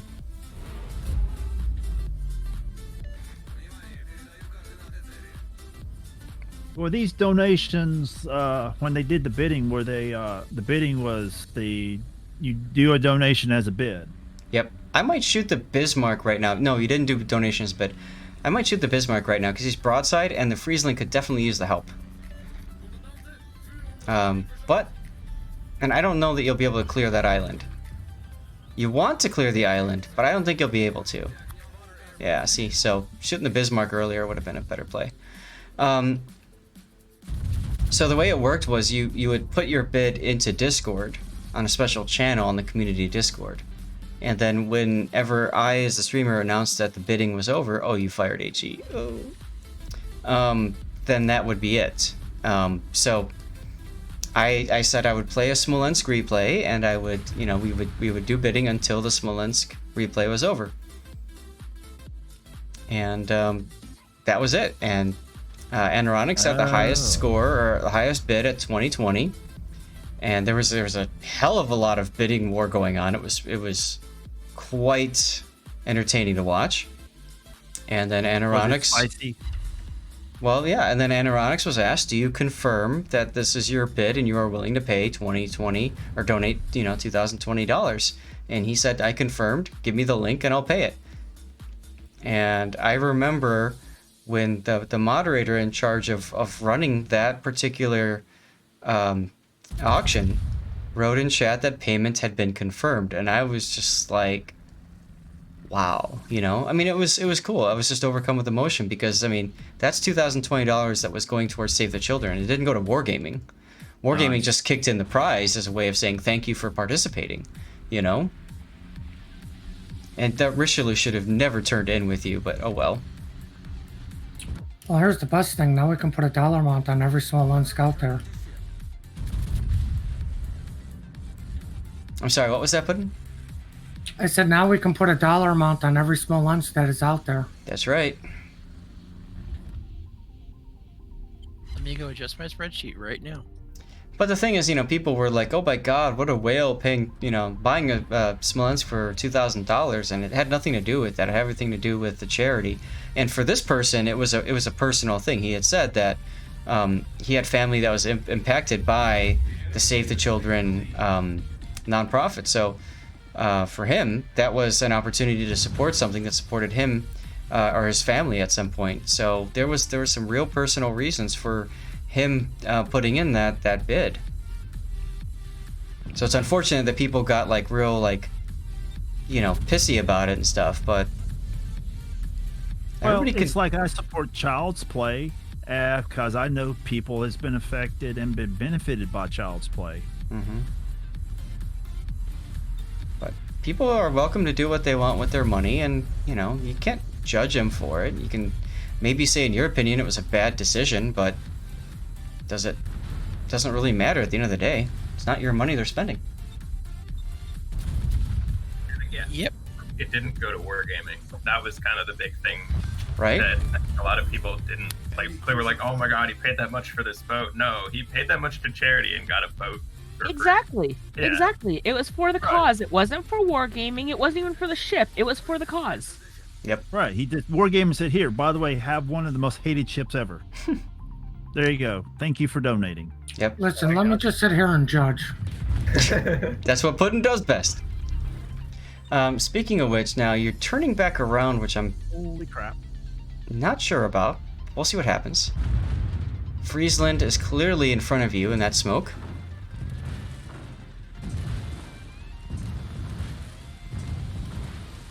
By the way, for those of you guys who did not know who that was Toxic Symphony, who was saying hello for a minute there.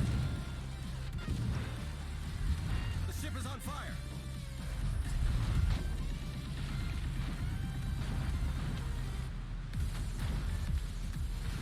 Hi, Doctor.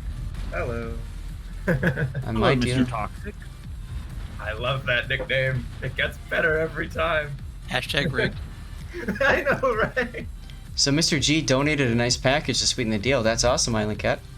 Yeah, there were a bunch of them that had extra add-ons on them as well. It was sweet.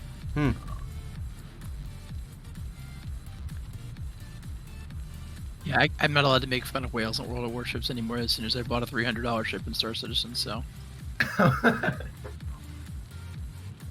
Okay. Say, as far as games go, World of Warships is actually pretty low on the whale-o-meter. Considering I know people in Star Citizen have dropped 25 grand on ships. Yeah. Oh yeah. Georgia, Massachusetts, some doubloons. That is very nice. Edge, I see you making that comment, and I'm just gonna ignore it because that's bait for me, and I don't like it.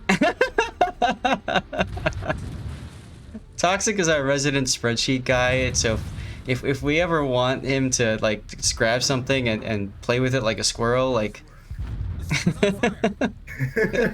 we can certainly make that happen. But you should heal. There you go.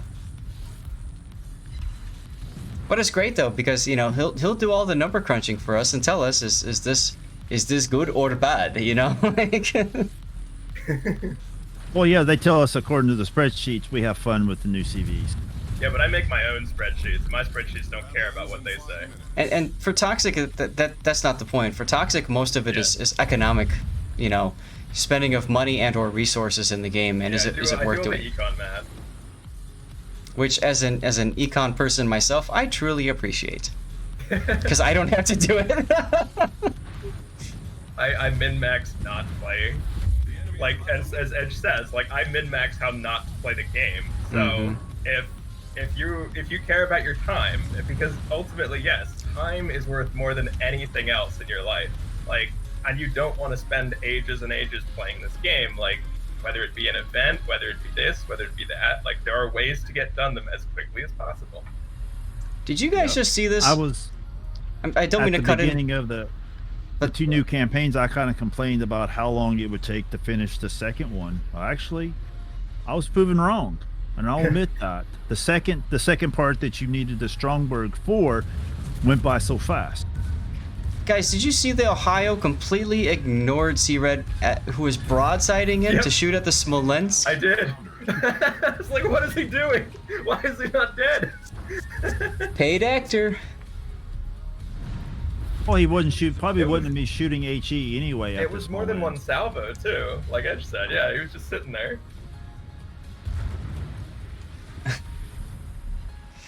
Wow. I mean, what's he gonna get on a Smolensk? A couple overpens? Like, let's be honest here. Well, I mean, the Smolensk did die, so I guess mission accomplished for that. You got enough overpens then. Yeah, right?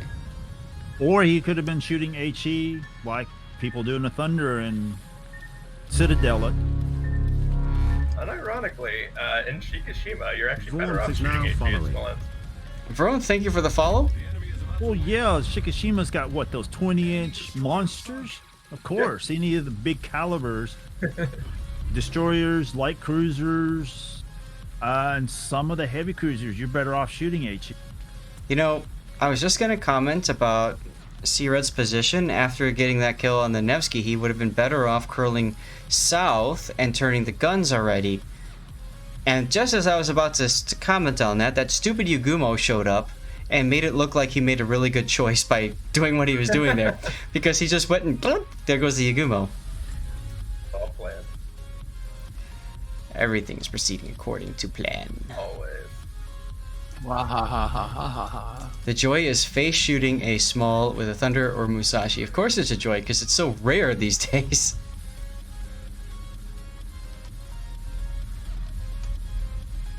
Wow, I've got a Zal scared to death of me in the Montana.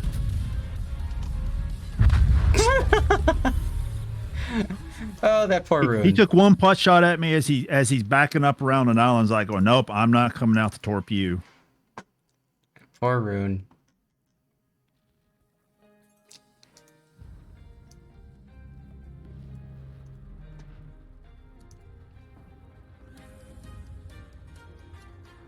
All right, while this game loads, guys, I'm going to take a quick 2-minute break and stretch my legs for a sec. I'll be back. Just wow. It still amazes me how these cruisers think that they can turn broadside and don't expect to get blapped. Because they've done it how many times before? It worked every other time. Yeah, and they have to shoot those torpedoes. They've got to shoot those dang torpedoes of theirs. All right, I'll be right back. Sometimes there are situations where you're gonna die no matter what, so you just kind of make that decision. But there are times to make that decision when people have angled, when people have fired. Like, you just throw your life at RNG and ask. Well, yeah, for me, I don't know, but for me, it seems like the cruisers and destroyers that do that tend to fail almost all the time when they pull it at me. I don't know if it's because I'm experienced, a 5-year, 4,000 plus battle experienced DD player, or what. It just bumfunnels me. I guess it's the definition of insanity. Do the same thing over and over and over again and expect different. It depends. I mean, oh boy, we've got a while to talk yet, don't we? We got a Vermont replay. You got a Vermont that's going to take a time fill. Here we go.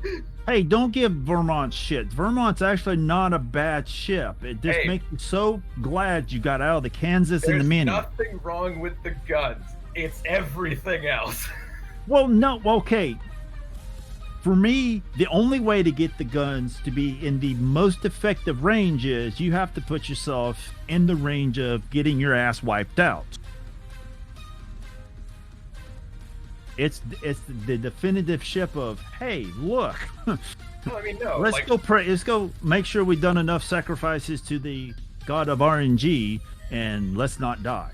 My problem with it is, even if you go full speed, if you get spawned on like the 2 line on certain maps, like if you get spawned like far west on Northern Lights, like the first 6 minutes of your game are predetermined. You only have one option, and it's to sail towards the center of the map. Like, what is kind this? of annoying.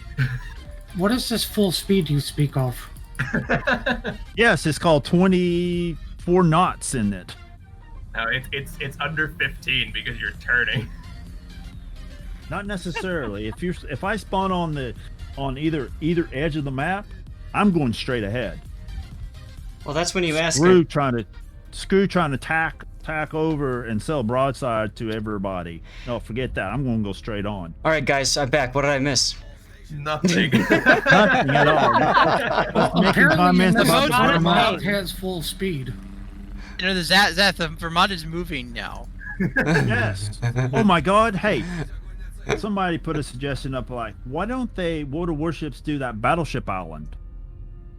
Did Heisen spawn center, or did he like?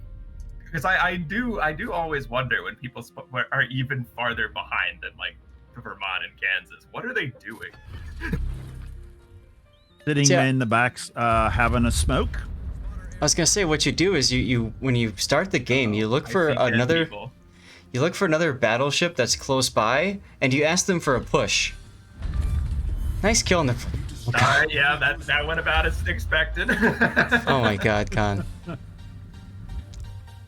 Con, are you here in chat, by the way?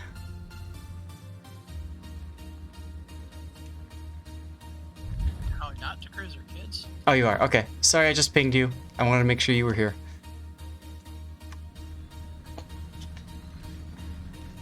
But that's the one thing I think people discount about the Vermont is look at the ridiculous range you can have with it. And I was watching, who was I watching? Citizen in ranked, and he was playing Vermont, and he was purposely trying to get into CV games with the Vermont so that he could snipe them. Because people don't realize just how ridiculously long range it has, and the amount of firepower it can bring to bear. In the beginning of the map, when carriers don't move or they just sail in a straight line because that's what Or set. Right, that's what their autopilot's doing. Oh, I found in rank when I was in the Vermont or my Thunderer, the carriers wouldn't move. They would sit still, and as soon as they get spotted, oh look, boom, fire. Oh, I caught them on fire. Oh, look, they just TCP'd it. Guess what? Next salvo, they're on fire again. Oops, dang. I mean, fire. That's one possible thing to do in ranked is if you take a Vermont, you could do this with the Yamato too, I suppose. But if you're in a carrier game, you communicate with the carrier and say, dude, spot their carrier. I'm on this. And it's going to take a few minutes, but you can whittle that carrier down to nothing. Or you get the carrier to go all the way to the back of the map to where now that carrier's planes are less and less effective. So...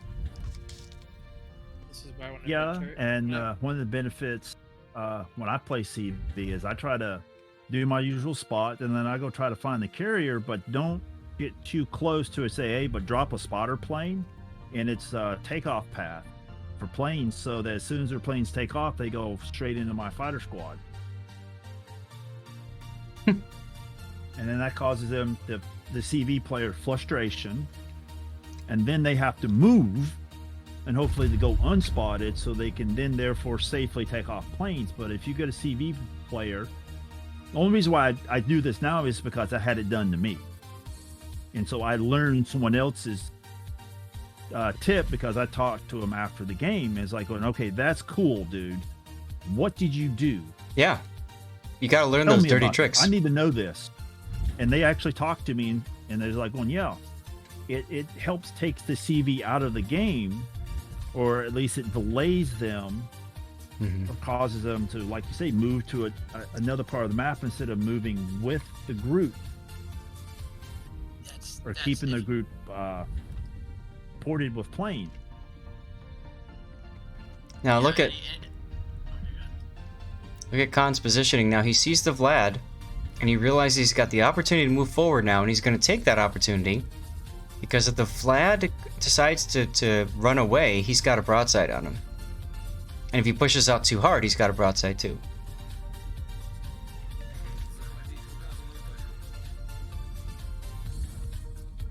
Now, I always love learning like little dirty tricks that totally screw people over. You guys ever play Age of Empires? Not in a long time, but I know what you're talking about. One of my favorite tricks to do is to take a whole bunch of citizens, find my nearest opponent, circle around their circle around their town center, and just throw walls up around it.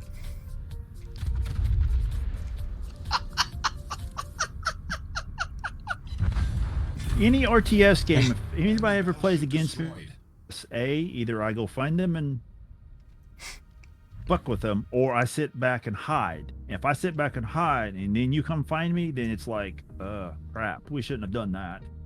Mm-hmm.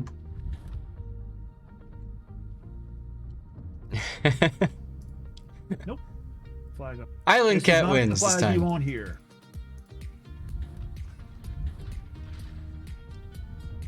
Snow Mongoose, what's the appeal of the Soviet battleships? Just simply, just not taking much damage. And Cranky, thank you for the compliment. This is actually from Kronstadt in the harbor at St. Petersburg. Harbor Town, whatever.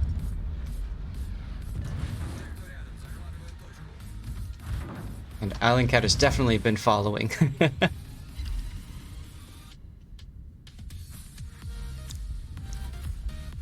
Alright, so you guys have won at A. You've kind of lost at C, but hey, look, there goes their Vlad, so that's good.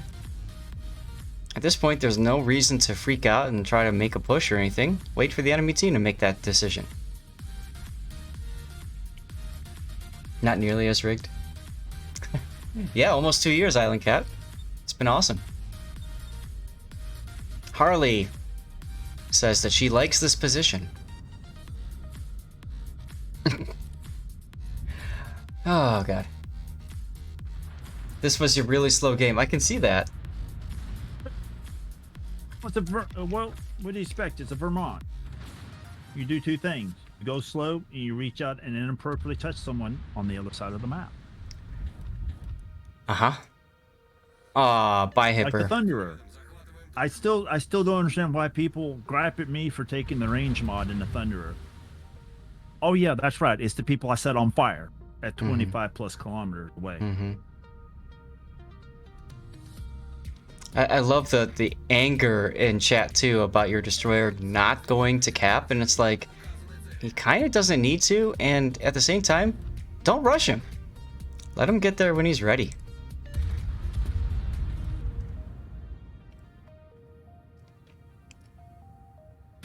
Speaking of cross shots, here comes a really big one on Des Moines from downtown. And Des Moines moving a little bit faster than he thought he was.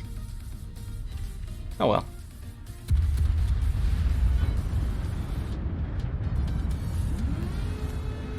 That Des Moines is very elusive. Well, good.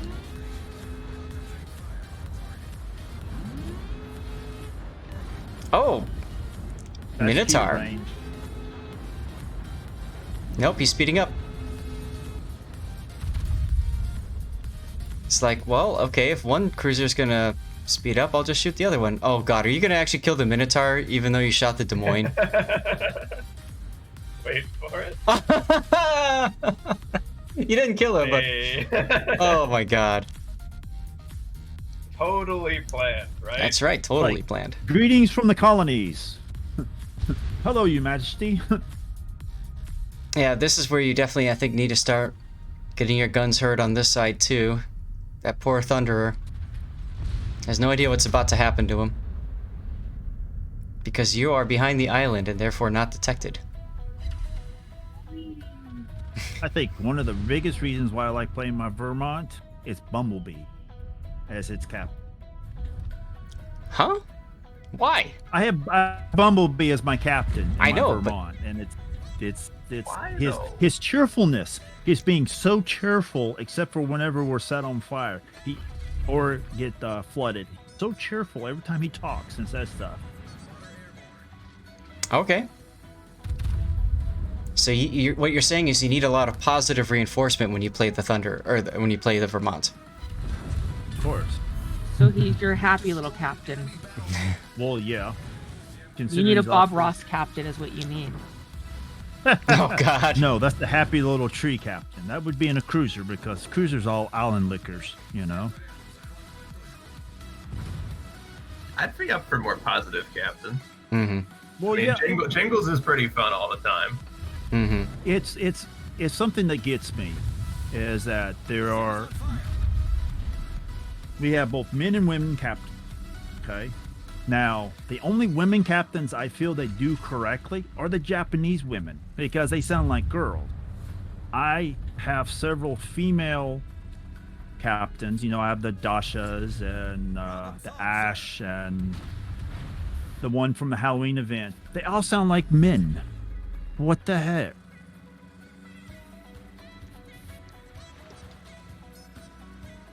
I don't know about you guys, but I think Dasha sounds like a woman.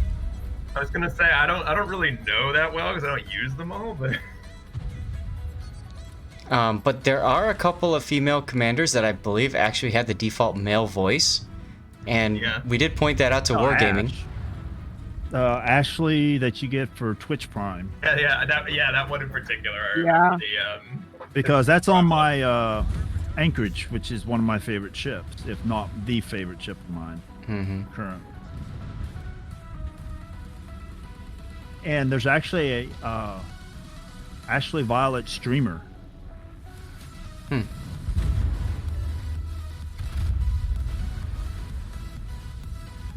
I'm just excited because with this rework, I'm going to be able to put cap on a ship, so now I can get to go around and just play a game where I'm just grunting all the game long.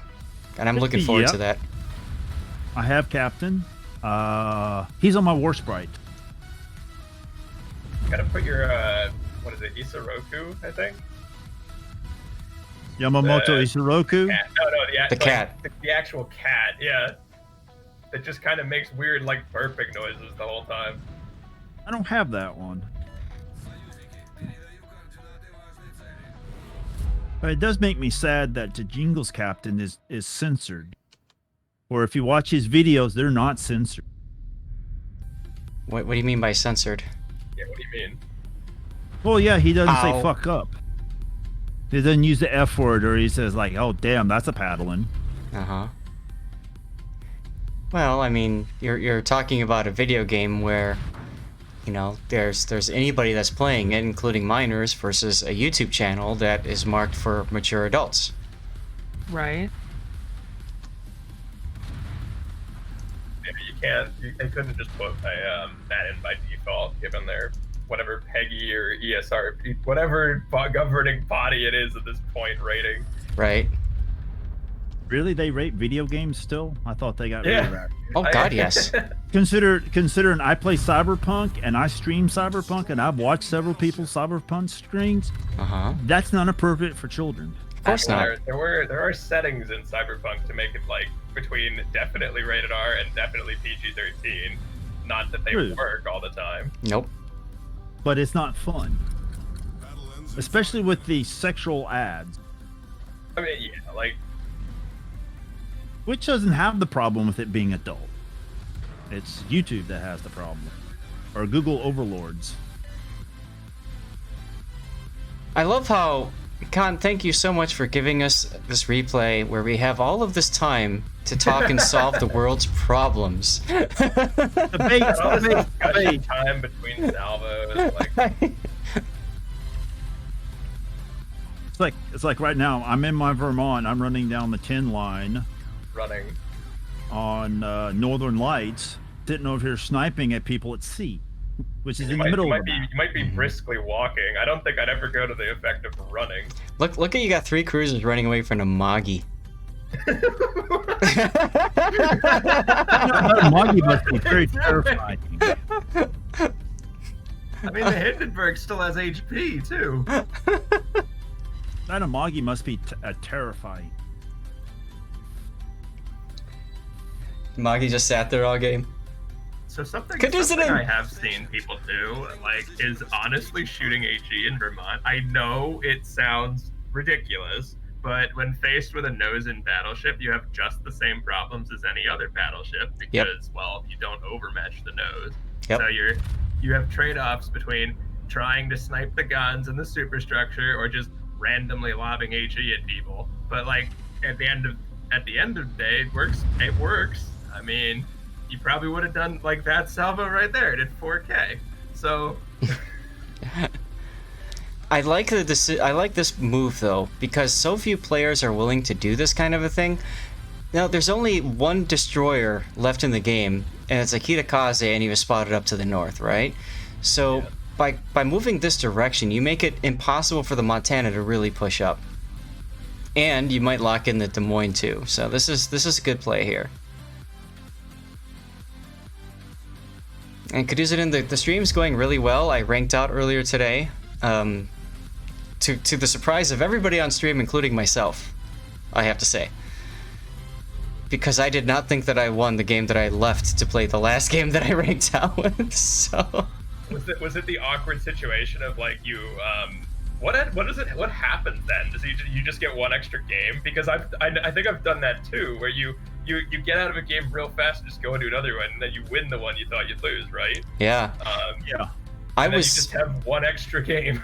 I was 2 away, Tox, and then I had a game that I thought was just a loss, and I basically said, this is a loss, here's why it's a loss, and I just said screw it, and then I played another ship, won that game, and then on the screen I'm thinking, okay, now I'm 1 away, or maybe 2 away because of that loss, and it's congratulations, you ranked out. Huh? Like, what the hell? So if I remember right, when I did it, I died like first in my rank out game. I was sad, put it that way.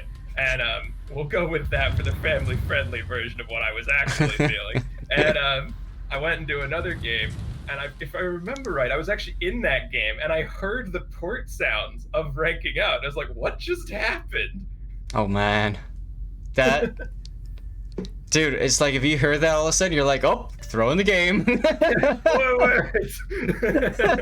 Actually, that'd be pretty funny. You could be like, I ranked out by losing. I think that if I remember right, I actually did lose the next game, so I lost a game after I ranked out. Oh my god. It's a weird little one. Oh yeah, I've done that before. Oh, I like this. Rank out on the game that you thought you lost, and then go in and play another game, lose it. It's like, oh crap.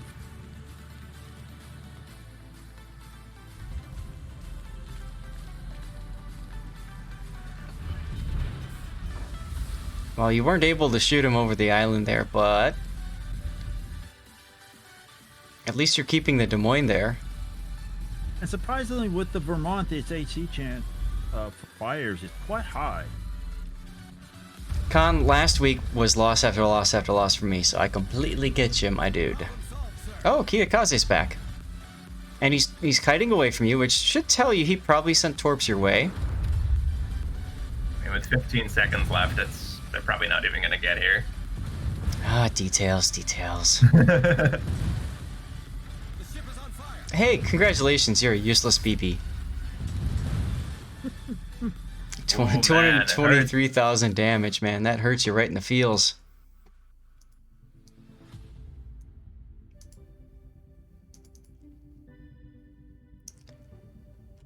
All right.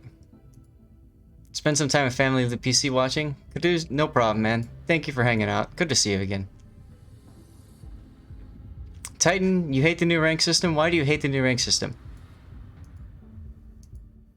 You know, I'm not a fan of it either, but I'm just curious. And thank you for the follow, by the way, if I forgot to thank you. And Duckman is absolutely correct. We definitely do need some death picks. Fortunately, this replay is brought to you by Deadliest Idiot, the master of the death pick. Oh, and it's a ranked game, too. This is ranked bronze because tier 8 ships. Oh, cool. You've got a UR carrier player. UR... Oh. Who's Wiki Editor 13?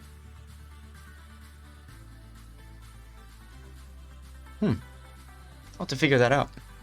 Is that an actual like wargaming account? It's a press account that the wiki editors were given. Why are they playing ranked on it? I don't know. Maybe they got bored. That's a bit weird. I don't know.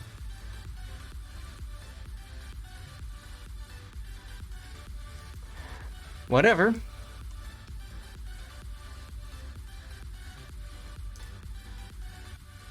Cruiser players will be cruiser players. Mm-hmm. Thing that sitting broadside to 18-inch guns is a bright idea to get you off. Whoever it is, they're good. It might be, because I've seen Wiki Editor 13 a number of times in Euro videos, so it's probably someone that's divvied up with him often.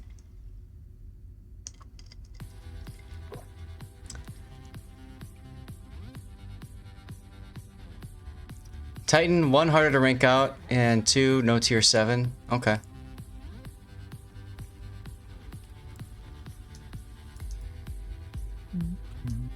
Individually, on a ranking out basis, I guess you could technically say it's easier to rank out once, but the rewards are much lower for the amount of games you have to play to get the equivalent, even by ranking out entirely, you still don't get the equivalent. Yep. Yeah, like if they reset you between each time, if you ranked out all the way in the gold, resetting you back to bronze, it'd be like starting the season all over again. Oh, no, that would be horrible. It'd be like the old rank system, you know. Yep. I like the 3-part ranking system, so you can get within a certain skill group, stay there. All right, so I just want to comment on a couple of things right off the bat. So you are the only cruiser in the game on your side. You're in a hipper, which means you don't have a heal. You've got 1/4 HE pen, which will be very handy against the battleships there that you get to farm. You've got hydro, you don't have defensive fire, which will be handy for, you know, locking down a cap. But it's a carrier game. So in a carrier game, typically, you want to work with your team and try to get them to stick together. And this map is tough because everybody loves to go to C right away. But in a carrier game, it might even be better to send most people to A and then go from there. That being said, you've got 3 battleships that are all over here clumped up for anti-air. That's okay. And your carrier is being attacked by the enemy carrier.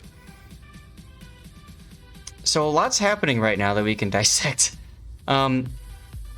And their battleships are all steaming right towards C. So this could be advantageous for you if you're able to get into A and maybe work kind of coming around with the Akizuki, or even stay mid with the Akizuki. That's what's gonna decide the battle, possibly, is what you two do. Because these guys are just gonna sit here, take shots, and get bombed on for like the whole game. So It's hard to pick a side on this map as a cruiser player. Like, yeah, it is a bit of a struggle. Like, ideally, a battleship comes with you. Not all 3 of your battleships go to one place. Like, another thing to think, even as a battleship player, crossfires are good. Everybody shooting the same angle is not. Yep. It's very tough to do that in a carrier game, unless you can get these guys to agree to stay together and then have like one battleship with you, and then you two stay together. But then half the time you're trying to figure out where's my friendly in relation to me so that I can stay close to him. So like your Kansas is going to get left behind by default anyway. Like, there's no way about it. Yep.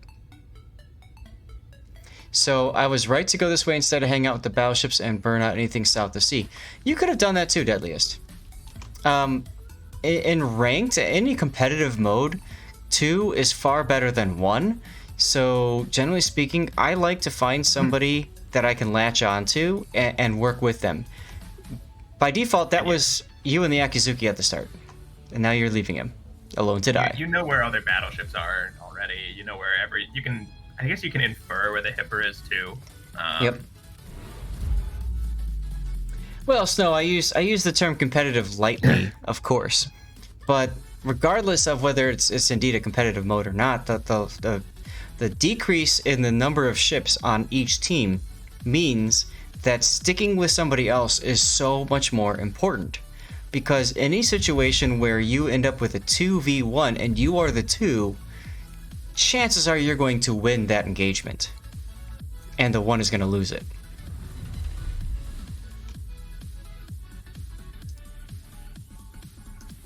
Oh, Snow, you see the throwing in ranked? Because in ranked there's so few ships. You are well aware and cognizant of that throw occurring. In randoms, it's not so common because you're so busy looking at so many other ships. The loss of that one ship for some stupid maneuver, you don't even notice it because it doesn't matter, right? You can still recover. In ranked, you see it and you're just like, oh my god. Well, in rank, you have 7 ships. If you lose 1 or 2 ships pretty quickly, yeah, it hurts you more than in randoms where you have usually 12. Mm-hmm. Something you might not have seen initially as well is the enemy team capped the I think that's the B cap a lot faster than your Akazuki cap, the A cap. So you know for certain there's 2 ships on that side because the I think relatively around the same time. Yep. Yep. And so the Akazuki's just kind of pushing off on his own.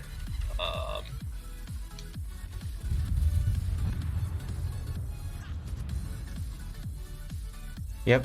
Alabama went in too far. Now, he died to the Akazuki. That should tell this Akazuki that it's a kid that went over here. And we haven't seen the Hipper for a long time, and using the powers of deduction, we can probably guess that there's a Hipper over here. He hasn't been lit at all.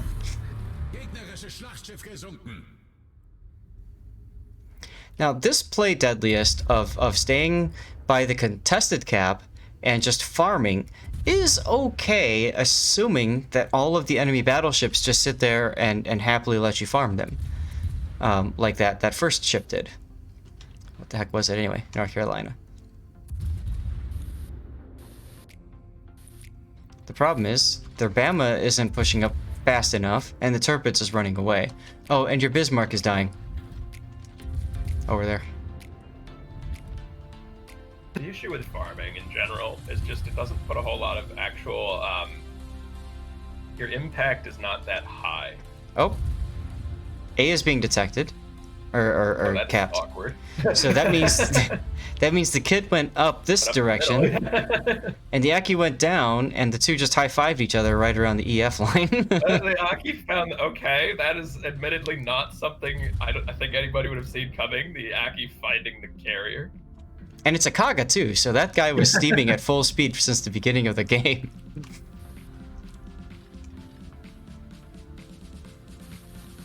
I'm gonna call it right now. The Kaga's gonna get a close quarters expert on the Aki. That'd be hilarious. I hope not. I mean, I guess the good news is it doesn't look like whatever. Like, where is the Hipper? Okay, there he he's is. Finally lit for the first time. Deadliest said, yeah, you get too focused. That's exactly what happens. Oftentimes when I play a cruiser that's more of a farming playstyle, I'll stay up like you are, but I will try to keep 2 ships within my range, so that if one goes dark, I can switch to the other one. So your Bismarck actually is going to possibly live, and their Tirpitz is dead. This is good, except you don't have any caps. This is bad. The Kaga should be going down fairly soon. Yeah, I think the Aki is misplaying it there because he's not closing on the Kaga, and he should be. He's just sitting broadside to him. So the Kaga is gonna, if the Kaga gets out of here, that's a big problem. And you can see now the Hipper's turned around to help.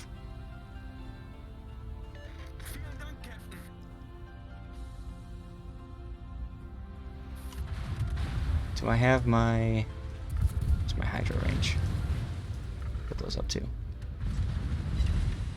Nice blind shot. I approve. Oh, you know what I might do here? I might ask the Bismarck to use Hydro, because the Bismarck would detect the Akazuki.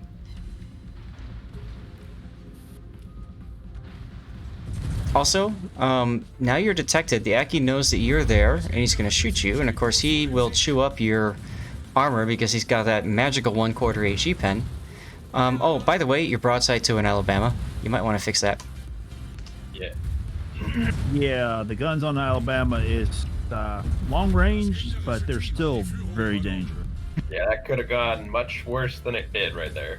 Yep, still was pretty bad, but yeah. And then look, your Akizuki died, so the Kaga survived. And again, if you were with the Aki, maybe you guys would have come away with that carrier kill. Maybe, we don't know for sure, right?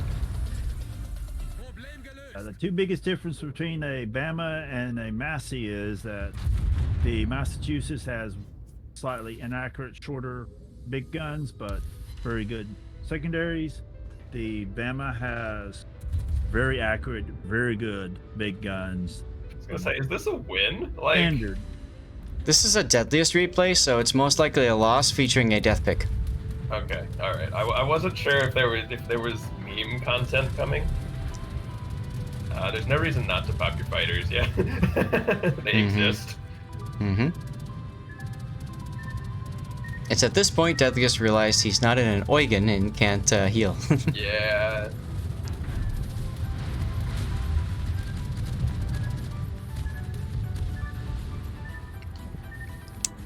And let's all get ready for the death.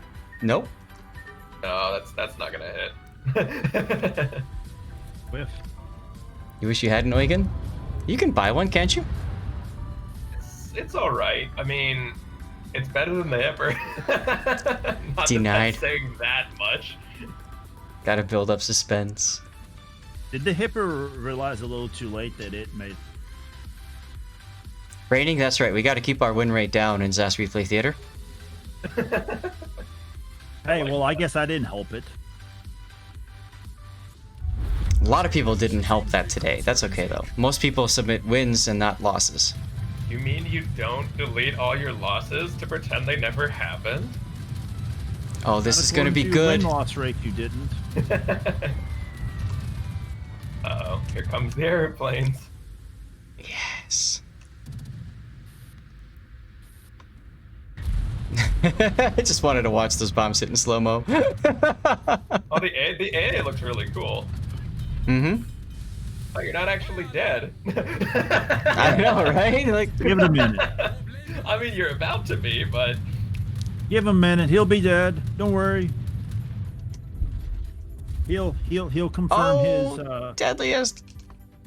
He just fired. He didn't have to fire. I mean, I think he was lit anyway. Hipper's got pretty bad detection. Mm-hmm.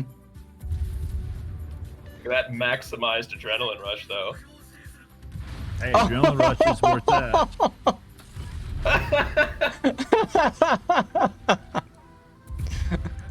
Come on, get the sits before you die. There it is. Good prioritization shooting into Kid for Osama, though. Yeah, absolutely. Where did my thing go? There we go. No? I had it all set and then I hit the wrong keys again. There we go. Alright. So we get our first death, well, our second death pick, I think. This is the second? No, this is the first death pick of the stream. Come on, guys, you're slacking here. For those of you guys new to this stream, we always like to look at death picks because it's fun when people die on stream and we can just kind of celebrate their death and look at the joys of this game that we normally don't see because we're dead and frustrated and angry because we died. Or we're laughing so hard because we are dead. True, true. Oh, and look, there's a butt anchor too. There we go. Let's see if I can do some epic telephoto work.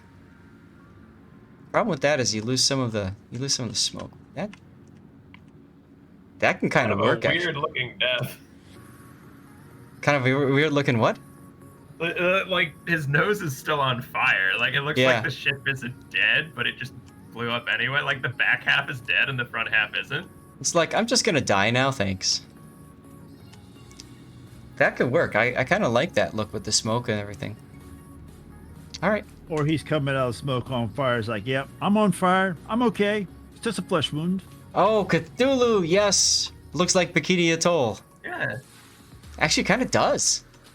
Or did. Yeah, like the front still looks. There's no damage saturation or anything. Nope.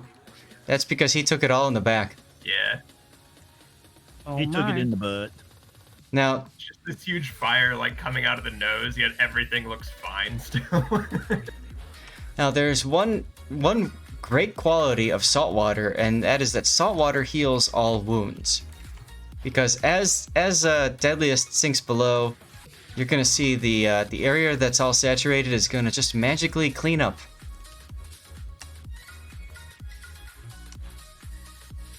The kid is about to die, and the hipper is in suicide position. Well, yes. Yeah, the problem is the enemy team was at like 850 points, so Oh, sandbar. didn't really matter. It's quicksand, don't worry.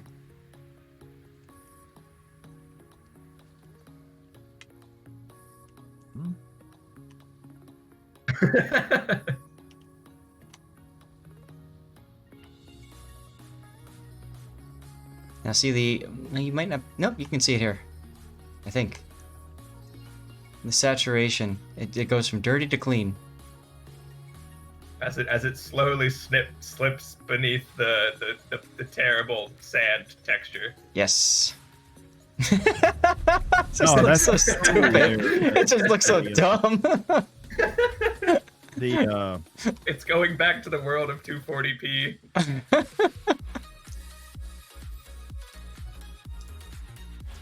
Well, guys, those were all to cover my replays and subscriptions. So I'm going to go back to the original order that I had planned for everybody, which right now is a Z52, followed by Ranked Parsifal, followed by Kurfurst Ranked, followed by Des Moines Ranked.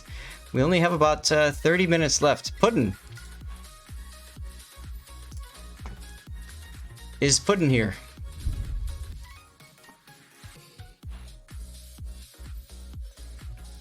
I guess not. I shall have to do this then. Let's see. What can I do? Ooh, caught sleeping on the job. Ah, You know what you need to do. You think you won that one, by the way? Oh my god, really, Deadliest? Oh, I'd be this impressed if your team managed to win that. You were down both West caps, and the enemy team only needed like 200 points more, so everybody on the enemy team would have had to die, more or less. Yeah. But hey, Just based on positioning. we've seen people, you know, throw games before, We so... have seen things. Many things. Yeah. Never question the power of your team or the enemy team. Yep. Yeah, never question the power of the other team to say, screw it. I mean, I'm almost envisioning that being one of those horrible ones where you kill everything except the enemy carrier, and the enemy carrier is just like off an A10 or whatever, wherever the corner would be. J1, I think, over there.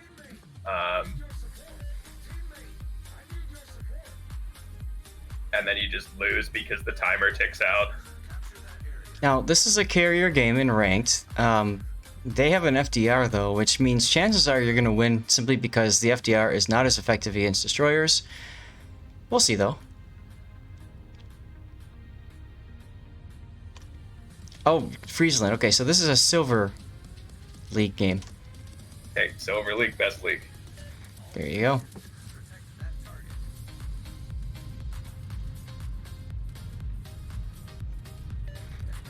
Alright, so here's what I'm going to do, and if I fumble this up, I apologize, because Puddin' does giveaways a little bit differently than I do. I'm going to see if I can draw... Oh, there he is! Hey, do a drawing, and then it's time to get our ship giveaway up. Look at that. Oh, Boom. a little focused on the planes. Smile Crow. Congratulations, dude. And then Harley is redeeming Cover My Replay for her Minotaur game. All right. We can take a look at your Minotaur game. Just note we will judge you immensely based only on your selection of consumables. No, it's the question are they the meme or not? But the question then becomes, which is the meme and which is not? The meme is the radar. So, ladies and gentlemen, there is a very rare ship that you can you can win on this stream today. It is the ship that I was showcasing a couple weeks ago that Kaduzanan had graciously sent my way. And Wargaming has given me some codes so I can give away a couple of ships as well. And this is the Tier 2 Admirante Abreu, the Brazilian ship. That is a rare ship. That is one, yeah. This ship, Meow. this ship is not available for sale. You cannot No, buy it's it. not, yeah. This is as rare as it gets these days on World of Warships. That's every single CC stream. They're all like, "Why can't we get this boat?" Also, that destroyer made a good decision going nose in between some islands.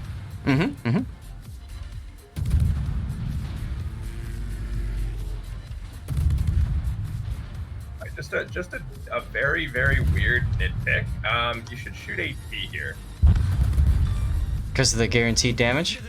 Yeah, and because it does more. Like, you will get AP pens with the Z52 on destroyers that are at 10 angles. Like, if they're about, it depends what destroyer you're shooting at.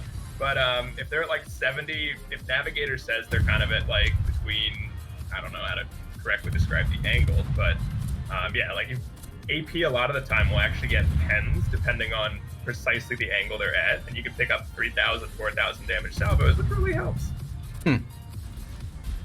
Yeah, I need to get in the habit of using AP more often too.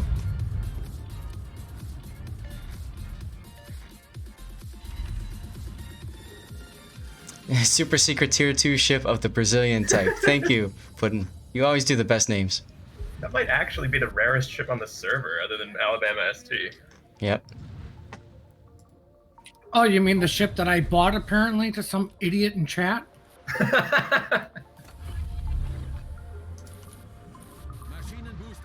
My response to him was, yeah, the ARP Yamato was too cheap for me.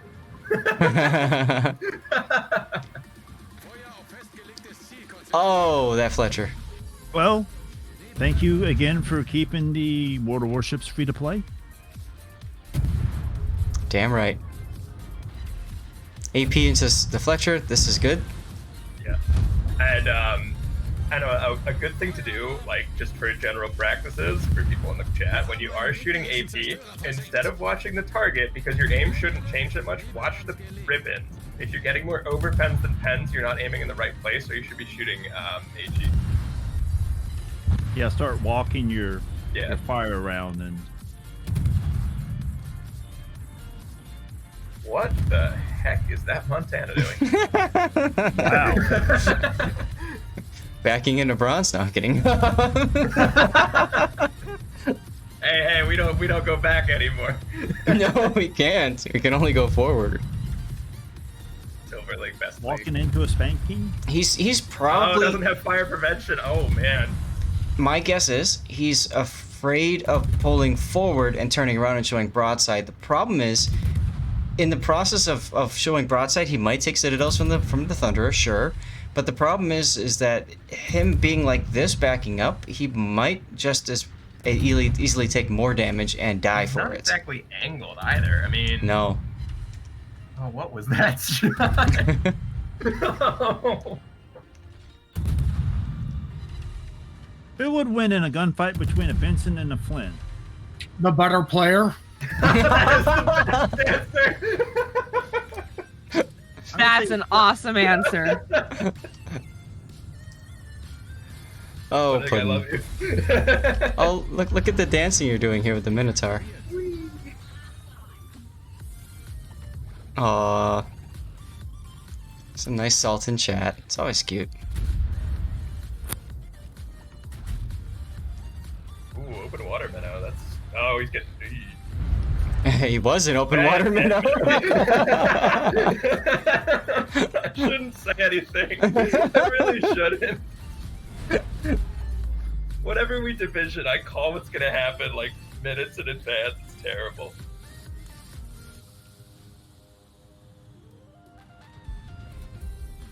I love how you're playing this close to those enemy bombers, and like, there you are.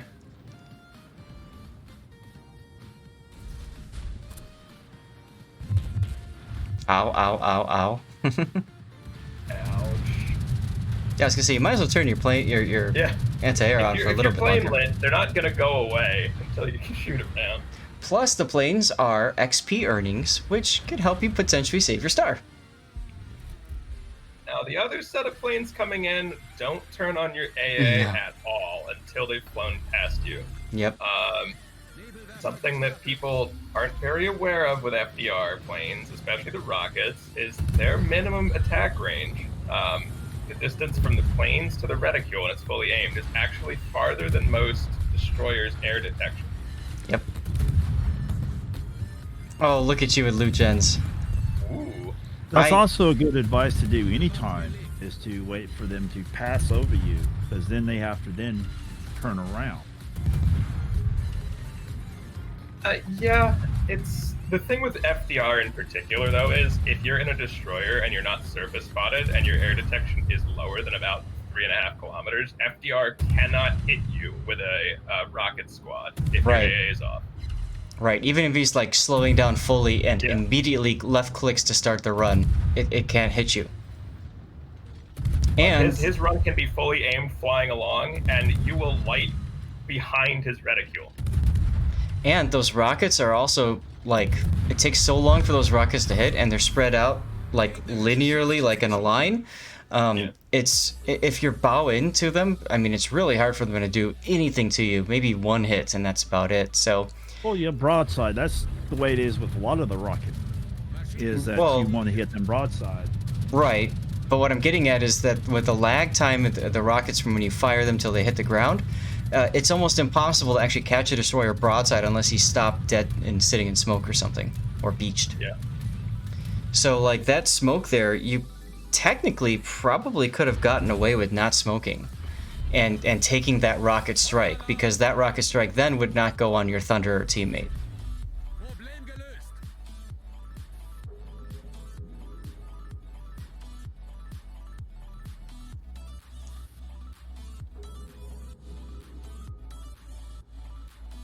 So which ship is it you giving away the...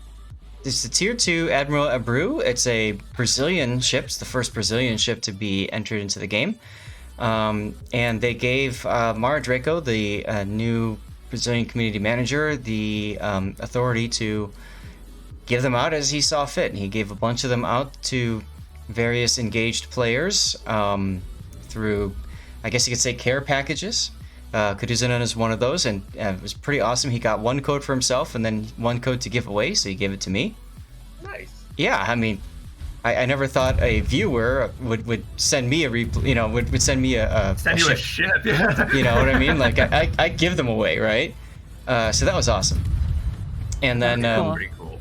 Nice. Yeah. I was just wondering, because in there's a Tier 6 or Tier 7 cruiser too. I think the Abreu is a copy of Albany. Albany, right? It's an Albany clone. Yep. Yeah.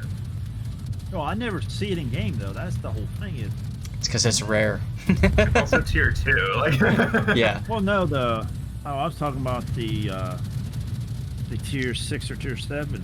Which one? Raining. So when are we going to see one of my replays in that ship? That's true. That's my rule, right? If you win a ship on my stream, you have to send me a replay of you in it. Ship. It's the Pan American. Luckily, you didn't win it. It's the Pan American ship. Nueva de Julia isn't rare. No. I didn't see it, but... Oh wait, that's because it's always in the rye. That's where we only use it. Always in port. Is it that bad of a ship, though? That's the question. No, it's pretty good. And people, by definition, you don't really have a good captain in it anyway. Because it's a literal copy of the Boise, but you have to have a captain for it, and it's in its own nation, so. Mm-hmm. Never made a whole lot of sense to dump like 1 million XP onto a captain for one boat. Well, unless you're like me, who every one of my ships have a captain for them. See, now this player started the attack run early, anticipating running into Grunty. Grunty slowed down and stopped. Now look at the rockets. That was the earliest he could have dropped. Yeah, that was a great visualization of it. Yeah. The FDR cannot hit him in that attitude. And that's why the FDR is probably considered the worst ship for ranked this season, because it just is sorely lacking in the anti-destroyer compartment. You could make the same argument or similar argument for MVR, although MVR's got the torp bombers that can at least do something. Yeah, again, right here. As long as he waits to turn on the AA until after he's plane lit. In that case, the enemy carrier player, He actually fired early. he started the run early and he fired early, knowing that he couldn't hit you otherwise. Yeah, that was actually a very good prediction by the enemy carrier. Yeah. Now here, granted, the reticule, when it's not fully aimed in, is like the size of a grid square. Mhm. So. Yep. I probably would have slowed down and started smoking earlier than you did there, because now you're detected. He knows where to drop at least. Oh. FDR a lot worse. FDR dive bombers can do terrible things to destroyers, but it's very RNG.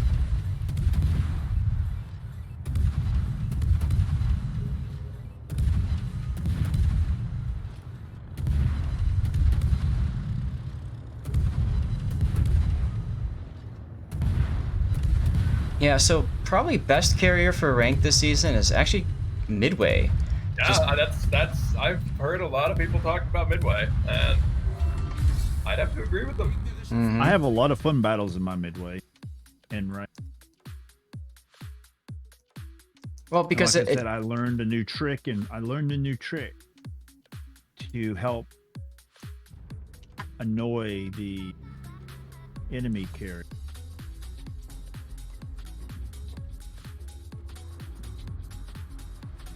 Yeah, well, the big thing about the Midway, of course, it's got the American planes that can hit things from longer range or a larger area of control. But the big thing is, especially with HVARs, it's really good against enemy destroyers. And killing destroyers wins games in ranked, as we talked about before.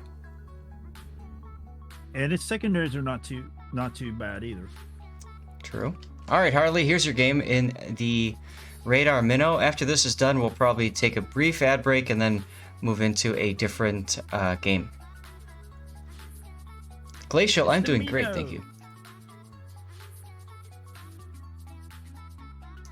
Oh, Hoojam, no, I'm not saying the best ship in ranked, I'm saying the best carrier in ranked. I apologize if that was misunderstood. No, if we don't get in, we can get into an argument about that. Oh man, hang on, I gotta crank up my stream quality to read some of these names. We've got a I like the double Texas names in Thunderers. Look at that. Texas Tom. Oh, right, and then Big Texas Oil. Well, somebody said something about nasty cleavage. Yeah. Jeez. All right. Moist Waifu? Is that waifu? Is that another one?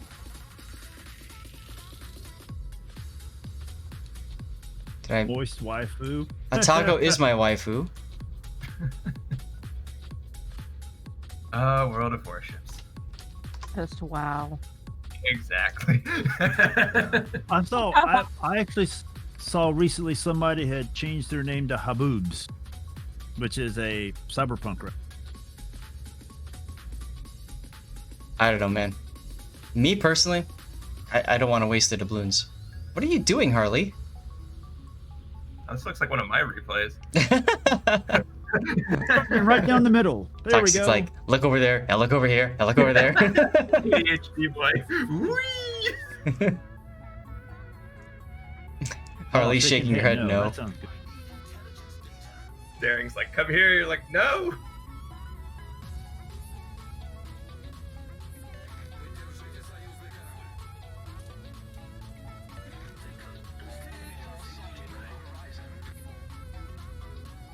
I mean, the good news is there's no carrier, so this is a bit safer than it is if there is a carrier.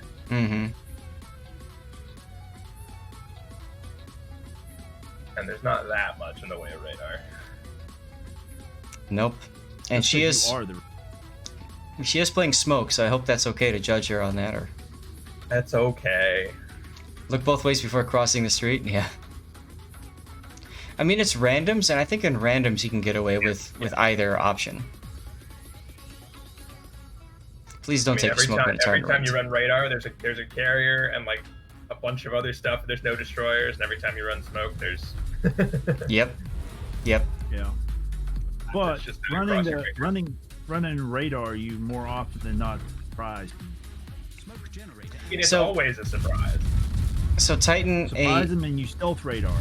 It's like I keep saying, it's one of the few ships that's not Russian that you can stealth radar. And stealth radar basically means if I'm detected, I can hit the button and I can find out who detects me. So that's why stealth radar is so important. And in a ranked environment, you absolutely want to kill the enemy destroyers as quickly as possible. So you detect their ship, you radar, and you win. That's the idea, at least. At this And point, the it's second probably idea better to is- shoot at the Petro. Yep. As you're coming up to a cap, you see it capping and it's not your team capping it, and your radar covers it. You hit radar, you've already uncovered the enemy that's capping, but yet you've not uncovered yourself. Yep. I completely Until you agree fire. with Toxic here. You should definitely two things. You should be shooting the Petro, and two, you need to be concerned about possibly being radar lit. So you need to move forward so you can curl into safety behind the island so the Thunder can't whack you with one salvo. Yes. Except for the Minnow's radar is 1 kilometer further and its detection radius is shorter. Mm-hmm. All right, now gearing is to the south of you. You're detecting gearing on Hydro. You detected the Shima, or somebody did for a second. Booster may be made of cardboard, but the Minnow's made of wet cardboard. I don't know, I'm saying that with the Minnow is like the Worcester if it was made out of cardboard. Petro's a bot co-op hero. Yeah, that was a really bizarre, just thrown away boat. But hey, free ships are free ships. That's right. Okay, take a look at the minimap. You've got gearing and Shimakaze heading this way. Get your guns ready for the Shima. Nope, he decided to curl back.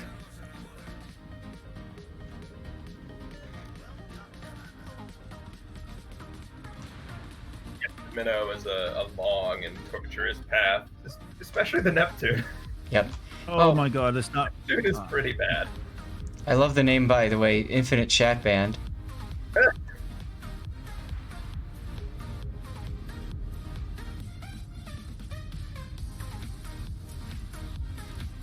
Get into gear and get your Minnow. Titan, if you want to, go for it. I mean, Minotaur is one of those rare ships where you can play it in two different ways and do well in them with both. Oh, Shima. Ah! And the fact that every destroyer player should fear a Minnow. And that's why. Straight up. Chat Band and you have a bit of a challenge. How you doing, Dvorkman, by the way? Neptune is fun until you have to be a destroyer. That's true. Or just, you have to play the boat at all. I mean, sure, you get a firepower upgrade over the Edinburgh, but everything else about it is a downgrade. Yep. Yeah, there's a couple other ships that you can get away with two different playstyles. Most of the secondary battleships for obvious reasons. And what's another one? Edinburgh. At tier 8, you could technically run radar if there's like a ranked season. Or a clan battle, I suppose. Look at this Gearing thinking he's going to pull a fast one on you by stopping. And reversing. He doesn't really have a plan here, does he? Stop, he's already dead. Lucky he only got shot once there. I mean, I think the Kremlin was sleeping. He just gave up on life, yep. Harley's like, I cut you.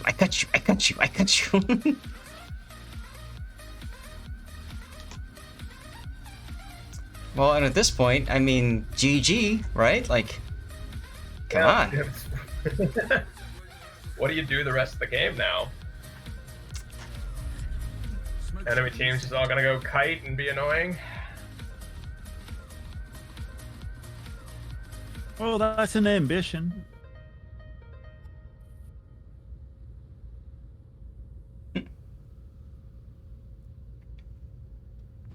What's up, Alex? How you doing?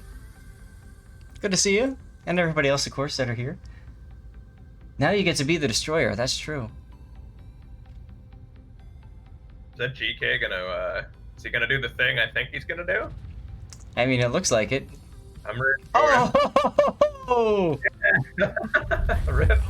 Someone forgot their ramming flags. Kremlin actually, yeah, the Kremlin actually had ramming flags.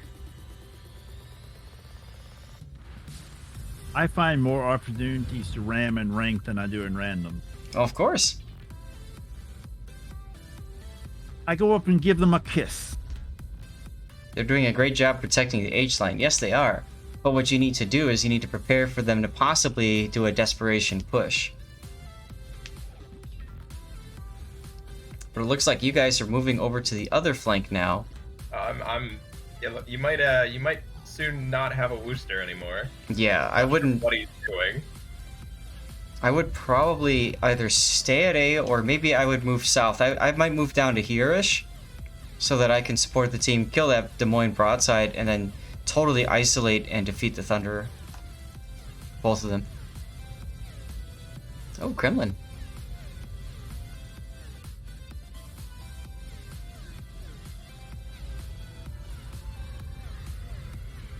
Titan, if you're getting a lot of overpens, it might be worth to take a look at how you're choosing to aim. Because most overpens, it comes from aiming too high and hitting the superstructure. Or it could be from shooting too far forward or aft and hitting the less armored bow or stern of a ship. The non-torpedo protection. Right. Well, you can, because it depends on what part of the nose and stern you're hitting. If you're hitting right in front of the center sections, you'll generally get 10. But now you could tell that Harley made the conscious decision to sit and farm with smoke, which is fine, because she had slowed down and she turned, and in preparation for that smoke.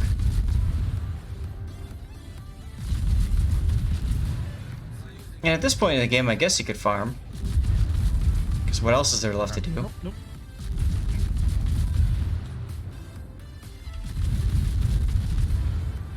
Might want to think about switching guns to the Montana, though. That one, yes.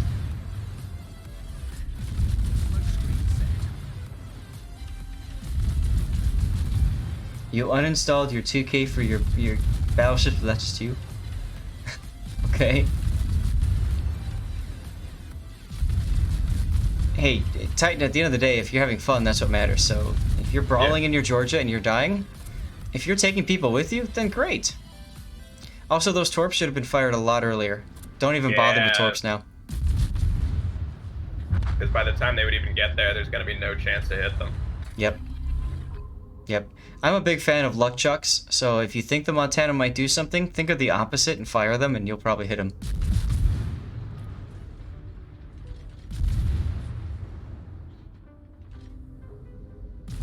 Oh yeah, the HE Kremlin. Does it get any better than that? HE Yamato. Now, I would fire torpedoes, one spread on the Montana and one to the left in case he might decide to go bow in. He's not? Okay, let's talk about where Harley's aiming. She's aiming up here at the superstructure. Now, there's other parts of the ship that you could easily aim for. The bow, although with them moving forward, you can't really hit that anymore. The stern is often forgotten with American battleships. You can get an awful lot of HP damage by hitting the rear of the ship and overpenning it. A lot more than people realize. Cthulhu, I did not cover your Strasbourg replay. Sorry. People don't like to touch the butt. That is correct. Yeah, generally speaking, whenever you look at a broadsiding boat, what you want to pay attention to is where they're least saturated, and shoot there first. Yep. Now it's tough to see with that particular part where I paused it because of the lighting, but yeah. Now this decision to come in like this is a little bit off. I think you would have been better coming in with your angle already set for your torpedoes and then turning in so that you can spin and get your other torpedoes on target too. Also, don't bother shooting the Montana, he's already dead. Shoot the Holland. We sank their battleship.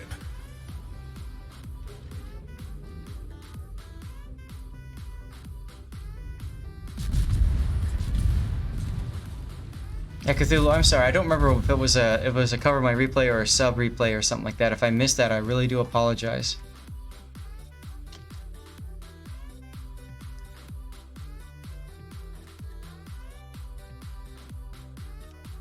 Okay.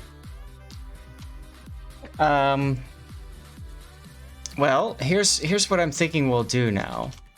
I'm gonna put a poll up, and I'm gonna give you guys a couple minutes, and then we're gonna do a quick ad, and then after that, Puddin will do the drawing, okay? So the poll has to do with which game you guys would like me to take a look at next. I've got 2 that have been sent to me for review purposes, and I would like to get your opinion on that. Ginga Force is an old-style top-down shooter game. And then there's also, what's the other one? Project Wingman. Which is that even a vote? Which is kind of like Ace Combat. Is that what? Is that even a vote? Right? Well, with you here, it's probably going to be a quick vote at that. But I still want people to have an opinion, ability to express their opinion. So, there you go. There's feel like their vote counts. Well, I mean, it's important. The vote's up. Go ahead and vote. I'm going to run a 2-minute ad, and then we'll... No, we're not doing Raid Shadow Legends Deadliest.